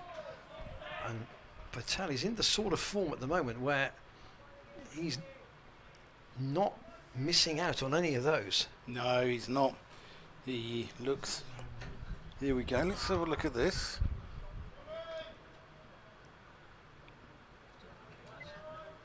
I think it may have missed both bat and glove there. Axter in again and Patel defends. Good player, Rishi Patel.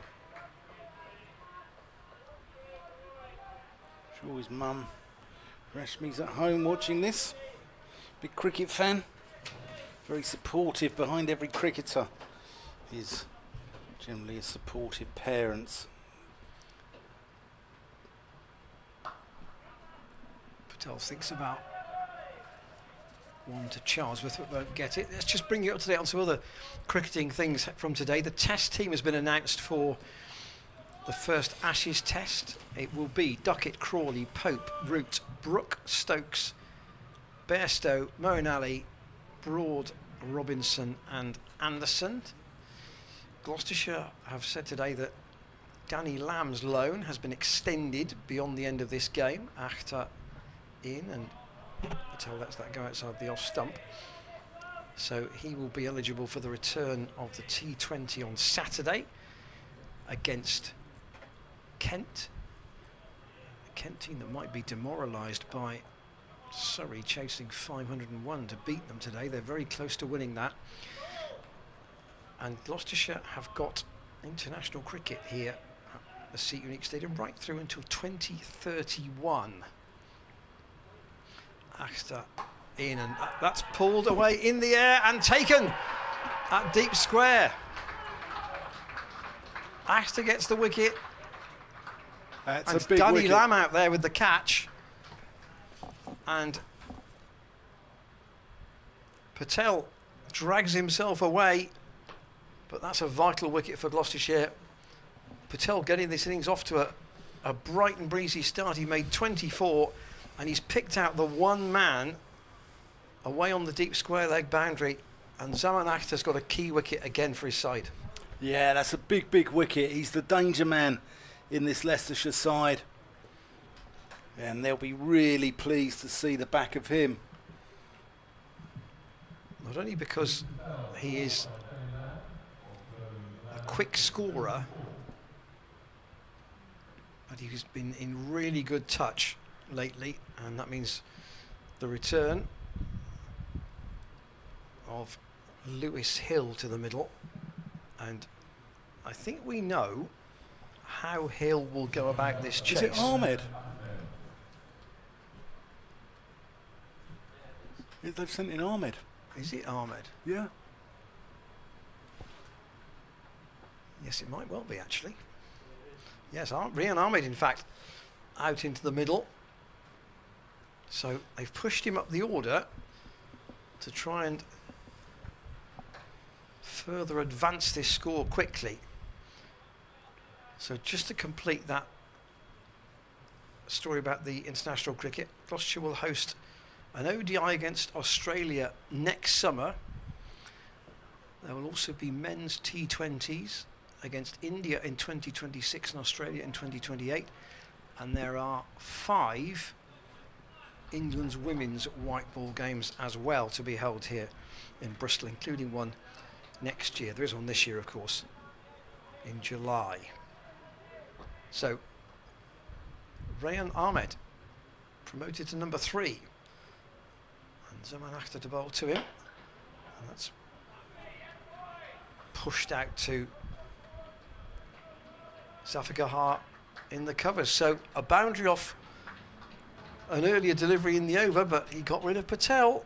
And Zaman Akhter is having quite an eventful game one way and another.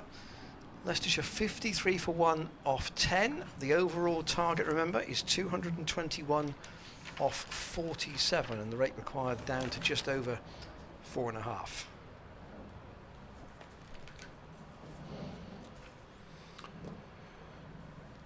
Zafar's going to take us away from the pavilion end.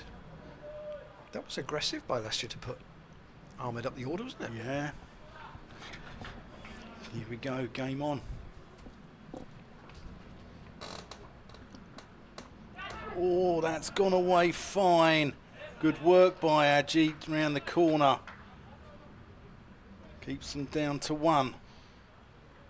Not impossible here that Zafar Gahar could bowl right through the innings at one end. Yeah, he could well do. He could well do.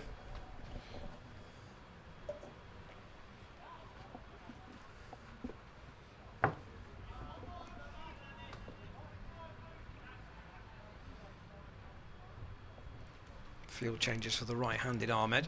Everyone in this ground, there's a hush, isn't there, around. Everyone is transfixed to see how this game's going to go. Will it be Gloucestershire's? Will it be Leicestershire's? Will it be a draw? Will it be a tie?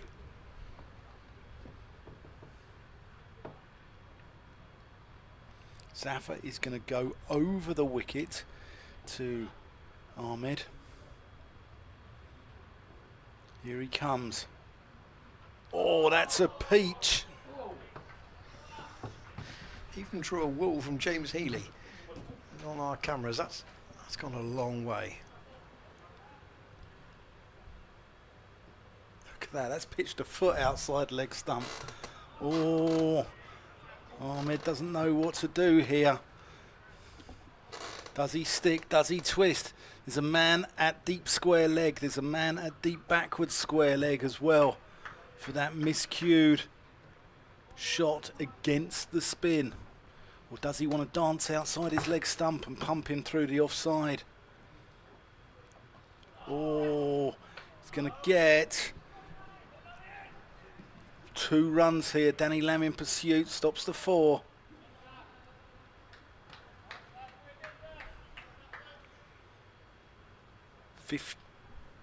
$56 for 1. Ahmed on 2.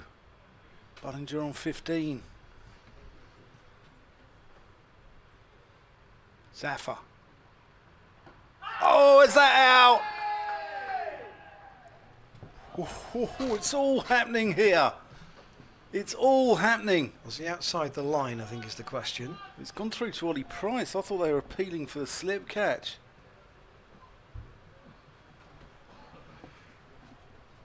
Here's Zafar. Ahmed defends that one towards Ben Charlesworth. That completes the over. So we've got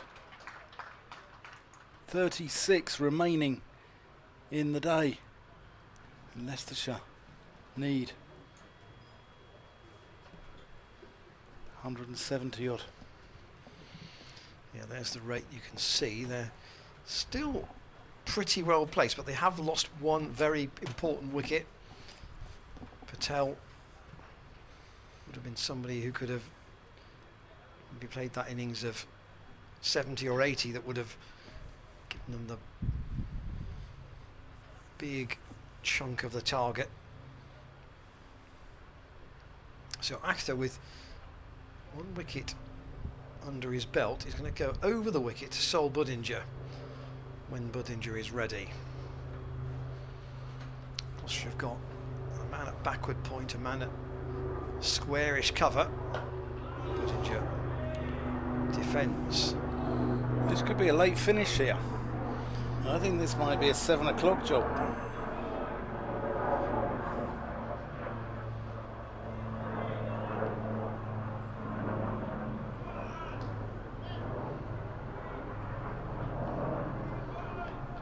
Just doing some shadow batting at the non-striker's end. Charles with the solitary slip. Budinger into the leg side, straight to Hammond. Every dot ball being applauded. Yeah, every dot ball. Leicestershire, all wickets intact, I think, to go for maybe a big launch towards the end. Maybe that's their modus operandi. So Akhtar in, that is short. Where's Budinger put that? Is it in the air? It is, and it's taken right on the rope. And I think that might be Lamb again, you know. A second catch for him. A second key catch on the opener. The one surviving opener has tried to pull Akhtar down to fine leg. And it's a second wicket for the man just in his second first-class game. And it's 2 in 2 overs. And Leicestershire 56 for 2. Yeah, we had a fire drill yesterday. It's some actor, the man, burning his way through this Leicestershire top order. What a game he's having. And that brisk start, so we walked past somebody at the tea interval and said, how do you read it? And they said, 4 quick wickets needed. Well, 2. Ben Wells, it was down on the fence. So why was he on the fence then? I wonder who was off the field. I haven't seen Tom Price.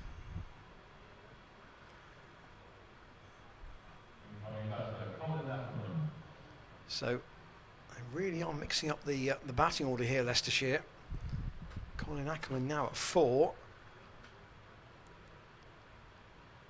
No sign of Lewis Hill yet. Ackerman's a very experienced operator.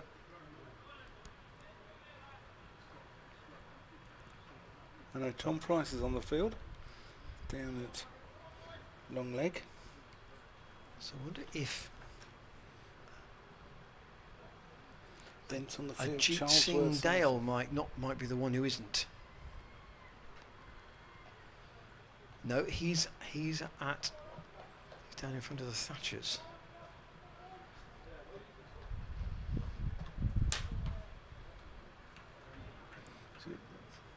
Miles Hammond. Check that in a moment. Ackerman.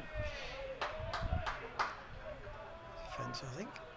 Hammond is at point.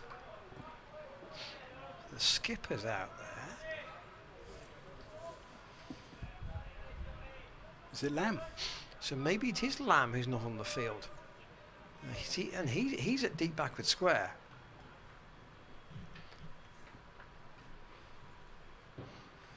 Actor in, glanced away.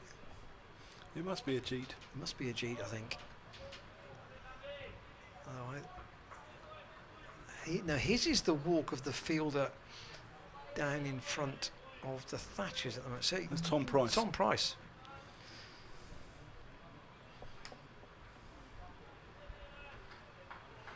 Tom Price has quite a distinctive walk, doesn't he? He's So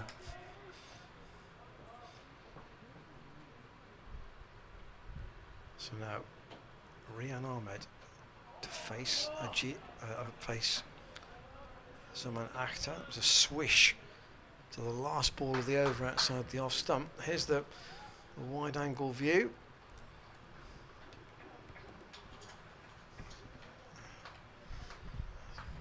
Not a shot in most textbooks I've ever read about cricket. 57 for 2 off 12. So there are 35 overs to go. And you can see Leicestershire have already got 57 of the 221 they need. But importantly, since tea, Gloucestershire have removed both of the openers. Yeah, Danny Lamb is coming into second slip here. Gloucestershire just cranking up the pressure after those 2 wickets. Zafar. Oh, that's well bowled past the outside edge of Colin Ackerman's bat. They'll want to remove him. He's got stickability. He's batting outside off stump as well, as he's nailed that sweep to Akhtar. One bounce, flat throw comes in.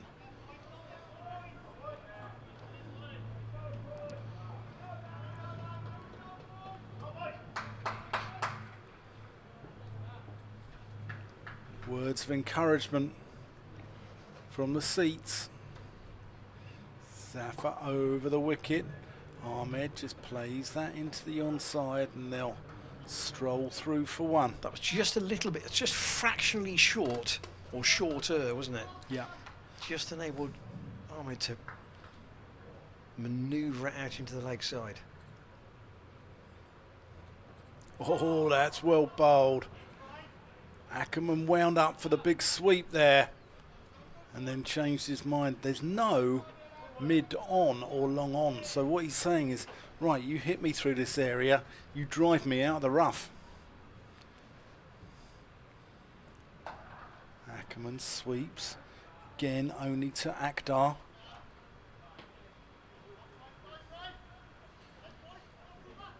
And you would think, if you look at this from a completely impartial point of view, Ackerman's got to be advising Ahmed in this situation.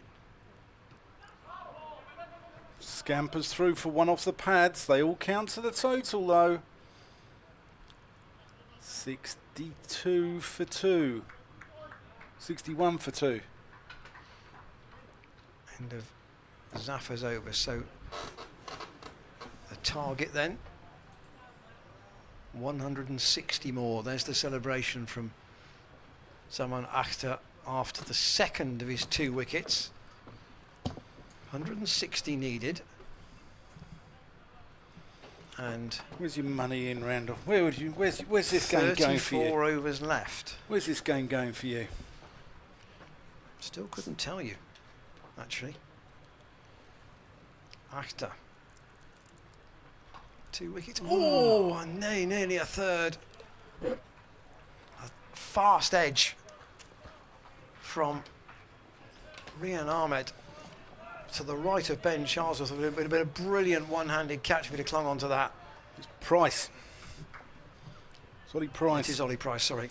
Yeah, it would have been a worldie, wouldn't it?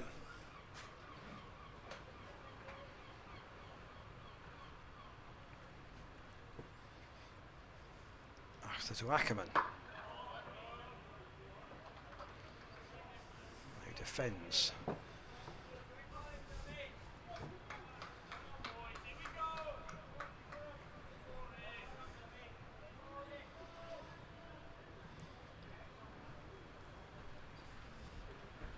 What would you get on the tie? What odds? Zaman Akhtar. Ashley down road end again. 1 run. It was a sharp throw at the bowler's end. Well backed up.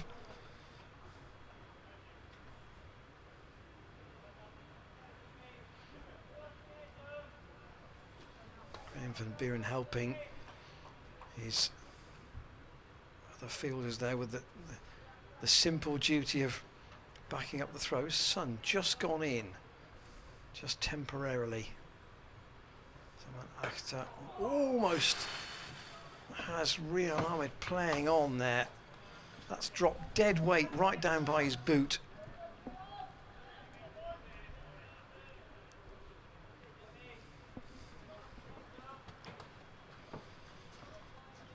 Into his pad, could easily have played on.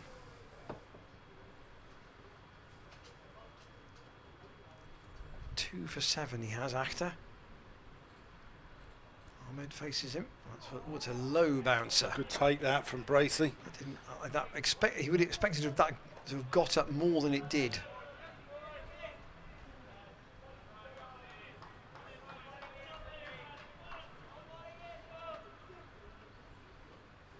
But with it being in the sun, I don't think it'll be out behind the clouds very long. But it is quite a muggy afternoon. The ball might be still swinging a bit for a few overs yet. And Ahmed defends. Leicestershire started with a decent stand up till tea. 49 without loss they were at tea in this chase of 221. And then since then Zaman Akhtar has taken the wickets of both Patel for 24 and Budinger for 15, both the catches in the deep.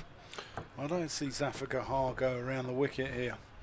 Just change the angle. You can see why he went over the wicket to Patel and to Budinger to just sort of cramp them up a little, but I'd like to see him go around the wicket to Ackerman and Ahmed. Here he comes. There's one there to Ackerman.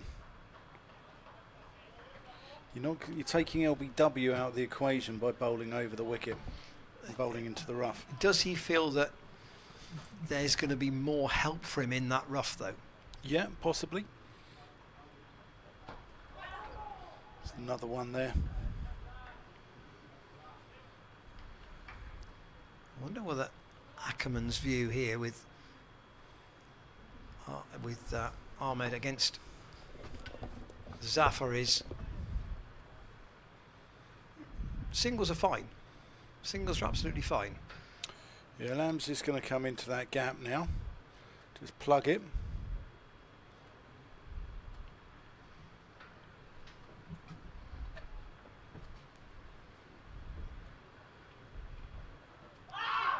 That's not going to be given. That's pitched outside. Leg stump. As we've said, you're taking LBW out of the equation. Zafar's asking for it, but you're never going to get given that. Ackerman can cover his stumps here, you see, with his pads. And the only way really he's going to be out is if he edges one to slip or top edges a sweep perhaps. Ooh, there's a reverse sweep. Did wonder whether by taking the second slip out the reverse sweep might be on. Yeah. If you want a reverse sweep out of the rough, get it away, fair play to you. That's gone down the leg side. That's going to be 4 byes. 4 wides, in fact. 4 wides, was it? So 5. You see, I've got an issue with this because Josh Hull would bowl even wider. And because the spinner chucks it down the leg side, all of a sudden it becomes a wide because it's deemed a negative tactic. We saw this in the game. It's obviously a new directive this year. Yet Hull was bowling even wider down the leg side and they weren't given as wides.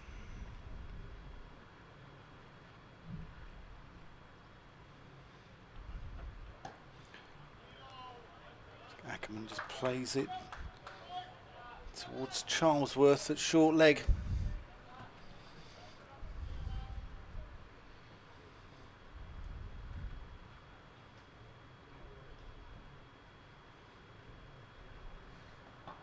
Oh, little bits of extra bounce. Ackerman rides it and just shovels it behind square on the leg side.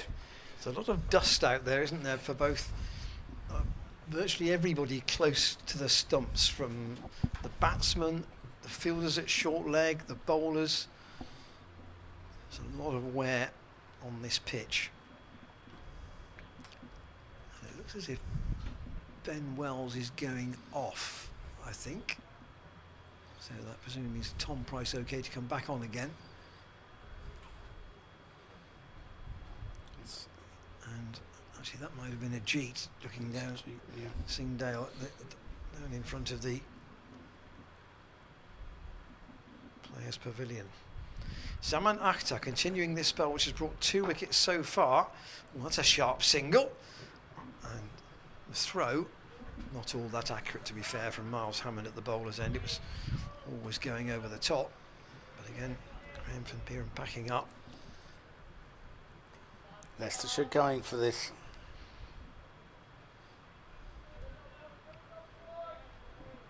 They're trying to do it at the moment, though, just by rotating the strike and not playing anything too risky. It's a good shot. That'll be 4. That's punched away by Ahmed. He's very good off the back foot.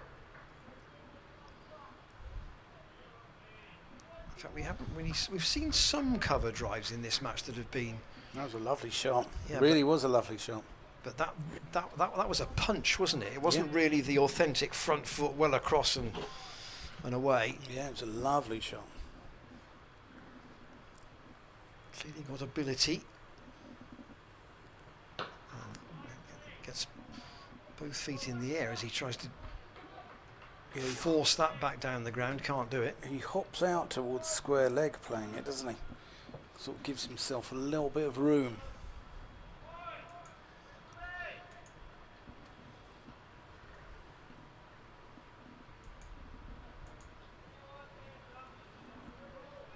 As you said, I think you described him as a free spirit. Waits for Akhtar. Again, firmly struck, but Akhtar fields off his own bowling. Surrey need only 13 to beat Kent at Canterbury. 501 they were set. They're 488 for 5. And Jamie Smith 114, Ben Folkes 124, Dom Sibley 136 not out. Punched away to point by Rian Ahmed. He's going to have been in for nearly 10 hours. Over 400 balls faced. And remember, Kent come here on Saturday evening in the T20.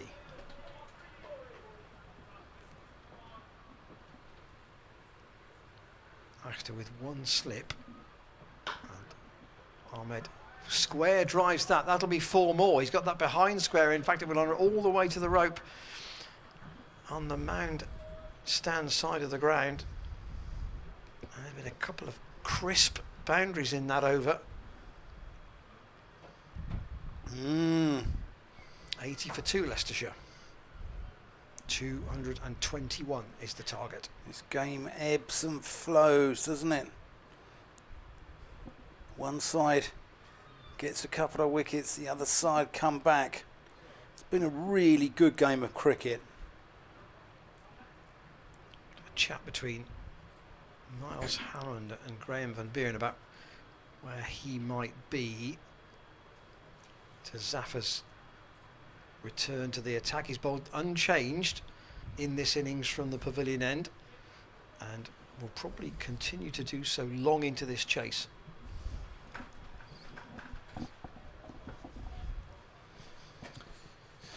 $80 for 2. Leicestershire requiring 217. All the cunning foxes run away with the points here.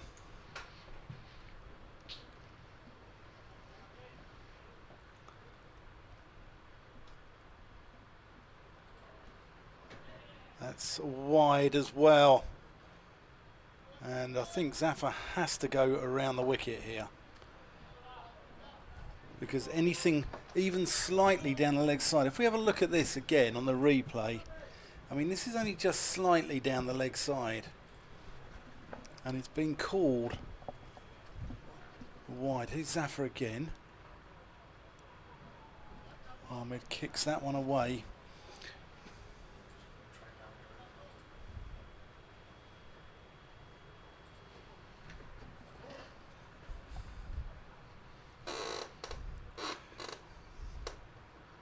Again, kicks it away. Bit of a stalemate going on here. He knows he can't be out. Yeah, who's going to blink first? Ahmed plays at that one. With that approach.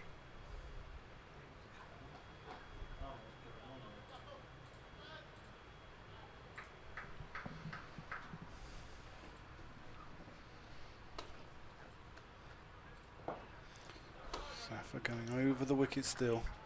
Ahmed just defends that one. They can't bat around Zaffer, Leicestershire, can they? They've got to take him on at some point. Manoeuvre some runs off him, you would feel. Oh, that's just nearly squeezed through. You know, an over here and there isn't going to make all that much odds. They have got a... They're ahead of the run rate at the moment.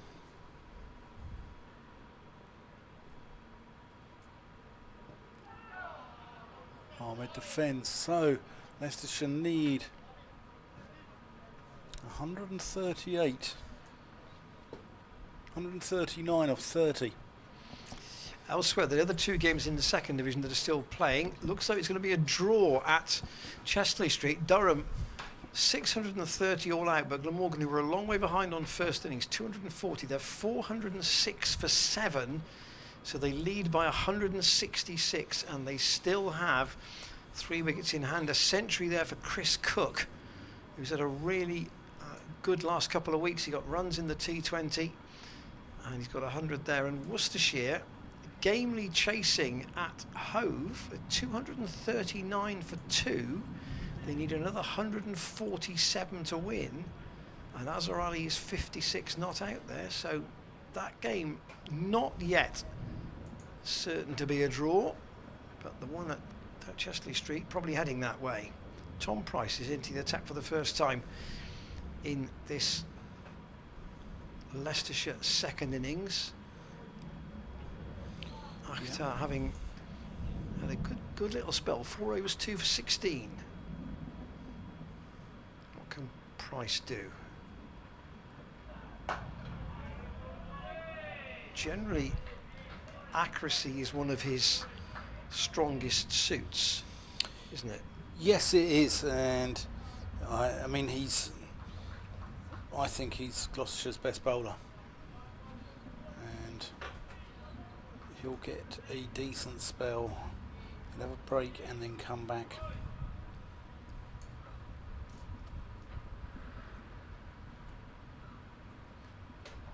Price in again. Tries to be forced up the back foot by Ackerman. Can't do it. So 139 off 30. He'd like to get that to, what, 100 off 20?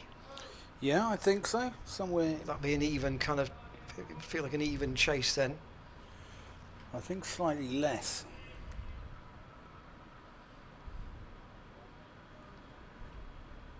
It will depend what the wickets column is like at that point.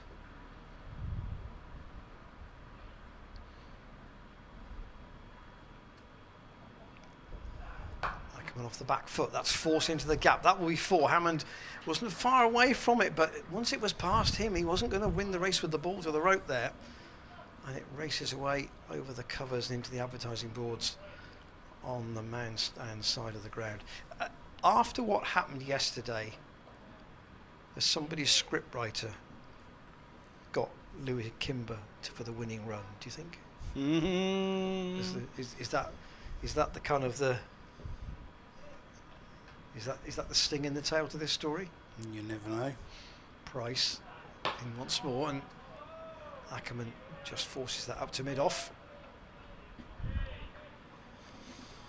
It's interesting. Gloucestershire's 2 best bowlers this season have been Ajit Singh Dale and Tom Price, and they neither got a wicket in the first innings. Ajit going 19 overs for his 74 runs. Sorry, Tom Price going 19 overs for 74, Ajit going 15 overs for 82. And it just has not been a track conducive to their talents. There he is, Price, quite wide of the crease, and Ackerman again, because it's very much on the stumps, forced to defend. So just that one boundary ball in the over. Leicestershire won't be too unhappy with that. They've just steadied things a bit since Budinger was out. These two have added 30.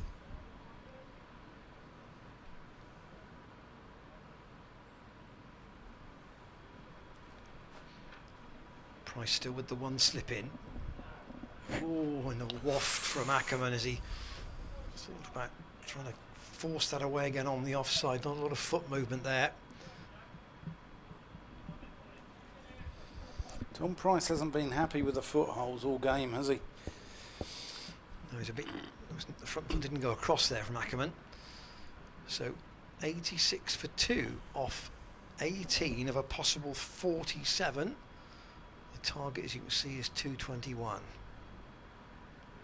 What Gloucestershire would like to do is try and get the run rate on the left lower than the run rate on the right. At the moment, the required rate is below where Leicestershire is scoring, only fractionally, but you'd like to push it up a bit. Zafar to Ahmed, who defends. The break has just gone on, hasn't it? There's one off the Zafar's last over, just the 4 off Price.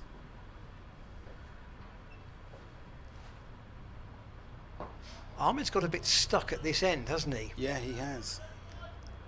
He probably be happier facing the seamer. Whereas Ackerman was able to employ the sweep, wasn't he? Was able to manoeuvre the ball a bit better. Oh, is that gone? Is that gone? No. Bracey, can't believe it. Let's have a look here. Out of the rough. They're all confident.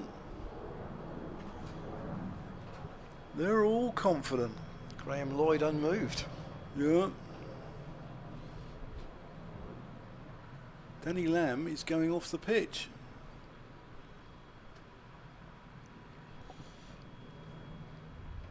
He hasn't been sent off for dissenters. Now, why is that, I wonder? I wonder if he's hurt his finger. He hurt his finger in the first innings. And you wonder if he's done his finger again, taking that catch. He's looking down at his hand, his right hand, I think. Zafar to Ahmed. That's gone out through mid-on. 4 runs, nice shot.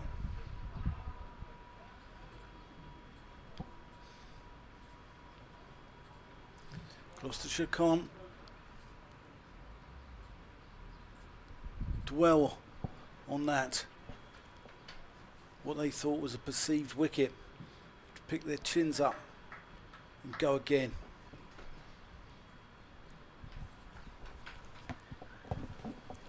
Zafar to Ahmed, who plays that out to mid-off, comes through for the single. He's probably happy, although he's hit that last boundary, he's probably happy to be down the other end, I think. Yeah, I think so.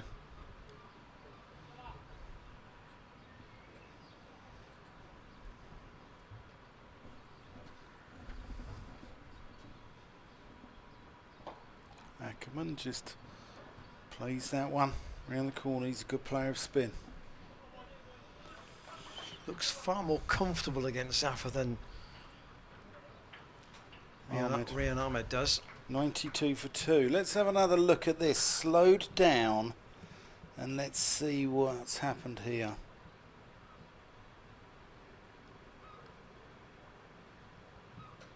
Where's that come off the thigh pad?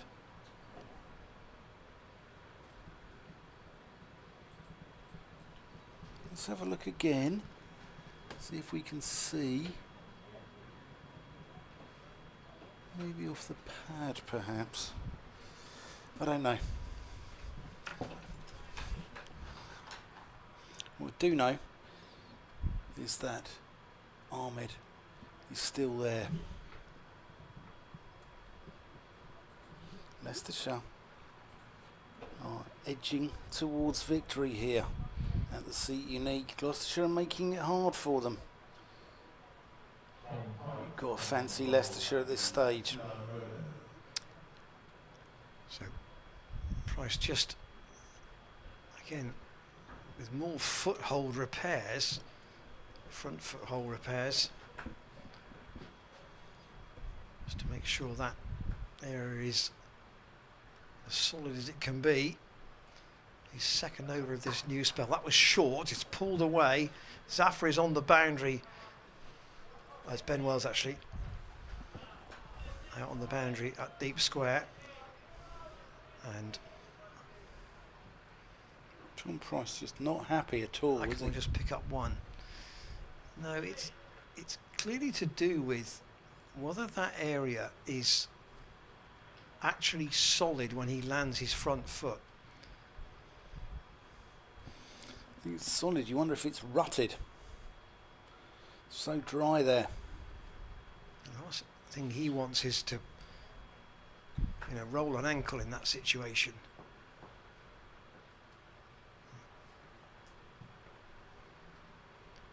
Past umpire Baldwin. Oh, into the air and short, just short of Chris Dent.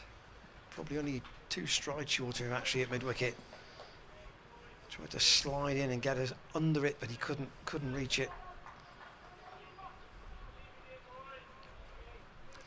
Doesn't feel like it's going to be Gloucestershire's day, does it? Surrey have chased 501 to beat Kent by 5 wickets in the First Division.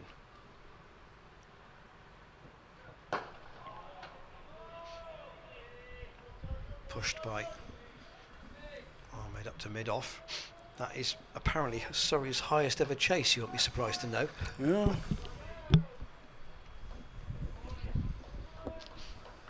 So there's First Division results. Essex have beaten Somerset by 196 runs. Surrey have won by 5 wickets at Canterbury.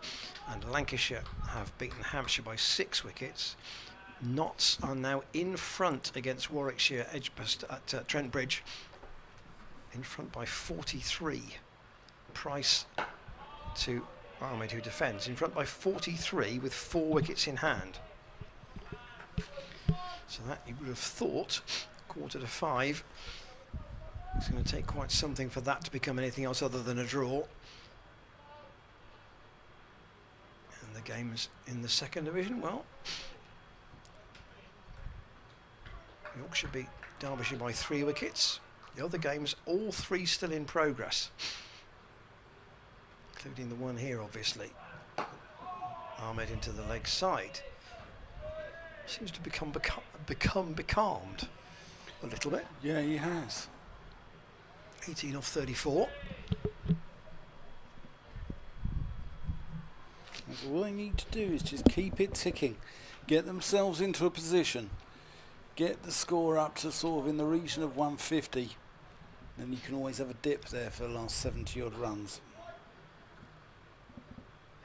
You've got to get yourself into that position first. 47 overs, remember, they have available. It's clipped away this time by Ahmed. A chase for Wells, and they'll pick up a comfortable 2. He's cut off the boundary, and a good throw in. Ben Miles had a first T20 start of the season against Somerset, but hardly an enviable position with such a big score to chase. So the wickets to fall in this Leicestershire second innings, both since tea. Patel caught by Lamb off Zaman Akhtar for 24, and Budinger caught by Wells, the sub, off Akhtar for 15. Wickets falling at 53 and 56. So Zafar is persisting in going over the wicket.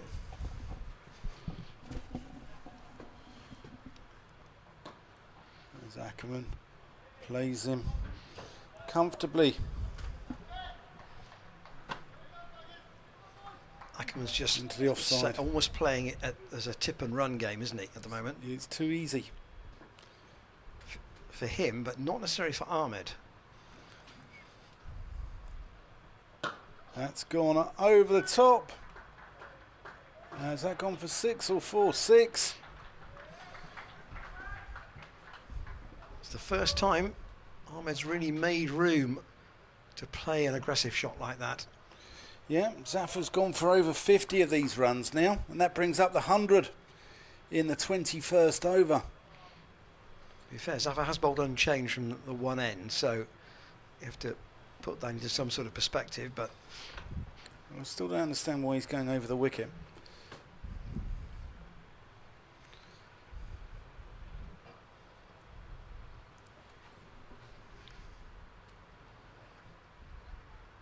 Well, I do understand because he's, you know, going into the rough, but it's not working, and it's obviously not. He's gone for, what, 12, 13 of the last 8 balls he's bowled. And I think it's time to maybe go around the wicket. That's hit firmly, and good job Tom Price dived there, because that would have been 4 runs as well.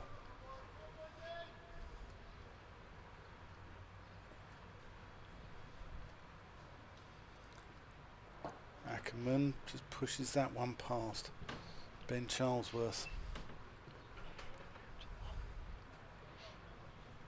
104 for 2.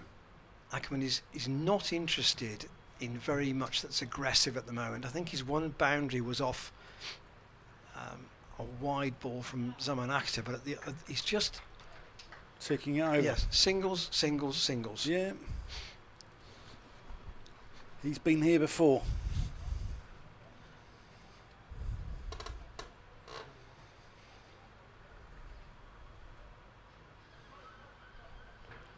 So Zaffar's got the email down. He's coming around the wicket. He's coming around the wicket.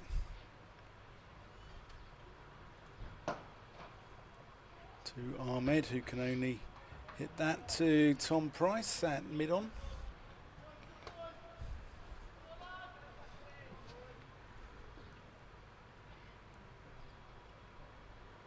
Oh, that sneaks through. Zaffar thinks that's pad first. Let's have a look here.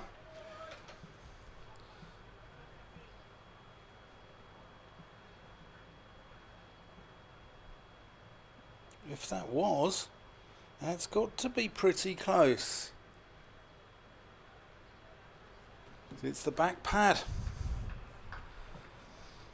Someone's got to keep the lid on his frustration here.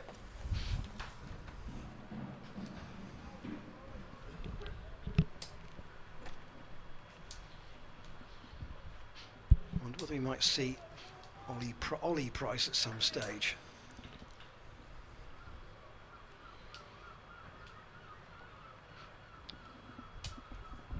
Not just yet. There's more front foot gate discussions between umpire Baldwin and Tom Price.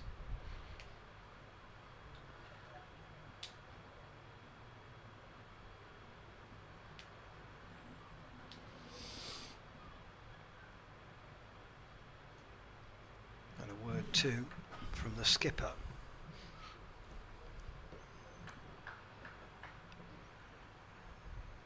To one of his highly promising bowlers, but he's not had a happy game with the ball this time round. Yeah, there's not much wrong with that. That's good line and length, forcing Ackerman to go back into his crease. Just a little bit of cloud cover now. Yeah, well, we've seen here. When wickets fall, they tend to fall in flurries, don't they? Well, the only two flurries really were the flurry yesterday evening and the flurry this afternoon. Apart from that, there have been a lot of single wickets in the game. That is short. Ackerman's pulled that and the field has completely lost it. It's gone for 4 and I think Miles Hammond is out at deep square and he didn't see where that went. He didn't know whether to go right or left from his position on the deep square leg boundary, and looking into those man stand seats the other way, you can understand that. We haven't seen much of that in this match, but just occasionally a fielder's completely lost the flight of the ball, and that was Hammond in that situation. Gloucestershire really need a wicket urgently here.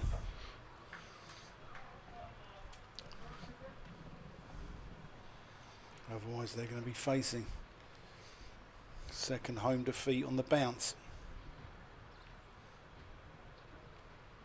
Yeah, Leicester should get that target down below 100. It will feel as if they're driving the game then. Gloucestershire could, well, that fan we saw at tea said 4 quick wickets, so they do with a couple. Ackerman's got to 19, and it's about it's a word you know you often hear in team sports about somebody wanting to take the responsibility of seeing the job to its conclusion, and Ackerman strikes you as that kind of individual. Yeah, I mean he used to skipper them, didn't he? I think he's a natural leader.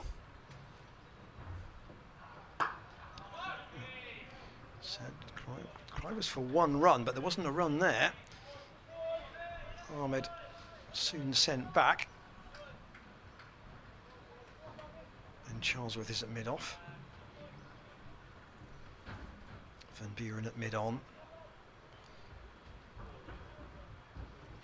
Obviously, for much of four-day cricket, there isn't a third man, but there is a third man and a long leg in this situation. Price again, tries to roll the fingers over the ball again. But there's no movement for him at the moment. He's trying his best to be as accurate as he can. Yeah. And that's... But we've had a boundary ball in this over. And that's kept Leicestershire exactly where they want to be.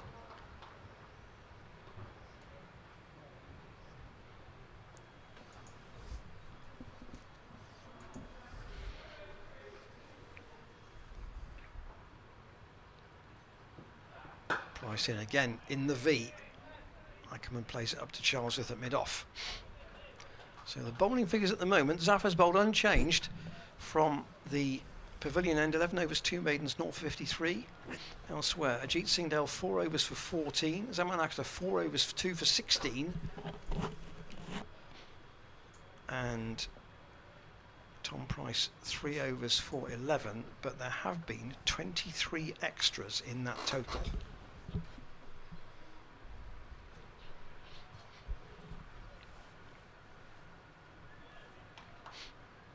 Graham Van Buren's going to have a bowl.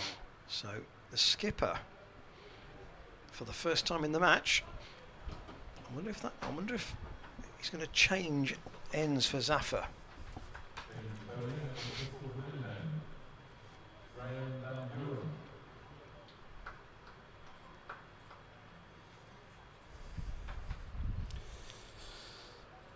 Well, this is a turnout for the books. You saw Ollie Price, 3 wickets. First innings might have a go.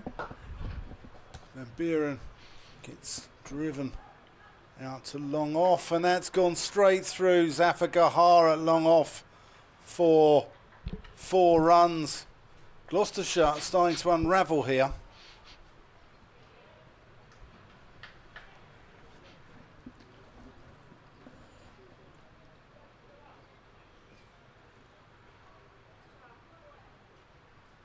Skipper's trying to take the responsibility in terms of say, where do you turn? Well, okay, I'll step up. That's turned.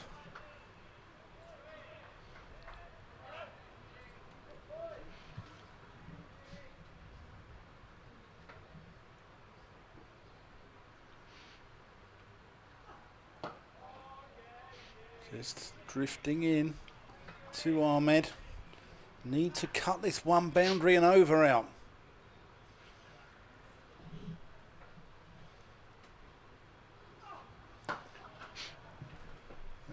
Hit firmly, but only can find Chris Dent in the covers.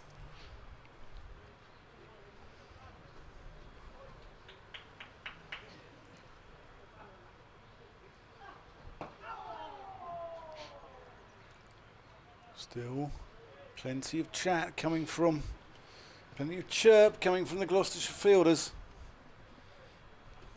First movement against Van Buren tends to be back, doesn't it? Yeah.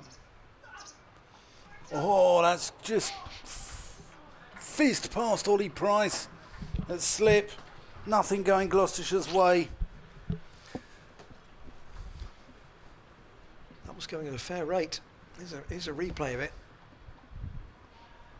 One of those ones that really would have been a grab and stick situation. But these two have added 60 now for the 3rd wicket. Important partnership.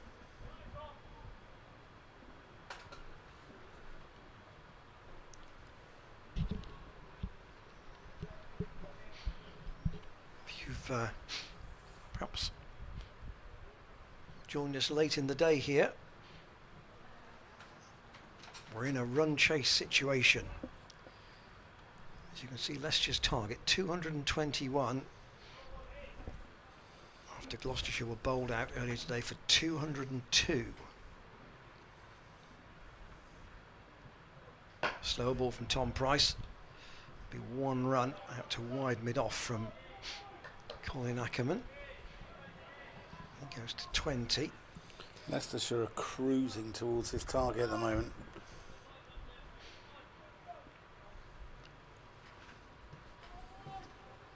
Remember, they got close to Gloucestershire's first innings total yesterday. Gloucestershire started the day 9 without loss.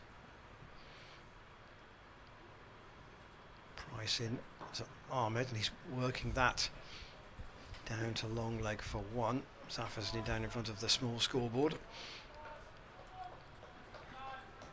Talk was maybe 250 and 50 overs. Would there need to be any chat about a contrived finish?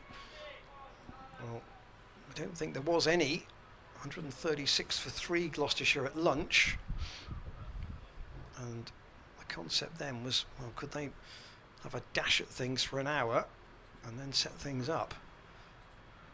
Price into Ackerman, only to Dent at mid-wicket.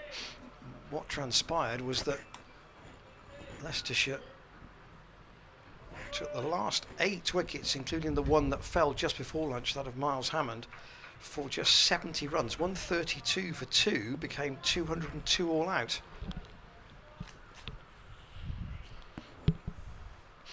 And that left Leicestershire 221 to win in 47 overs. Price in, and Ackerman has to defend. They got a brisk start up to the tea interval.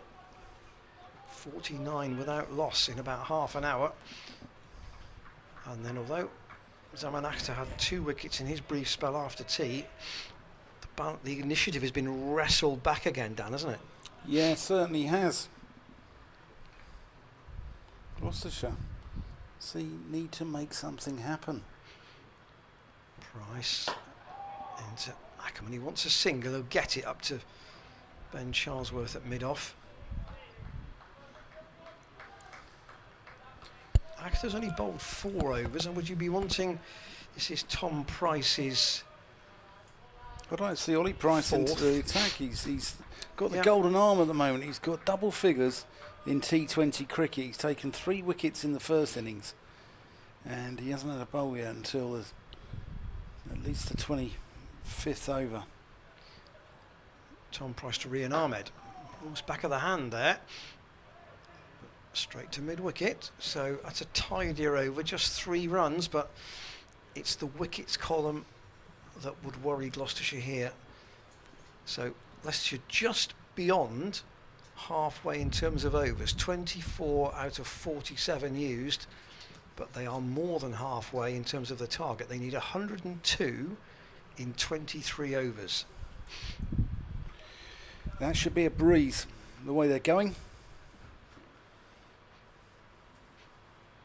At the moment, they're pacing it well. As they did against Yorkshire. I think they won that with, was it 4 overs to spare or something like that? It wasn't many. And that was a chase of 389. He did it pretty late. Maybe it was a little bit more. Maybe it was 5 or 6 overs, but not many. Here's Van Buren as that's slapped out to Chris Dent to extra cover.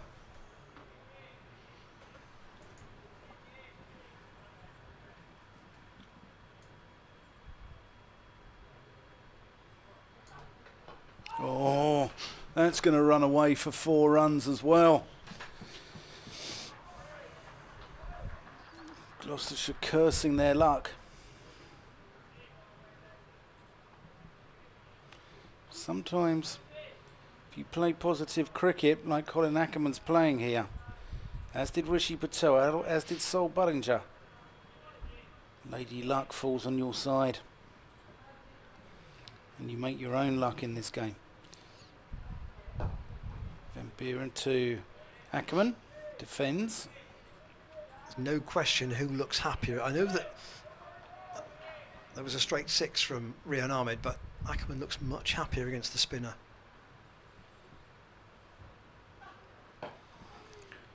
Just pushes one. Again, comfortably.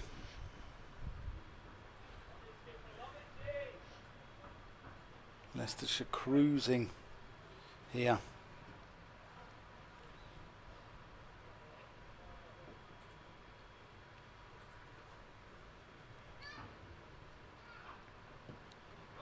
Down the leg side.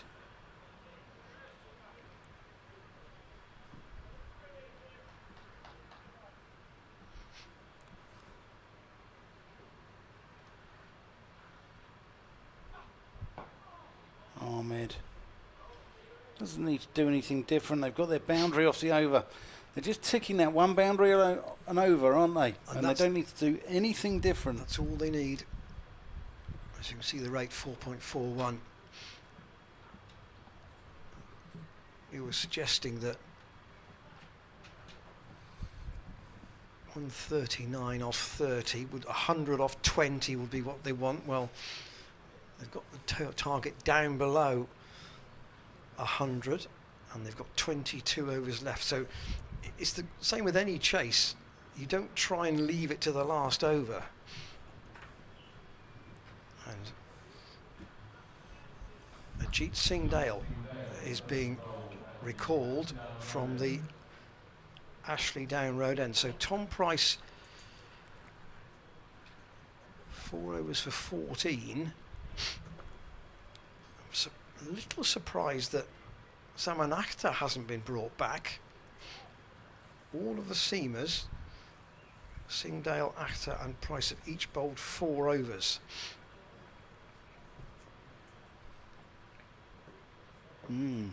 But it is Ajit who's been thrown the ball. Still one slip in. Saman Akhtar is going now to deep point on the boundary. If Ackerman wants to play that fierce cut shot. Instead he gets one on the inside half of the bat that goes out to mid-on via Chris Dent. So a man out square with the wicket on both sides here for... Actually, he's got 4 out, in fact. 2 behind the wicket, third man long and long leg, and deep square and deep point.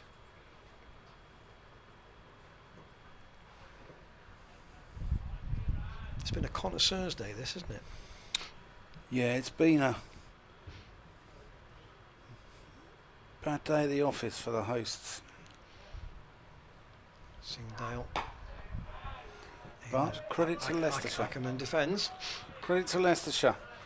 You know, they've got a few youngsters, but they've got a few wise older heads. People like Chris Wright, that spell after lunch. Put the pressure on Gloucestershire. He had his issues with overstepping in that second innings. Bowled 8 no balls in 13 overs, but he did take 4 for 49, and it's the 4 that is the big factor there. Singh Dale in. Again, work to mid-on, no run.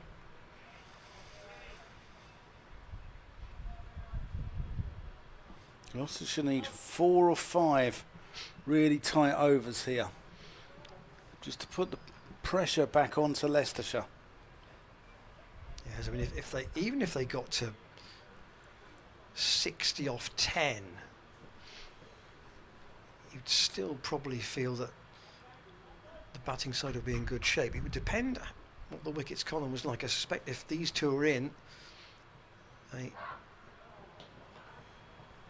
may be better placed than that. No ball.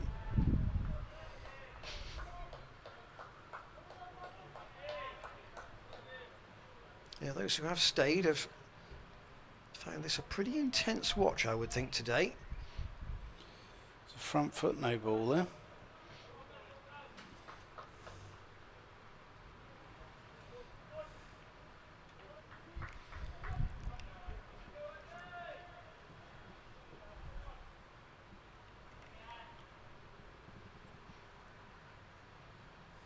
Singh Dale back at the end of his run across this very dry Bristol outfield, and again worked into the leg side. So he's trying to keep Ackerman in a sense, playing into an area where he's got two men covering that shot, and he hasn't yet, in this over, been able to get the angle right, to the batsman that is, to work it away to the right of Dent and closer to the umpire.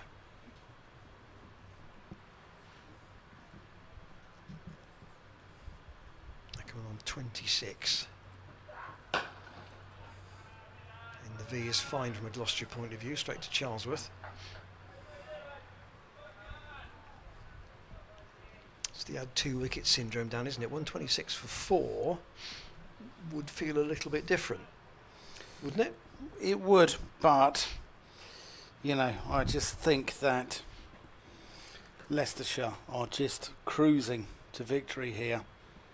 Still got Hanscom and Hill to come. Unclear why Hill didn't bat where he did, but I'm trying to put the aggressive players up the order. Good stop again from Charlesworth at mid-off. So nothing off the bat in that over. Singdale back into the attack. And will the skipper continue from the pavilion end? Just a chat between captain and vice-captain James Bracey and Graham Van Buren. I think he is going to keep going.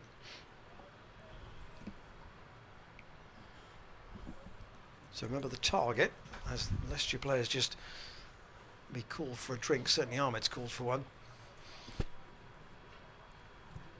221, so they need 95, and they have 21 overs to get those 95 runs. Should be a walk in the park, shouldn't it? And the targets, I mean, they'll be taking, think about it in blocks of 10, I would think. 10 runs at a time.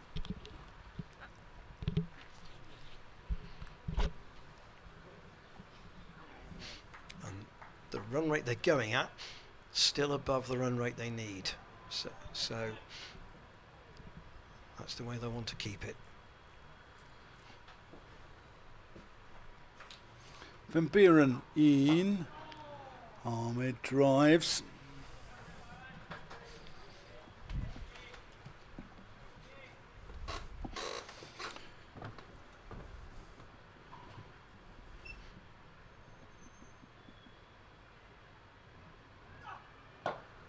Pleasant shot, great fielding there from Miles Hammond.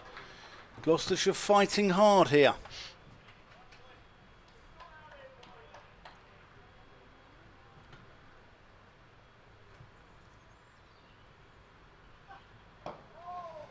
Ahmed plays this one to Ajit Singdale at mid-wicket. He's got 3 men on the single there. 2 on the offside, Hammond and Dent quite close together. Almost 2 short extra covers almost. That's gone over the top. There's that boundary that they're after for this over.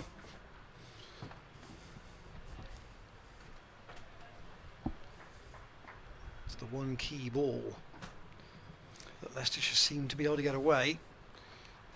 And Ahmed had this reputation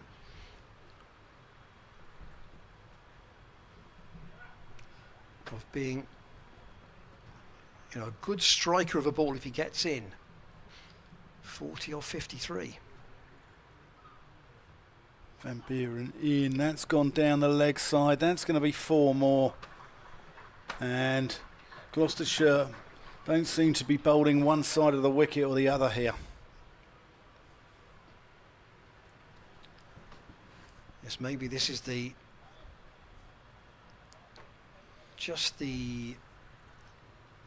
confidence scenario. Is there a confidence issue here, I wonder? Of, you know, getting into a red ball situation where you haven't won a game this season. You won 2 last year. Yeah. Right at the very end of the season. Both at the end. When the pressure is off, when you're virtually relegated.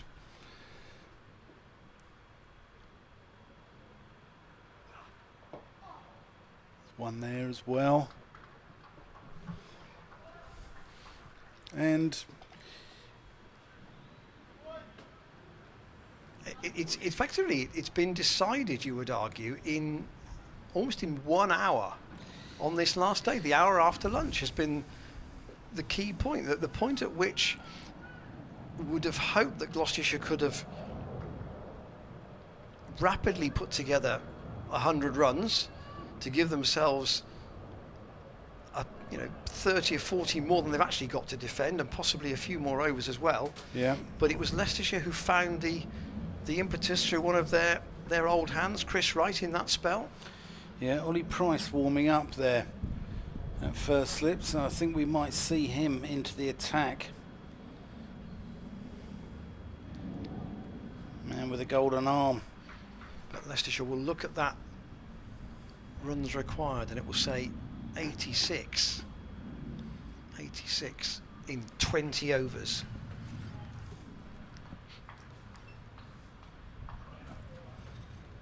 They've paced this well, to be fair.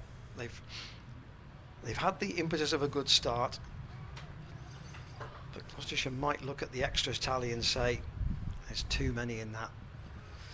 Singdale in, and just pushed by Rian Ahmed up to mid-off. Yeah, those 31 extras, 9 byes, 1 leg by, 20 runs in no balls, and 1 wide at the moment. Big hello to Steve Gale tuning in from Potters Bar Cricket Club. He'll have played against Ajit Singh Dale, bowling now at North Mims. Teammate Rishi Patel at Leicestershire. And he'll have played against Zaman Akhtar. Result in the second division, Glamorgan against Durham at Chesley Street, match drawn. And in the first division, Nottinghamshire against Warwickshire, match drawn.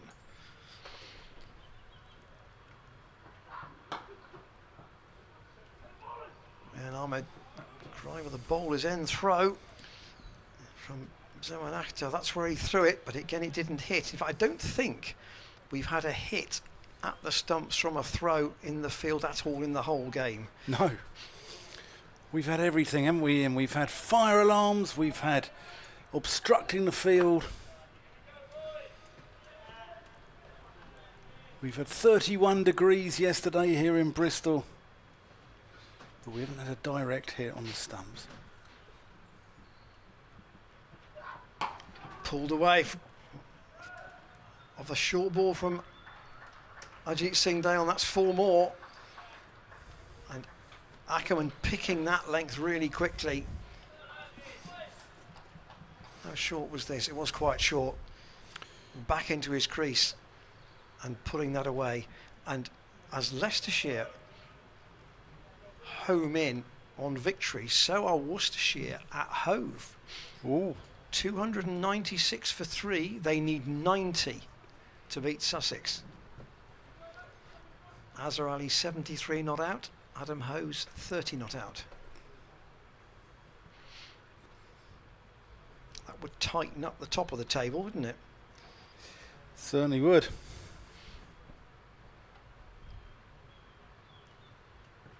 Slower ball from Ajit Singh Dale. He very nearly induces a drag on from Ackerman, but doesn't quite. I think Gloucestershire, though, will be marooned down at the bottom with Derbyshire. If they lose this, going to come out of it with just 6 points. They would be just below Yorkshire, actually. They would be 7th, but Yorkshire would have a game in hand, and of course the next opponents are Yorkshire at Headingley. Singdale in, chopped away by Ackerman. They'll want 2, and he'll try and take 1 on the throw, and it's a tight one. Goodness me, James basically let that throw go because he thought it might be hitting the stumps from down on the 3rd man boundary, but it didn't. Ackerman running his bat in, to be fair, he was. So he was giving himself every chance. But Leicestershire probably just starting to push a little bit here and just see if there's what resistance there is from Gloucestershire.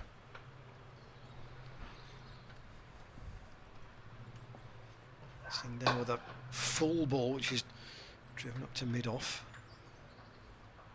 Looks a bit forlorn as he turns round. Ajit The heads have dropped out there, haven't they? at the end of that over. The heads have dropped. And 6 overs for 23 he's bowled. here's the man with the golden arm, Ollie Price. 85 runs in the first innings, 41 in the second innings, 3 for 40 in Leicestershire's first innings, along with 3 catches. Can he make something happen? Because his side don't half need it. There's the Leicestershire total. As you can see, they need 79 to win. They have 19 overs left.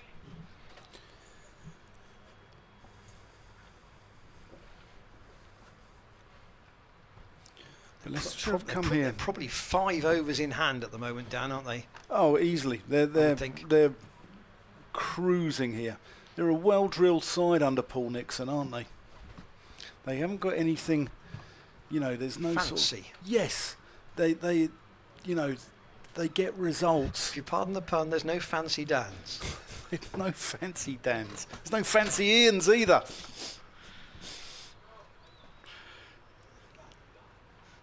One or two London rugby teams have been called fancy Dans by those in the West in the past. Would I be a fancy Dan in the West?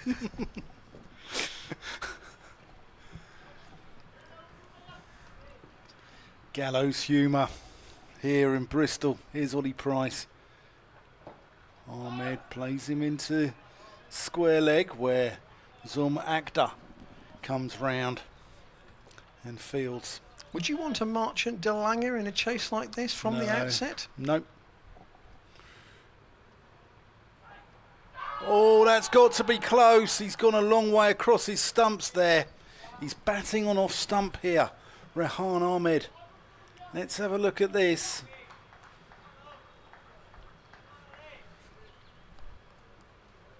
Ooh. Ahmed tickles one round the corner. Akhtar again doing the fielding. Ollie Price. His bowling's been one of the plus points out of this game, without doubt.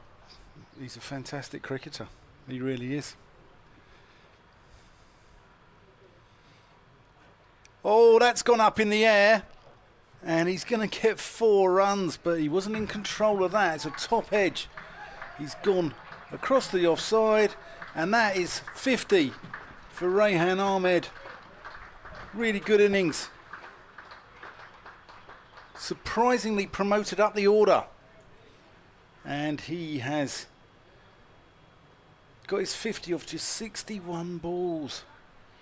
And he's part of the reason why Leicestershire are strolling home here at the Seat Unique. 8 fours and a 6.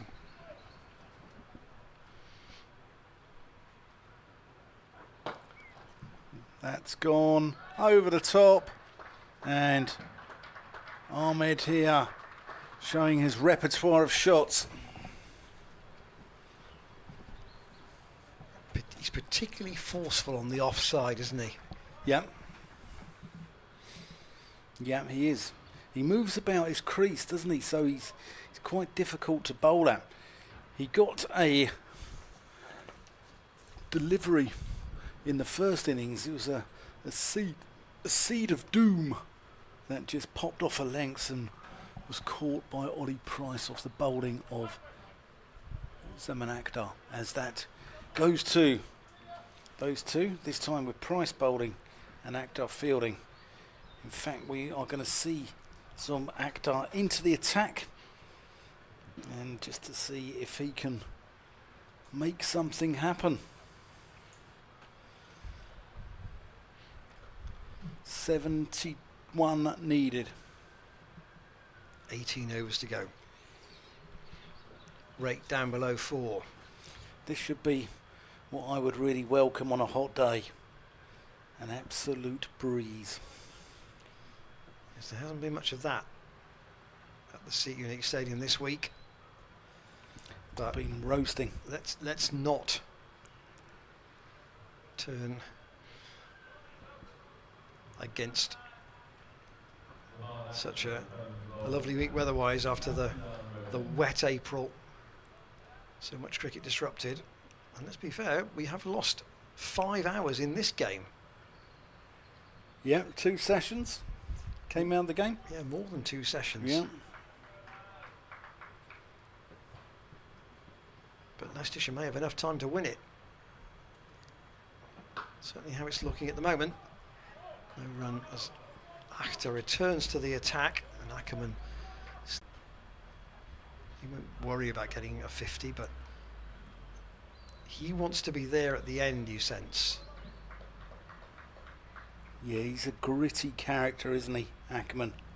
South African, plays his international cricket for the Netherlands.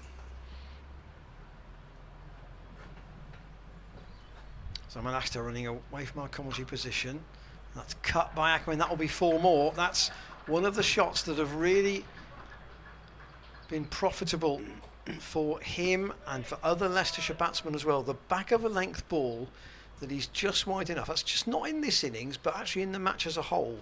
We've seen a lot of runs square of the wicket from both sides. Yeah, we have, and I think on this wicket, because it's so slow, if you want to cut the scoring down, you have to pitch the ball up, because I think it's so slow you've got time to adjust and rock onto the back foot. Akhtar will try again. That's again off the back foot. Oh, it's gone through. Miles Hammond, that will go all the way for 4 more. Didn't get the kindest bounce, but the applause comes from the Leicestershire balcony, because that is the 100 partnership between these two. They came together when Budinger was out.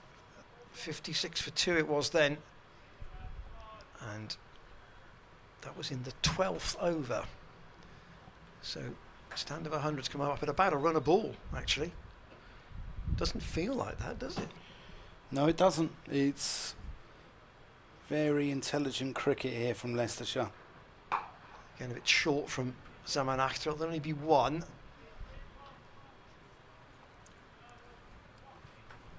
But these two are trying to get the job done themselves here, and you know, 1 more expensive over and they can nearly see the finish line. 159 for 2. Akhtar in, that's dabbed away by Rian Ahmed for 1. Down to... Yeah, scrappy throws coming in here. The running foxes are going to run away with the points, and they're breaking West Country hearts here.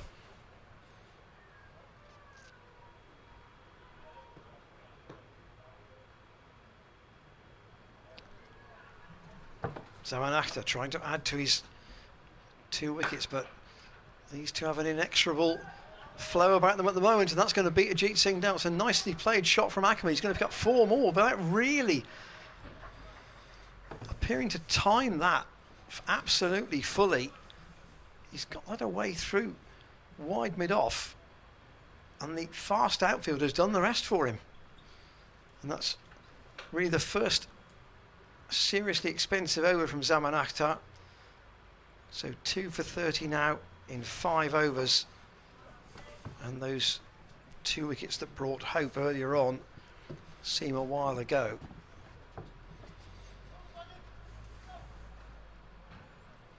.57 needed. Gloucestershire need a miracle.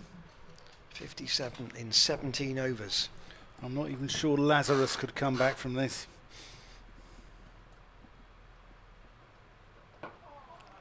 Ahmed defends.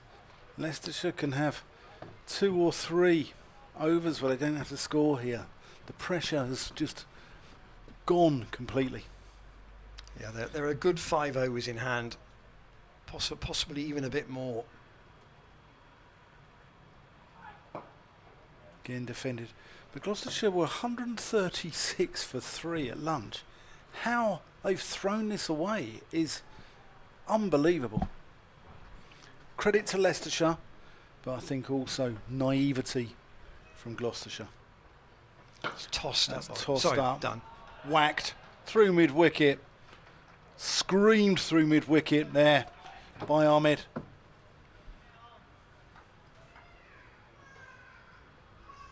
Unless, I'm sure those on the Leicestershire balcony, if one of these two batsmen gets out, all they'll be talking about is, right, look what happened against Yorkshire, look what we did. Yeah. No, look how we managed the finish. That's cut away. Again, I don't think Danny Lamb picked that up too early out there on that boundary. Got a couple of players who haven't sighted it properly, just lost the ball, haven't they? And I don't think Danny Lamb moved too easily towards that. In Lamb's defence, he's not paid a lot here. No. That's gone out through extra cover. That's a gorgeous shot there, Colin Ackerman. That rolls away for 4 runs. And Ackerman on the cusp of a 50 himself now, having started very slowly, but he just wanted to make sure that when he started to unfurl a greater range of shots, that he felt more comfortable about doing so. And he's almost going to get to a stage where he's going to have a 50 at a run a ball. Ollie Price going around the wicket. Ackerman reverse sweeps and Miles Hammond moves across and can't hold on to the catch. And that's 50 for Colin Ackerman there. Let's have a look at this again. See how he got there. He's reverse swept. Miles Hammond's nearly clung on to that, but can't quite. And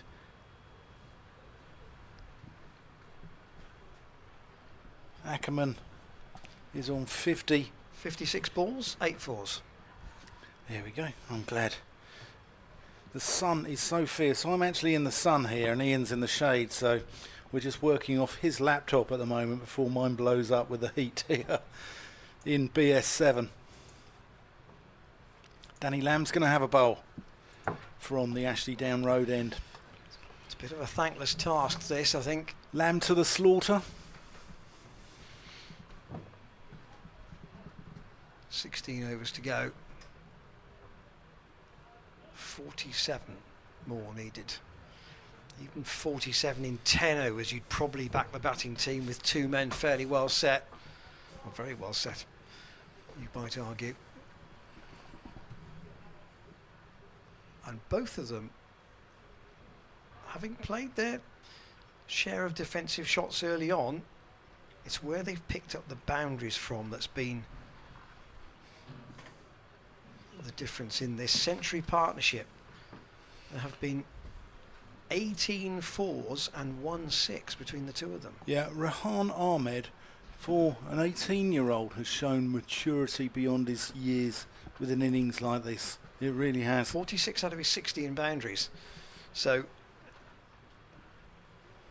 you know, when he does score, he gets full value for his shots. Yeah, giving a little nudge there to the England selectors as well, who have gone for Moeen Ali when he was the man in place really as the second spinner. Went on the tour to Pakistan. Played 1 test match and took 5 for 58. Yeah, and did well in the subcontinent. yeah. Nottingham lad.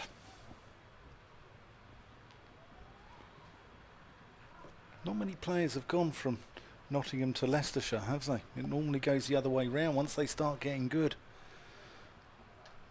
Robin Hood. Robin Hood's county robs the poor to feed the rich. Danny Lamb in then. Oh, that's very wide, and surely will be. Well, I'm amazed that's not. I'm amazed that's not called a wide by Paul Baldwin. There's been some inconsistencies here with the umpiring. It's got to be said. Very, very wide from Danny Lamb. He'll try again, and that's also wide, and that's given as a wide. It had to be. It was almost as wide as the first one. So, if the umpire was being generous, first time, not second time. The rate down below 3.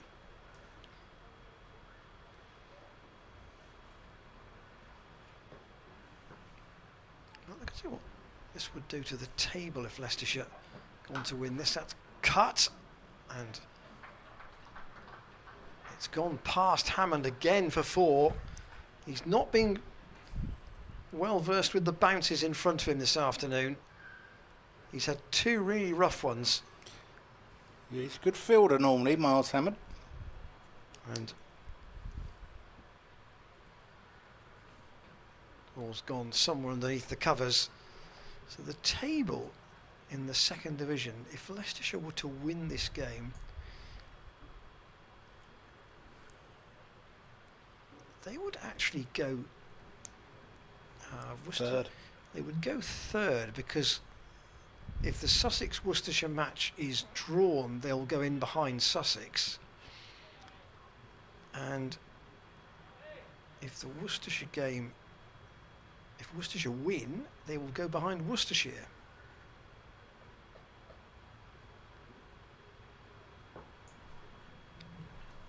Looking after their own affairs though at the moment. Again, very wide from Lamb, and another wide outside the off stump. Whatever he's trying here,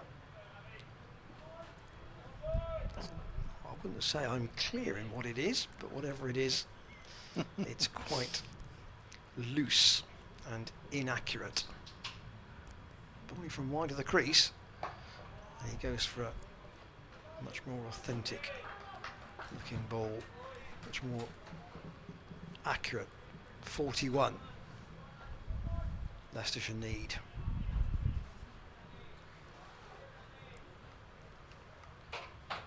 Dan said earlier we might be here till 7 o'clock. I don't think so. No. Not now. In swinger, gentle in swinger from Lamb, defended by Ackerman. No. If these wides continue, might not be here till 6 o'clock.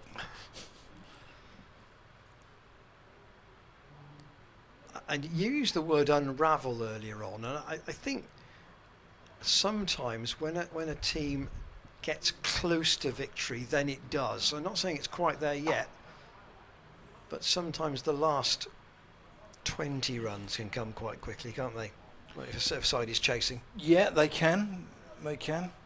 Heads drop, don't they, in the field? Just because, unless you're you know, deep into the batting order, if you've got plenty of wickets in hand, sometimes however competitive you are, and that's 4 more. Cut away by Ackerman. Danny Lamb is kind of a Benny Howell pace, and on this pitch they've been in this 2nd innings, Leicestershire have found a lot of 4 balls, and they haven't missed out on many. No, they certainly haven't. And if you do bowl at that pace, then you know it's no wonder that the Leicestershire batter has just climbed into it. Ackerman tucks it away. Savagar's going to come back. So Ollie Price 2 overs for 18. Graham van Buren 3 overs for 22, also at that end. It hasn't happened for the Gloucestershire spinners in this 4th innings. No, not Didn't at all. really happen for Parkinson actually until very late. Yeah, but well, he got Charlesworth, didn't he? Got Charlesworth, and he got Price, Bracey, and Tom Price. He got both the Prices. But certainly, you know, had to wait until it's the 4th day for any meaningful impact from the spinner. Yes, he got 2 wickets in the 1st innings, one of which was Ajit Singh Dale having a swing at the end of the innings. His other wicket was that of Miles Hammond, which, to be fair, was a really good delivery. Ken Zaffer at least create some panic in the Leicestershire dressing room.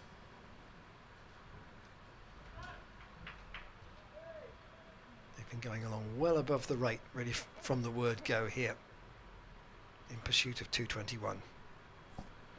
Here he is, to Ahmed. Oh, and he's got that. Where's he got that? Has he deliberately played that, or has he got an inside edge there?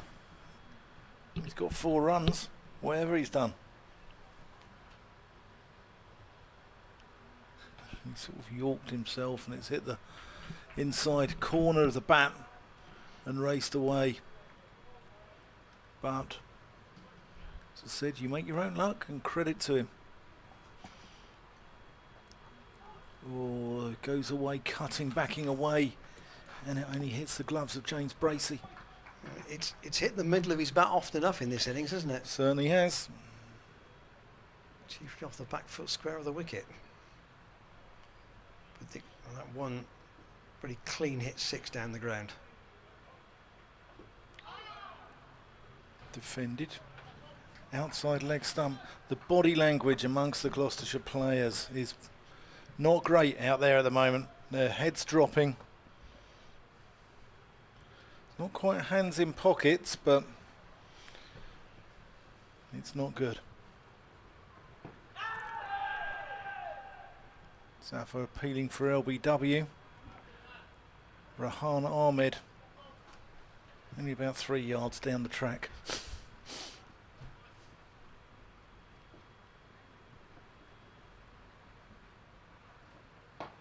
Oh, and he's wiped that one off middle stump.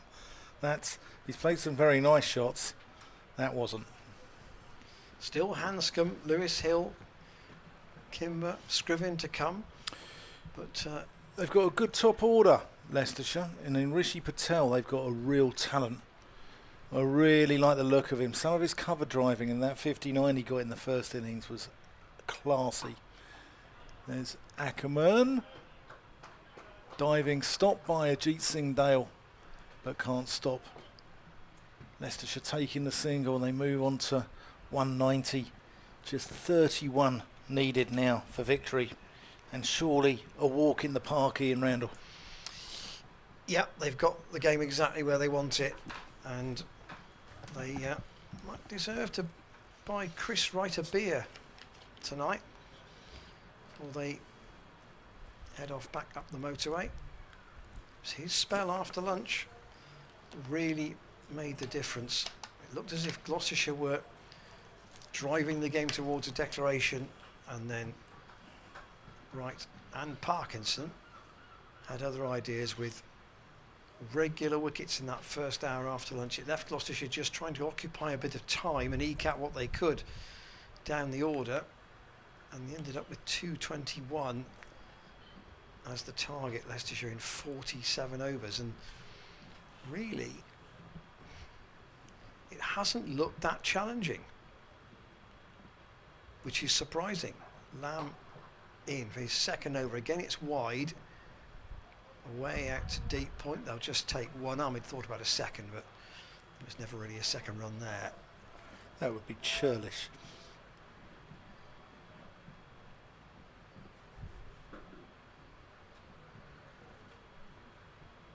Gloucestershire's next cricket is on Saturday in the T20 here against Kent.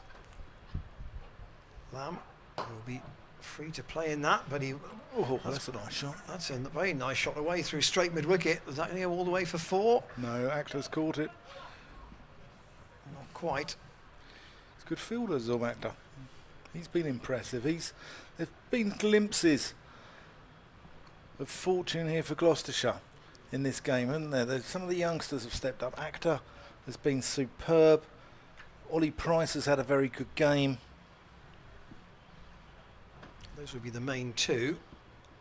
Ajit Singh Dale's got his maiden 50. But I think he's gone wicketless in the game, as has Tom Price. The concern with the small C would be that, having come back into the side, neither Ajit Singh Dale or Tom Price have quite looked their old selves. No, they haven't. Gone funky here, gone 2 short mid wickets. Ollie Price in there and Chris Dent. Leicestershire closing in on victory. Clipped away and gone. It's beaten both of them. And Rian Ahmed has got that through the gap Well, there were 3 men on the leg side there, saving one, and he's pierced the field between all 3 of them and picked up another boundary. And Leicestershire racing towards their target. Yeah, 197 now. 24 to win. Going at 6 and over. Ahmed would fancy a not out here. Lamb in, and Ahmed goes aerial. Call from Van Buren, and he's taken the catch. So a wicket for Danny Lamb, and Ahmed is out, but he's done the job really. A stand of 141 with Colin Ackerman, and Leicestershire almost home with the youngster having played a really aggressive knock. Yeah, and that's Danny Lamb's first class wicket for Gloucestershire, and Ahmed's going to walk off, and he deserves every bit of applause here because his innings has broken Gloucestershire's hearts. 71 off 76 balls, 12 fours and a 6, and promoted up the order too, let's not forget. Yeah. He would have batted at 6. But for an 18-year-old to come in and not panic in that sort of run chase takes real heart and real maturity. Peter Hanscom's coming out at number 5. It's going to come true. Lewis Kimber, having been given out obstructing the field, is going to hit the winning runs, as you predicted, Ian Randall. Well, no, as you predicted. I just said that might be the storyline. You never know. You never know.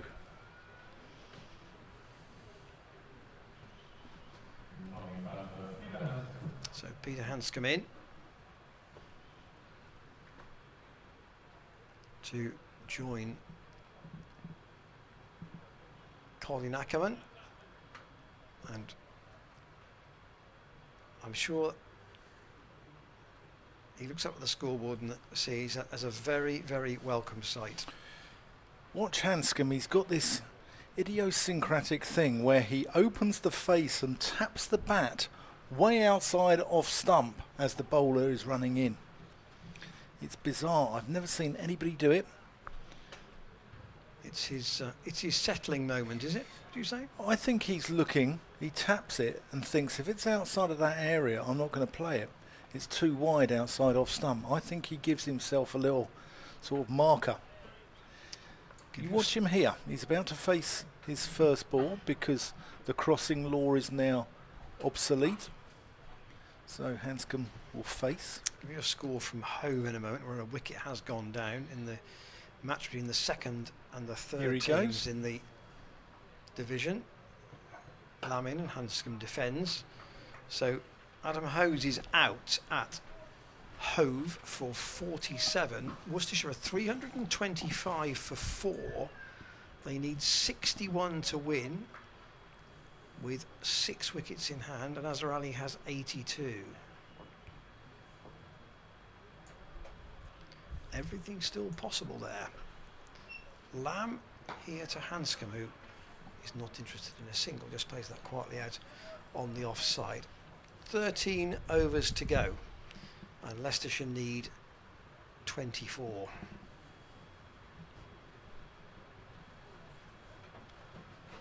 They're nearly there. Lovely evening in Bristol.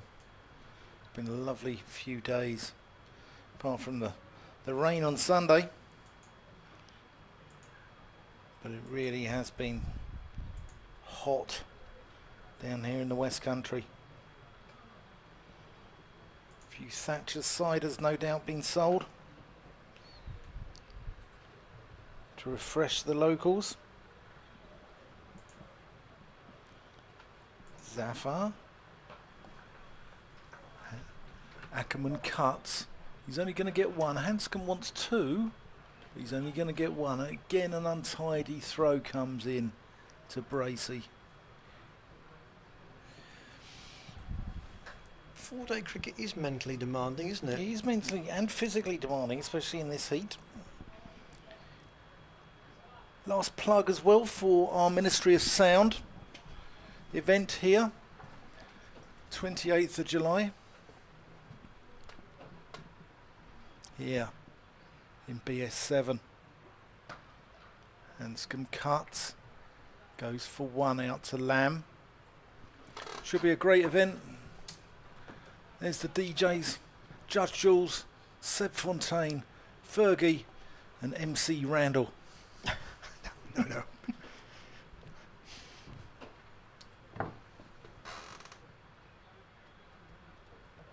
Oh, Zaffa nearly sneaks one through Ackerman there. See, the popular thing to say would be I'm booked elsewhere. Well, you did the Ibiza circuit this year. Yeah. Tossed up. Ackerman just punches that one out to long off. There's the 200 up for Leicestershire. We should say that if you have joined us from the East Midlands throughout the last 4 days, I hope you feel that we've been fair to your team. We always try and call the games in as fair and balanced way as we can. I hope you've enjoyed our company. We've enjoyed you being with us. Hanscom pushes that one out to Graham Van Buren. Yeah, we've had some nice emails from Leicestershire. We've been talking about Melton Mowbray pork pies, Cobbs, Walker's crisps. The Ayleston Road. The Ayleston Road, there's a sneaky single to Hanscom. Gary Lineker, David Gower, Nigel Bryers. Frank Worthington. Frank Worthington, yeah. Chris Garland. We should have spoken about Willie Thorne really as well, but we haven't. Yeah, Willie Thorne. A man Ian Randall models his hairstyle on. Yeah, that was some while ago. Remember Chaz and Dave's snooker loopy with got a cool line in there. Willie Thorne, his hair's all gone. Oh, actually, just on that, I'll come back to that in a second. I heard a travel bulletin on my way to the ground this morning, where the travel presenter said, "Slow, and not much go," about a particular route. And I thought, yeah, you might say that about this game to this point, but there might be a bit more go today. Absolutely right, there has been. Lamb in. That's a nice shot. Pushed out to Tom Price at cover by Hanscom. 20 to win for Leicestershire. And Lewis Hill look at his 100 yesterday and say, yeah, that's exactly why I played that determined That's what I spoke about. knock that gave his team parity. Yeah, Leicestershire haven't got better players than Gloucestershire, but what they've got an attitude which they don't give it away. They're well drilled by Paul Nixon, who's was a nuggety cricketer and no doubt a tough coach. But he's done a good job there on limited resources. And I think Leicestershire might be on the way back up. Lamb again rolls his fingers over the ball, but spotted by Hanscom. As we spoke about, they've got plans for the Grace Road or the Upton Steel or whatever it's going to be called. They've got a good forward-thinking CEO in Sean Jarvis over there, and they've had a number of years in the doldrums in the East Midlands, and they deserve their place. Hanscom gets no timing on that at all. Tries to club it away down the ground. They deserve to bounce back, I think, Leicestershire. And good luck to them. Cricket can be cyclical, can't it?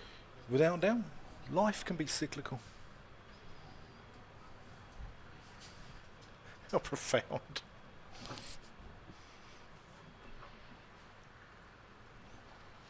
Wonder what Lamb's made of his first outing in the second division here at the Seat Unique.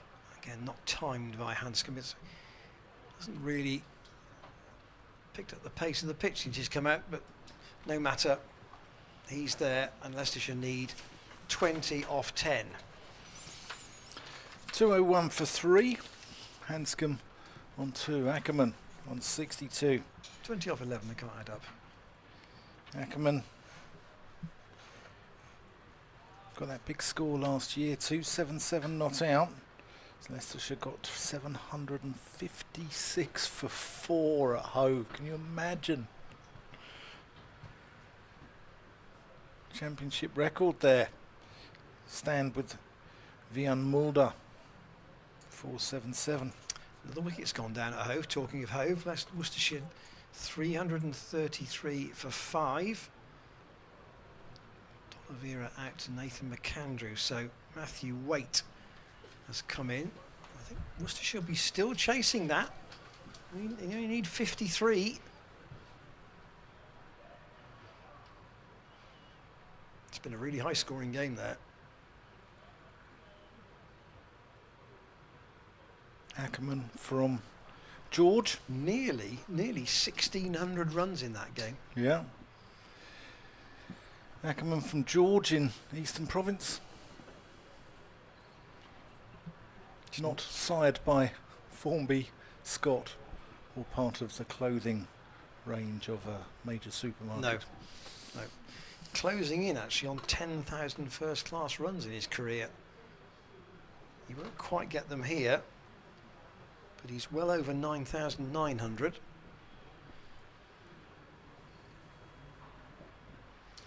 Zaffa's going over the wicket to him, and he just nurdles that one around the corner to Miles Hammond. Gloucestershire look flat.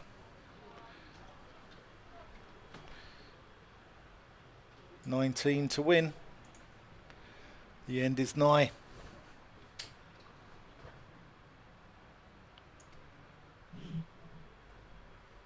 But he's 9,941.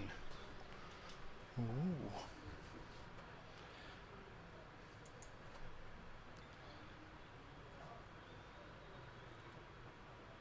Oh, that's well bowled. That's spat out the rough and gone past Peter Hanscom's off stump. I think Zaffa might feel he hasn't had a lot of luck in this innings.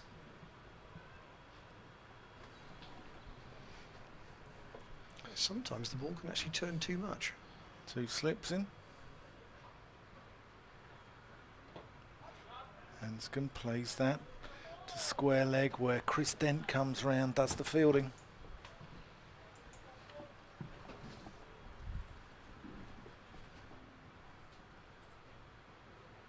Leicestershire have paced this well. That's outside, leg stump, and Hanscom just helps it on its way round to Zum Akhtar, a deep backward square. Well, he's very deep. He's very backward, isn't he? He's deep. But he's very backward square there. Sort of a second long leg. As Ackerman works that one through mid-wicket. That's going to race away for 4 runs.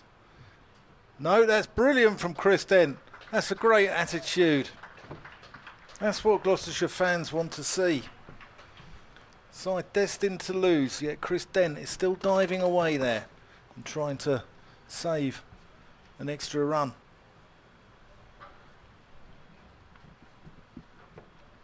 It's quick, Chris Dent, isn't he? Zaffa over the wicket. That's gone straight up in the air, and that is out. What a bizarre shot that is. I told you Kimber's going to come in and hit the winning runs, Ian. Well, Hanscom has to go. A very easy catch at mid-off. Is that Ollie Price? No. It might be... is it? Charlesworth. I think it's Charlesworth, yes. So Hanscom's stay was brief, but there is the key situation in the game. 206 for 4. And Leicestershire need 15 to win. You know, I think it is Kimber coming in. It is Kimber.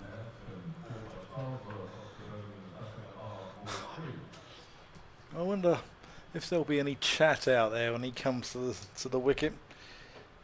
For those of you just joining us in this game, Kimber was given out obstructing the field, having handled the ball yesterday. Bizarrely had a brain fade. And the law of handling the ball, the old law 33, is now obsolete. It's all part of law 37.1.2, which we know off the cuff now, don't we? Well, yeah, absolutely. And Which is part of obstructing the field. there's two things with Kimber being out there. One, is he out there when they win? Or two, does he strike the winning run? In a sense, one is obviously slightly ahead of the other, but it would be kind of fitting that he was out there, given what happened yesterday. Yeah. I'm sure he's taken plenty of stick off his teammates as well. Yeah. I mean, it's just... And I just go back to a phrase that I've heard used by a particular coach in another sport. This is Danny Lamb starting you over to Ackerman. It's not a long phrase. Ackerman cuts, and that will be 4 more. That again is too short at Lamb's pace. Ackerman again climbing into that and taking Leicestershire to within 11. And this coach's kind of mantra was hard work pays you back. Yeah. And that graft yesterday with the bat from Leicestershire in a sense kept them in the game. Certainly did. They didn't allow Gloucestershire to get away this morning, and then they've grasped an opportunity later on. Gloucestershire, though, will be ruining that afternoon session where, I mean, it was just a horror session for them. They resumed after lunch on 136 for 3. And all of a sudden, they've been bowled out for 202, and Leicestershire are 42 for none in response. Lamb, wide of the crease, clipped away again. Oh, good stop. Ollie Price forcing Ackerman, who thought he might have got at least one there, to return to his crease. Good diving stop away at mid-wicket. Worcestershire need 37 at Hove to beat Sussex. Lamb down the leg side. Oh, good take. Good stop by James Bracey. Not so very a tidy take, but a good stop.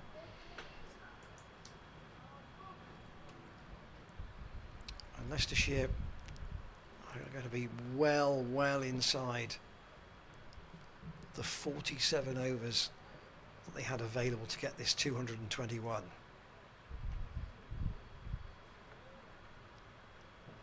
And again to Ackerman. Keep the strike. Probably with 1 ball left in the over. Kimber will have 1 ball to face, and Leicestershire need 10.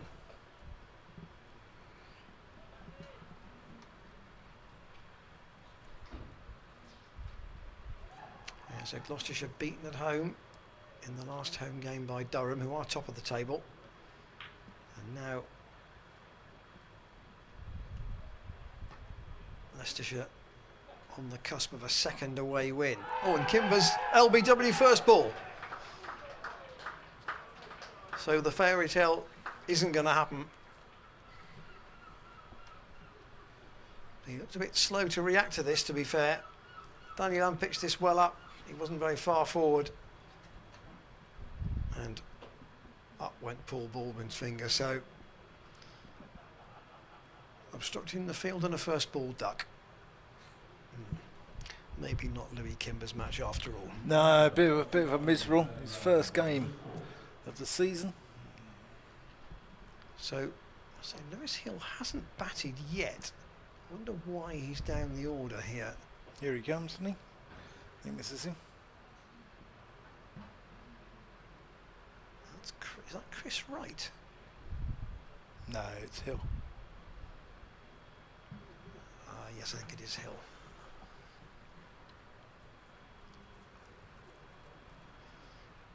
So Leicestershire are very nearly over the line. The two men. Tom There's Scriven. Scriven. So still no Hill.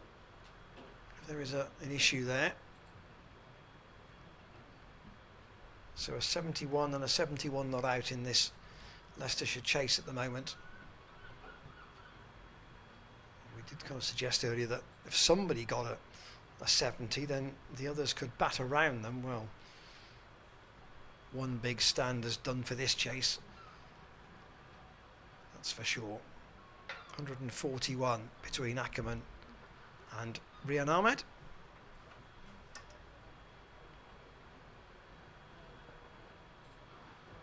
And Ackerman trying to see Leicestershire home with 9 overs to go, but they only need 10 runs to win. Yeah, batted very well, Ackerman. Shown all of his experience, all of his nous, along with that South African grit.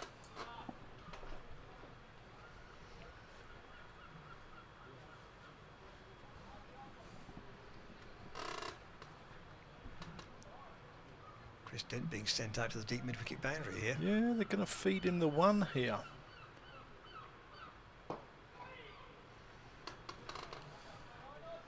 That chase that Northants had at Cheltenham last year, were they? I think they were 8 down at the end. Yeah, they were. They got a bit closer than it might have done. Swept by Ackerman, out to Akhtar for a single. But a couple of cheap wickets at the end here, I don't think are going to No, same with Northants. too much on Leicestershire's path to victory. It was always, you know, too little, too late. Even the same with the wins at the end of last season, too little, too late. Gloucestershire have to find a way of competing in the heat of the battle.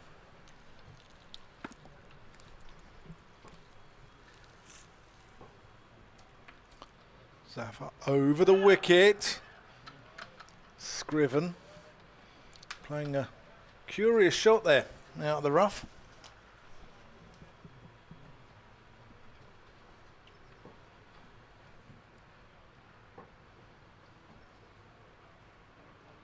Oh, it's almost bowled him around his legs. That has not missed leg stump by much. So far across. Let's have a look at this.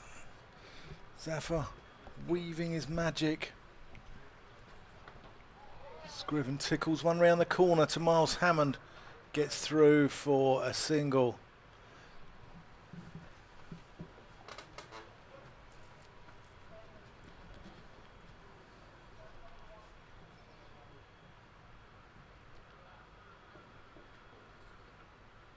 Field now up on the 1. That completes the over. 2-1-3 for 5. Colin Ackerman on 72. Tom Scriven with just a single to his name. 8 from 8. That's not runs to balls, unfortunately, because if it was runs to balls, we'd be in for a real cliffhanger. Yeah. It's 8 runs off 8 overs.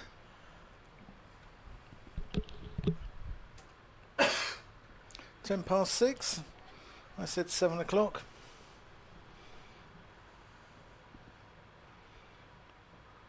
If it had been a tight one, it might have been 7 o'clock with all the field changes and. We'd still have had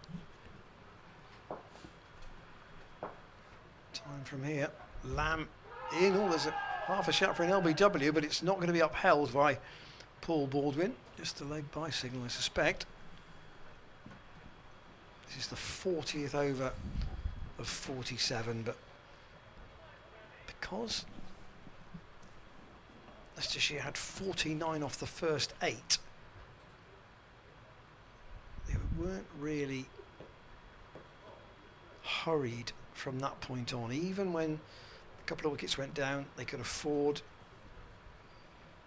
for Ackerman and Rian Ahmed just to play their way in. Lamb from the Ashley Down Road end. He's pushed up to mid-on, who is Ajit Singh Dale. The less experienced Gloucestershire seamers haven't had much joy in this match. Zuman Akhtar with 2 wickets in this innings, and obviously 4 in the first, but elsewhere very little reward. Pulled straight down the ground for 4 by Ackerman, and that takes Leicestershire to within a boundary of victory. And Ackerman wants a not out of this now. It was just a forceful punch down the ground. I wonder if this will in fact be the last over of the game. It's gone almost the whole way within the time that we've been allowed. Rain and other factors aside, can Ackerman finish it? He's edged it away, but Ben Charlesworth is in the gully. So the story from the start of the day: 9 without loss, Gloucestershire. 136 for 3 at lunchtime, said all out 202 after the last 8 wickets fell for 70. Hammond made 48, Ollie Price made 41. Lamb in again, and Ackerman defends, but there was a bit of a clatter in that hour after lunch. All out 202 in the 50th over. 4 wickets for Wright, 4 wickets for Parkinson. 1 for Hull and 1 for Colin Ackerman, which left Leicestershire 221 in 47 overs, and they were 49 for naught off 8 at tea. That gave them the platform.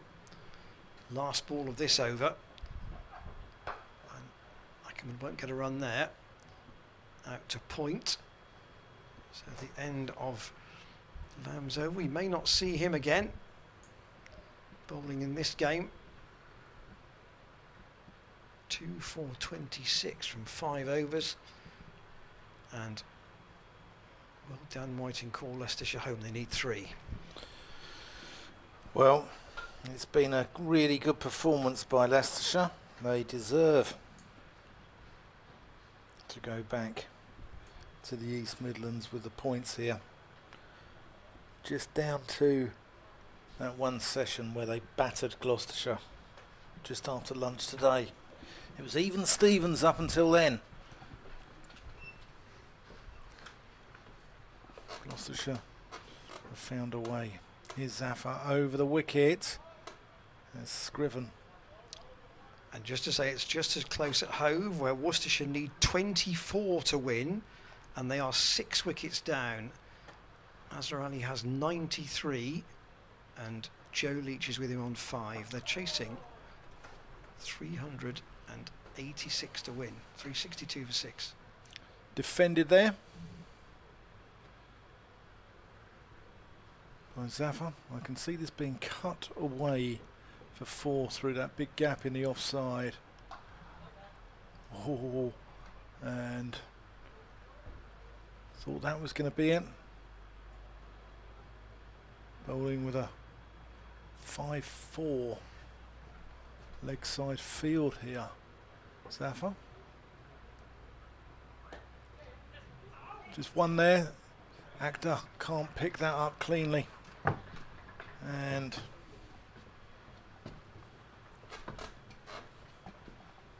almost parity.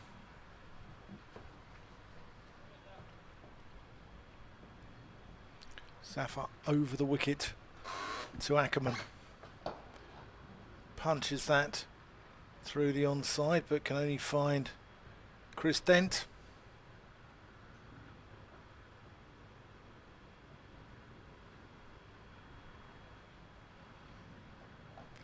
As Ackerman sweeps, there's a chance of a run out here, and scores a level.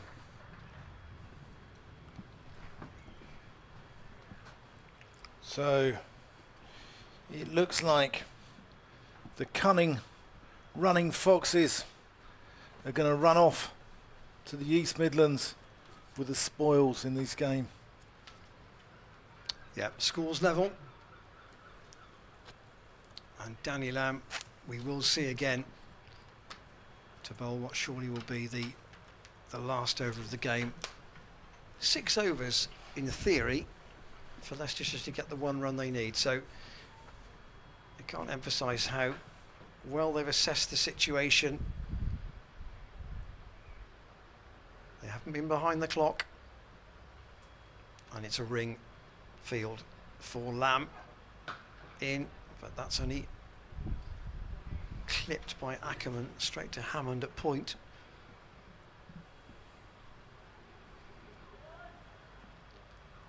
Lamb with a Michael Klinger-esque pursuit of a target here. I can't pay him any higher compliment than that.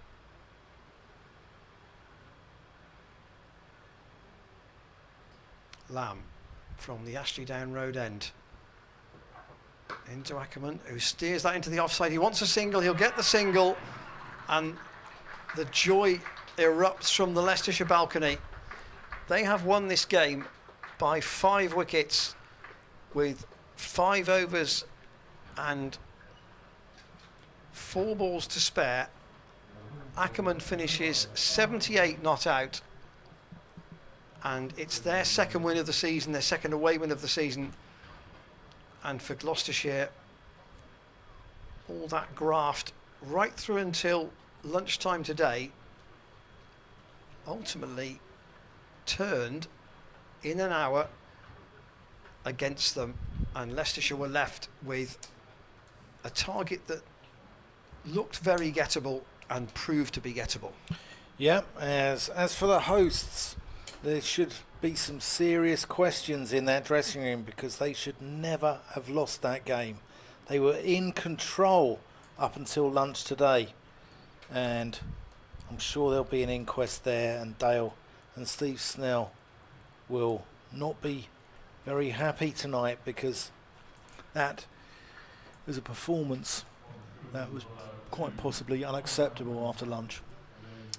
202 all out ultimately in the second innings, from a position where they were 132 for 2 at one stage. So 8 wickets for 70, Parkinson right with 4 each, and then 71 from Rian Ahmed, 71 off 76 balls, and 78 not out of 86 from Colin Ackerman has steered Leicestershire home. Wickets for Gloucestershire: Zafar Gahar 1 for 72, Saman Akhtar 2 for 30, Danny Lamb 2 for 27 at the end. But by the time he was introduced, really the stable door was open and the horse was a long way out of it.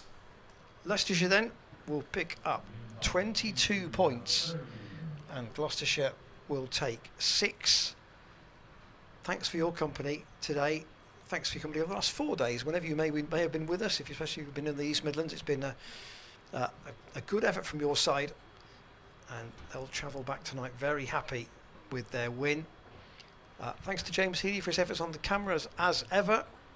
We will be back with you on Tuesday for the T20 against Sussex. The match on Saturday against Kent is being televised, so there's no streaming service for that game, but we'll be back for the 2 home games on Tuesday and Thursday next week. Ground staff putting the pitch to bed, repairing as appropriate. Final thoughts, Dan? Yeah, it's just been a bad day at the office, and Gloucestershire have to find ways to start winning games, because at the moment they look like they are fighting it out for the wooden spoon in the county championship. They don't look like they're going to qualify in the T20 competition, and the 50 over competition, well, who knows there, but they really look like it's going to be a season of despair here in BS7. Thanks for your company, as I say, over the last 4 days. We'll be with you on Tuesday. Meanwhile, from still a very warm and muggy Bristol, where Leicestershire have won this match on the 4th evening with quite a comfortable chase in the end by 5 wickets. We'll see you on Tuesday.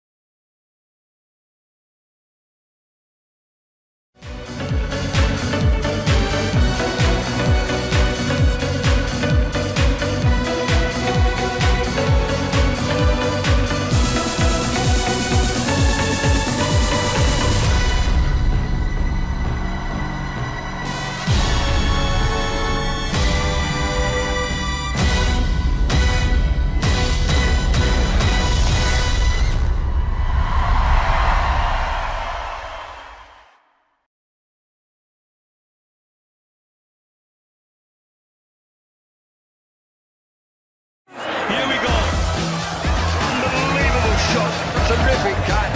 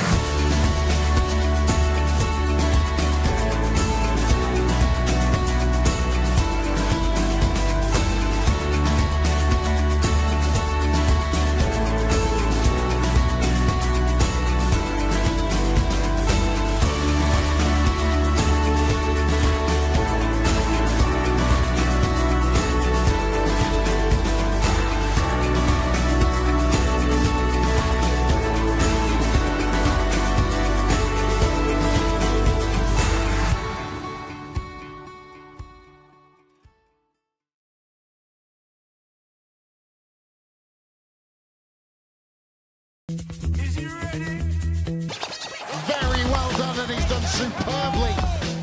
And it's a big shot straight away from Phillips. There we go, he might have just turned his bat on.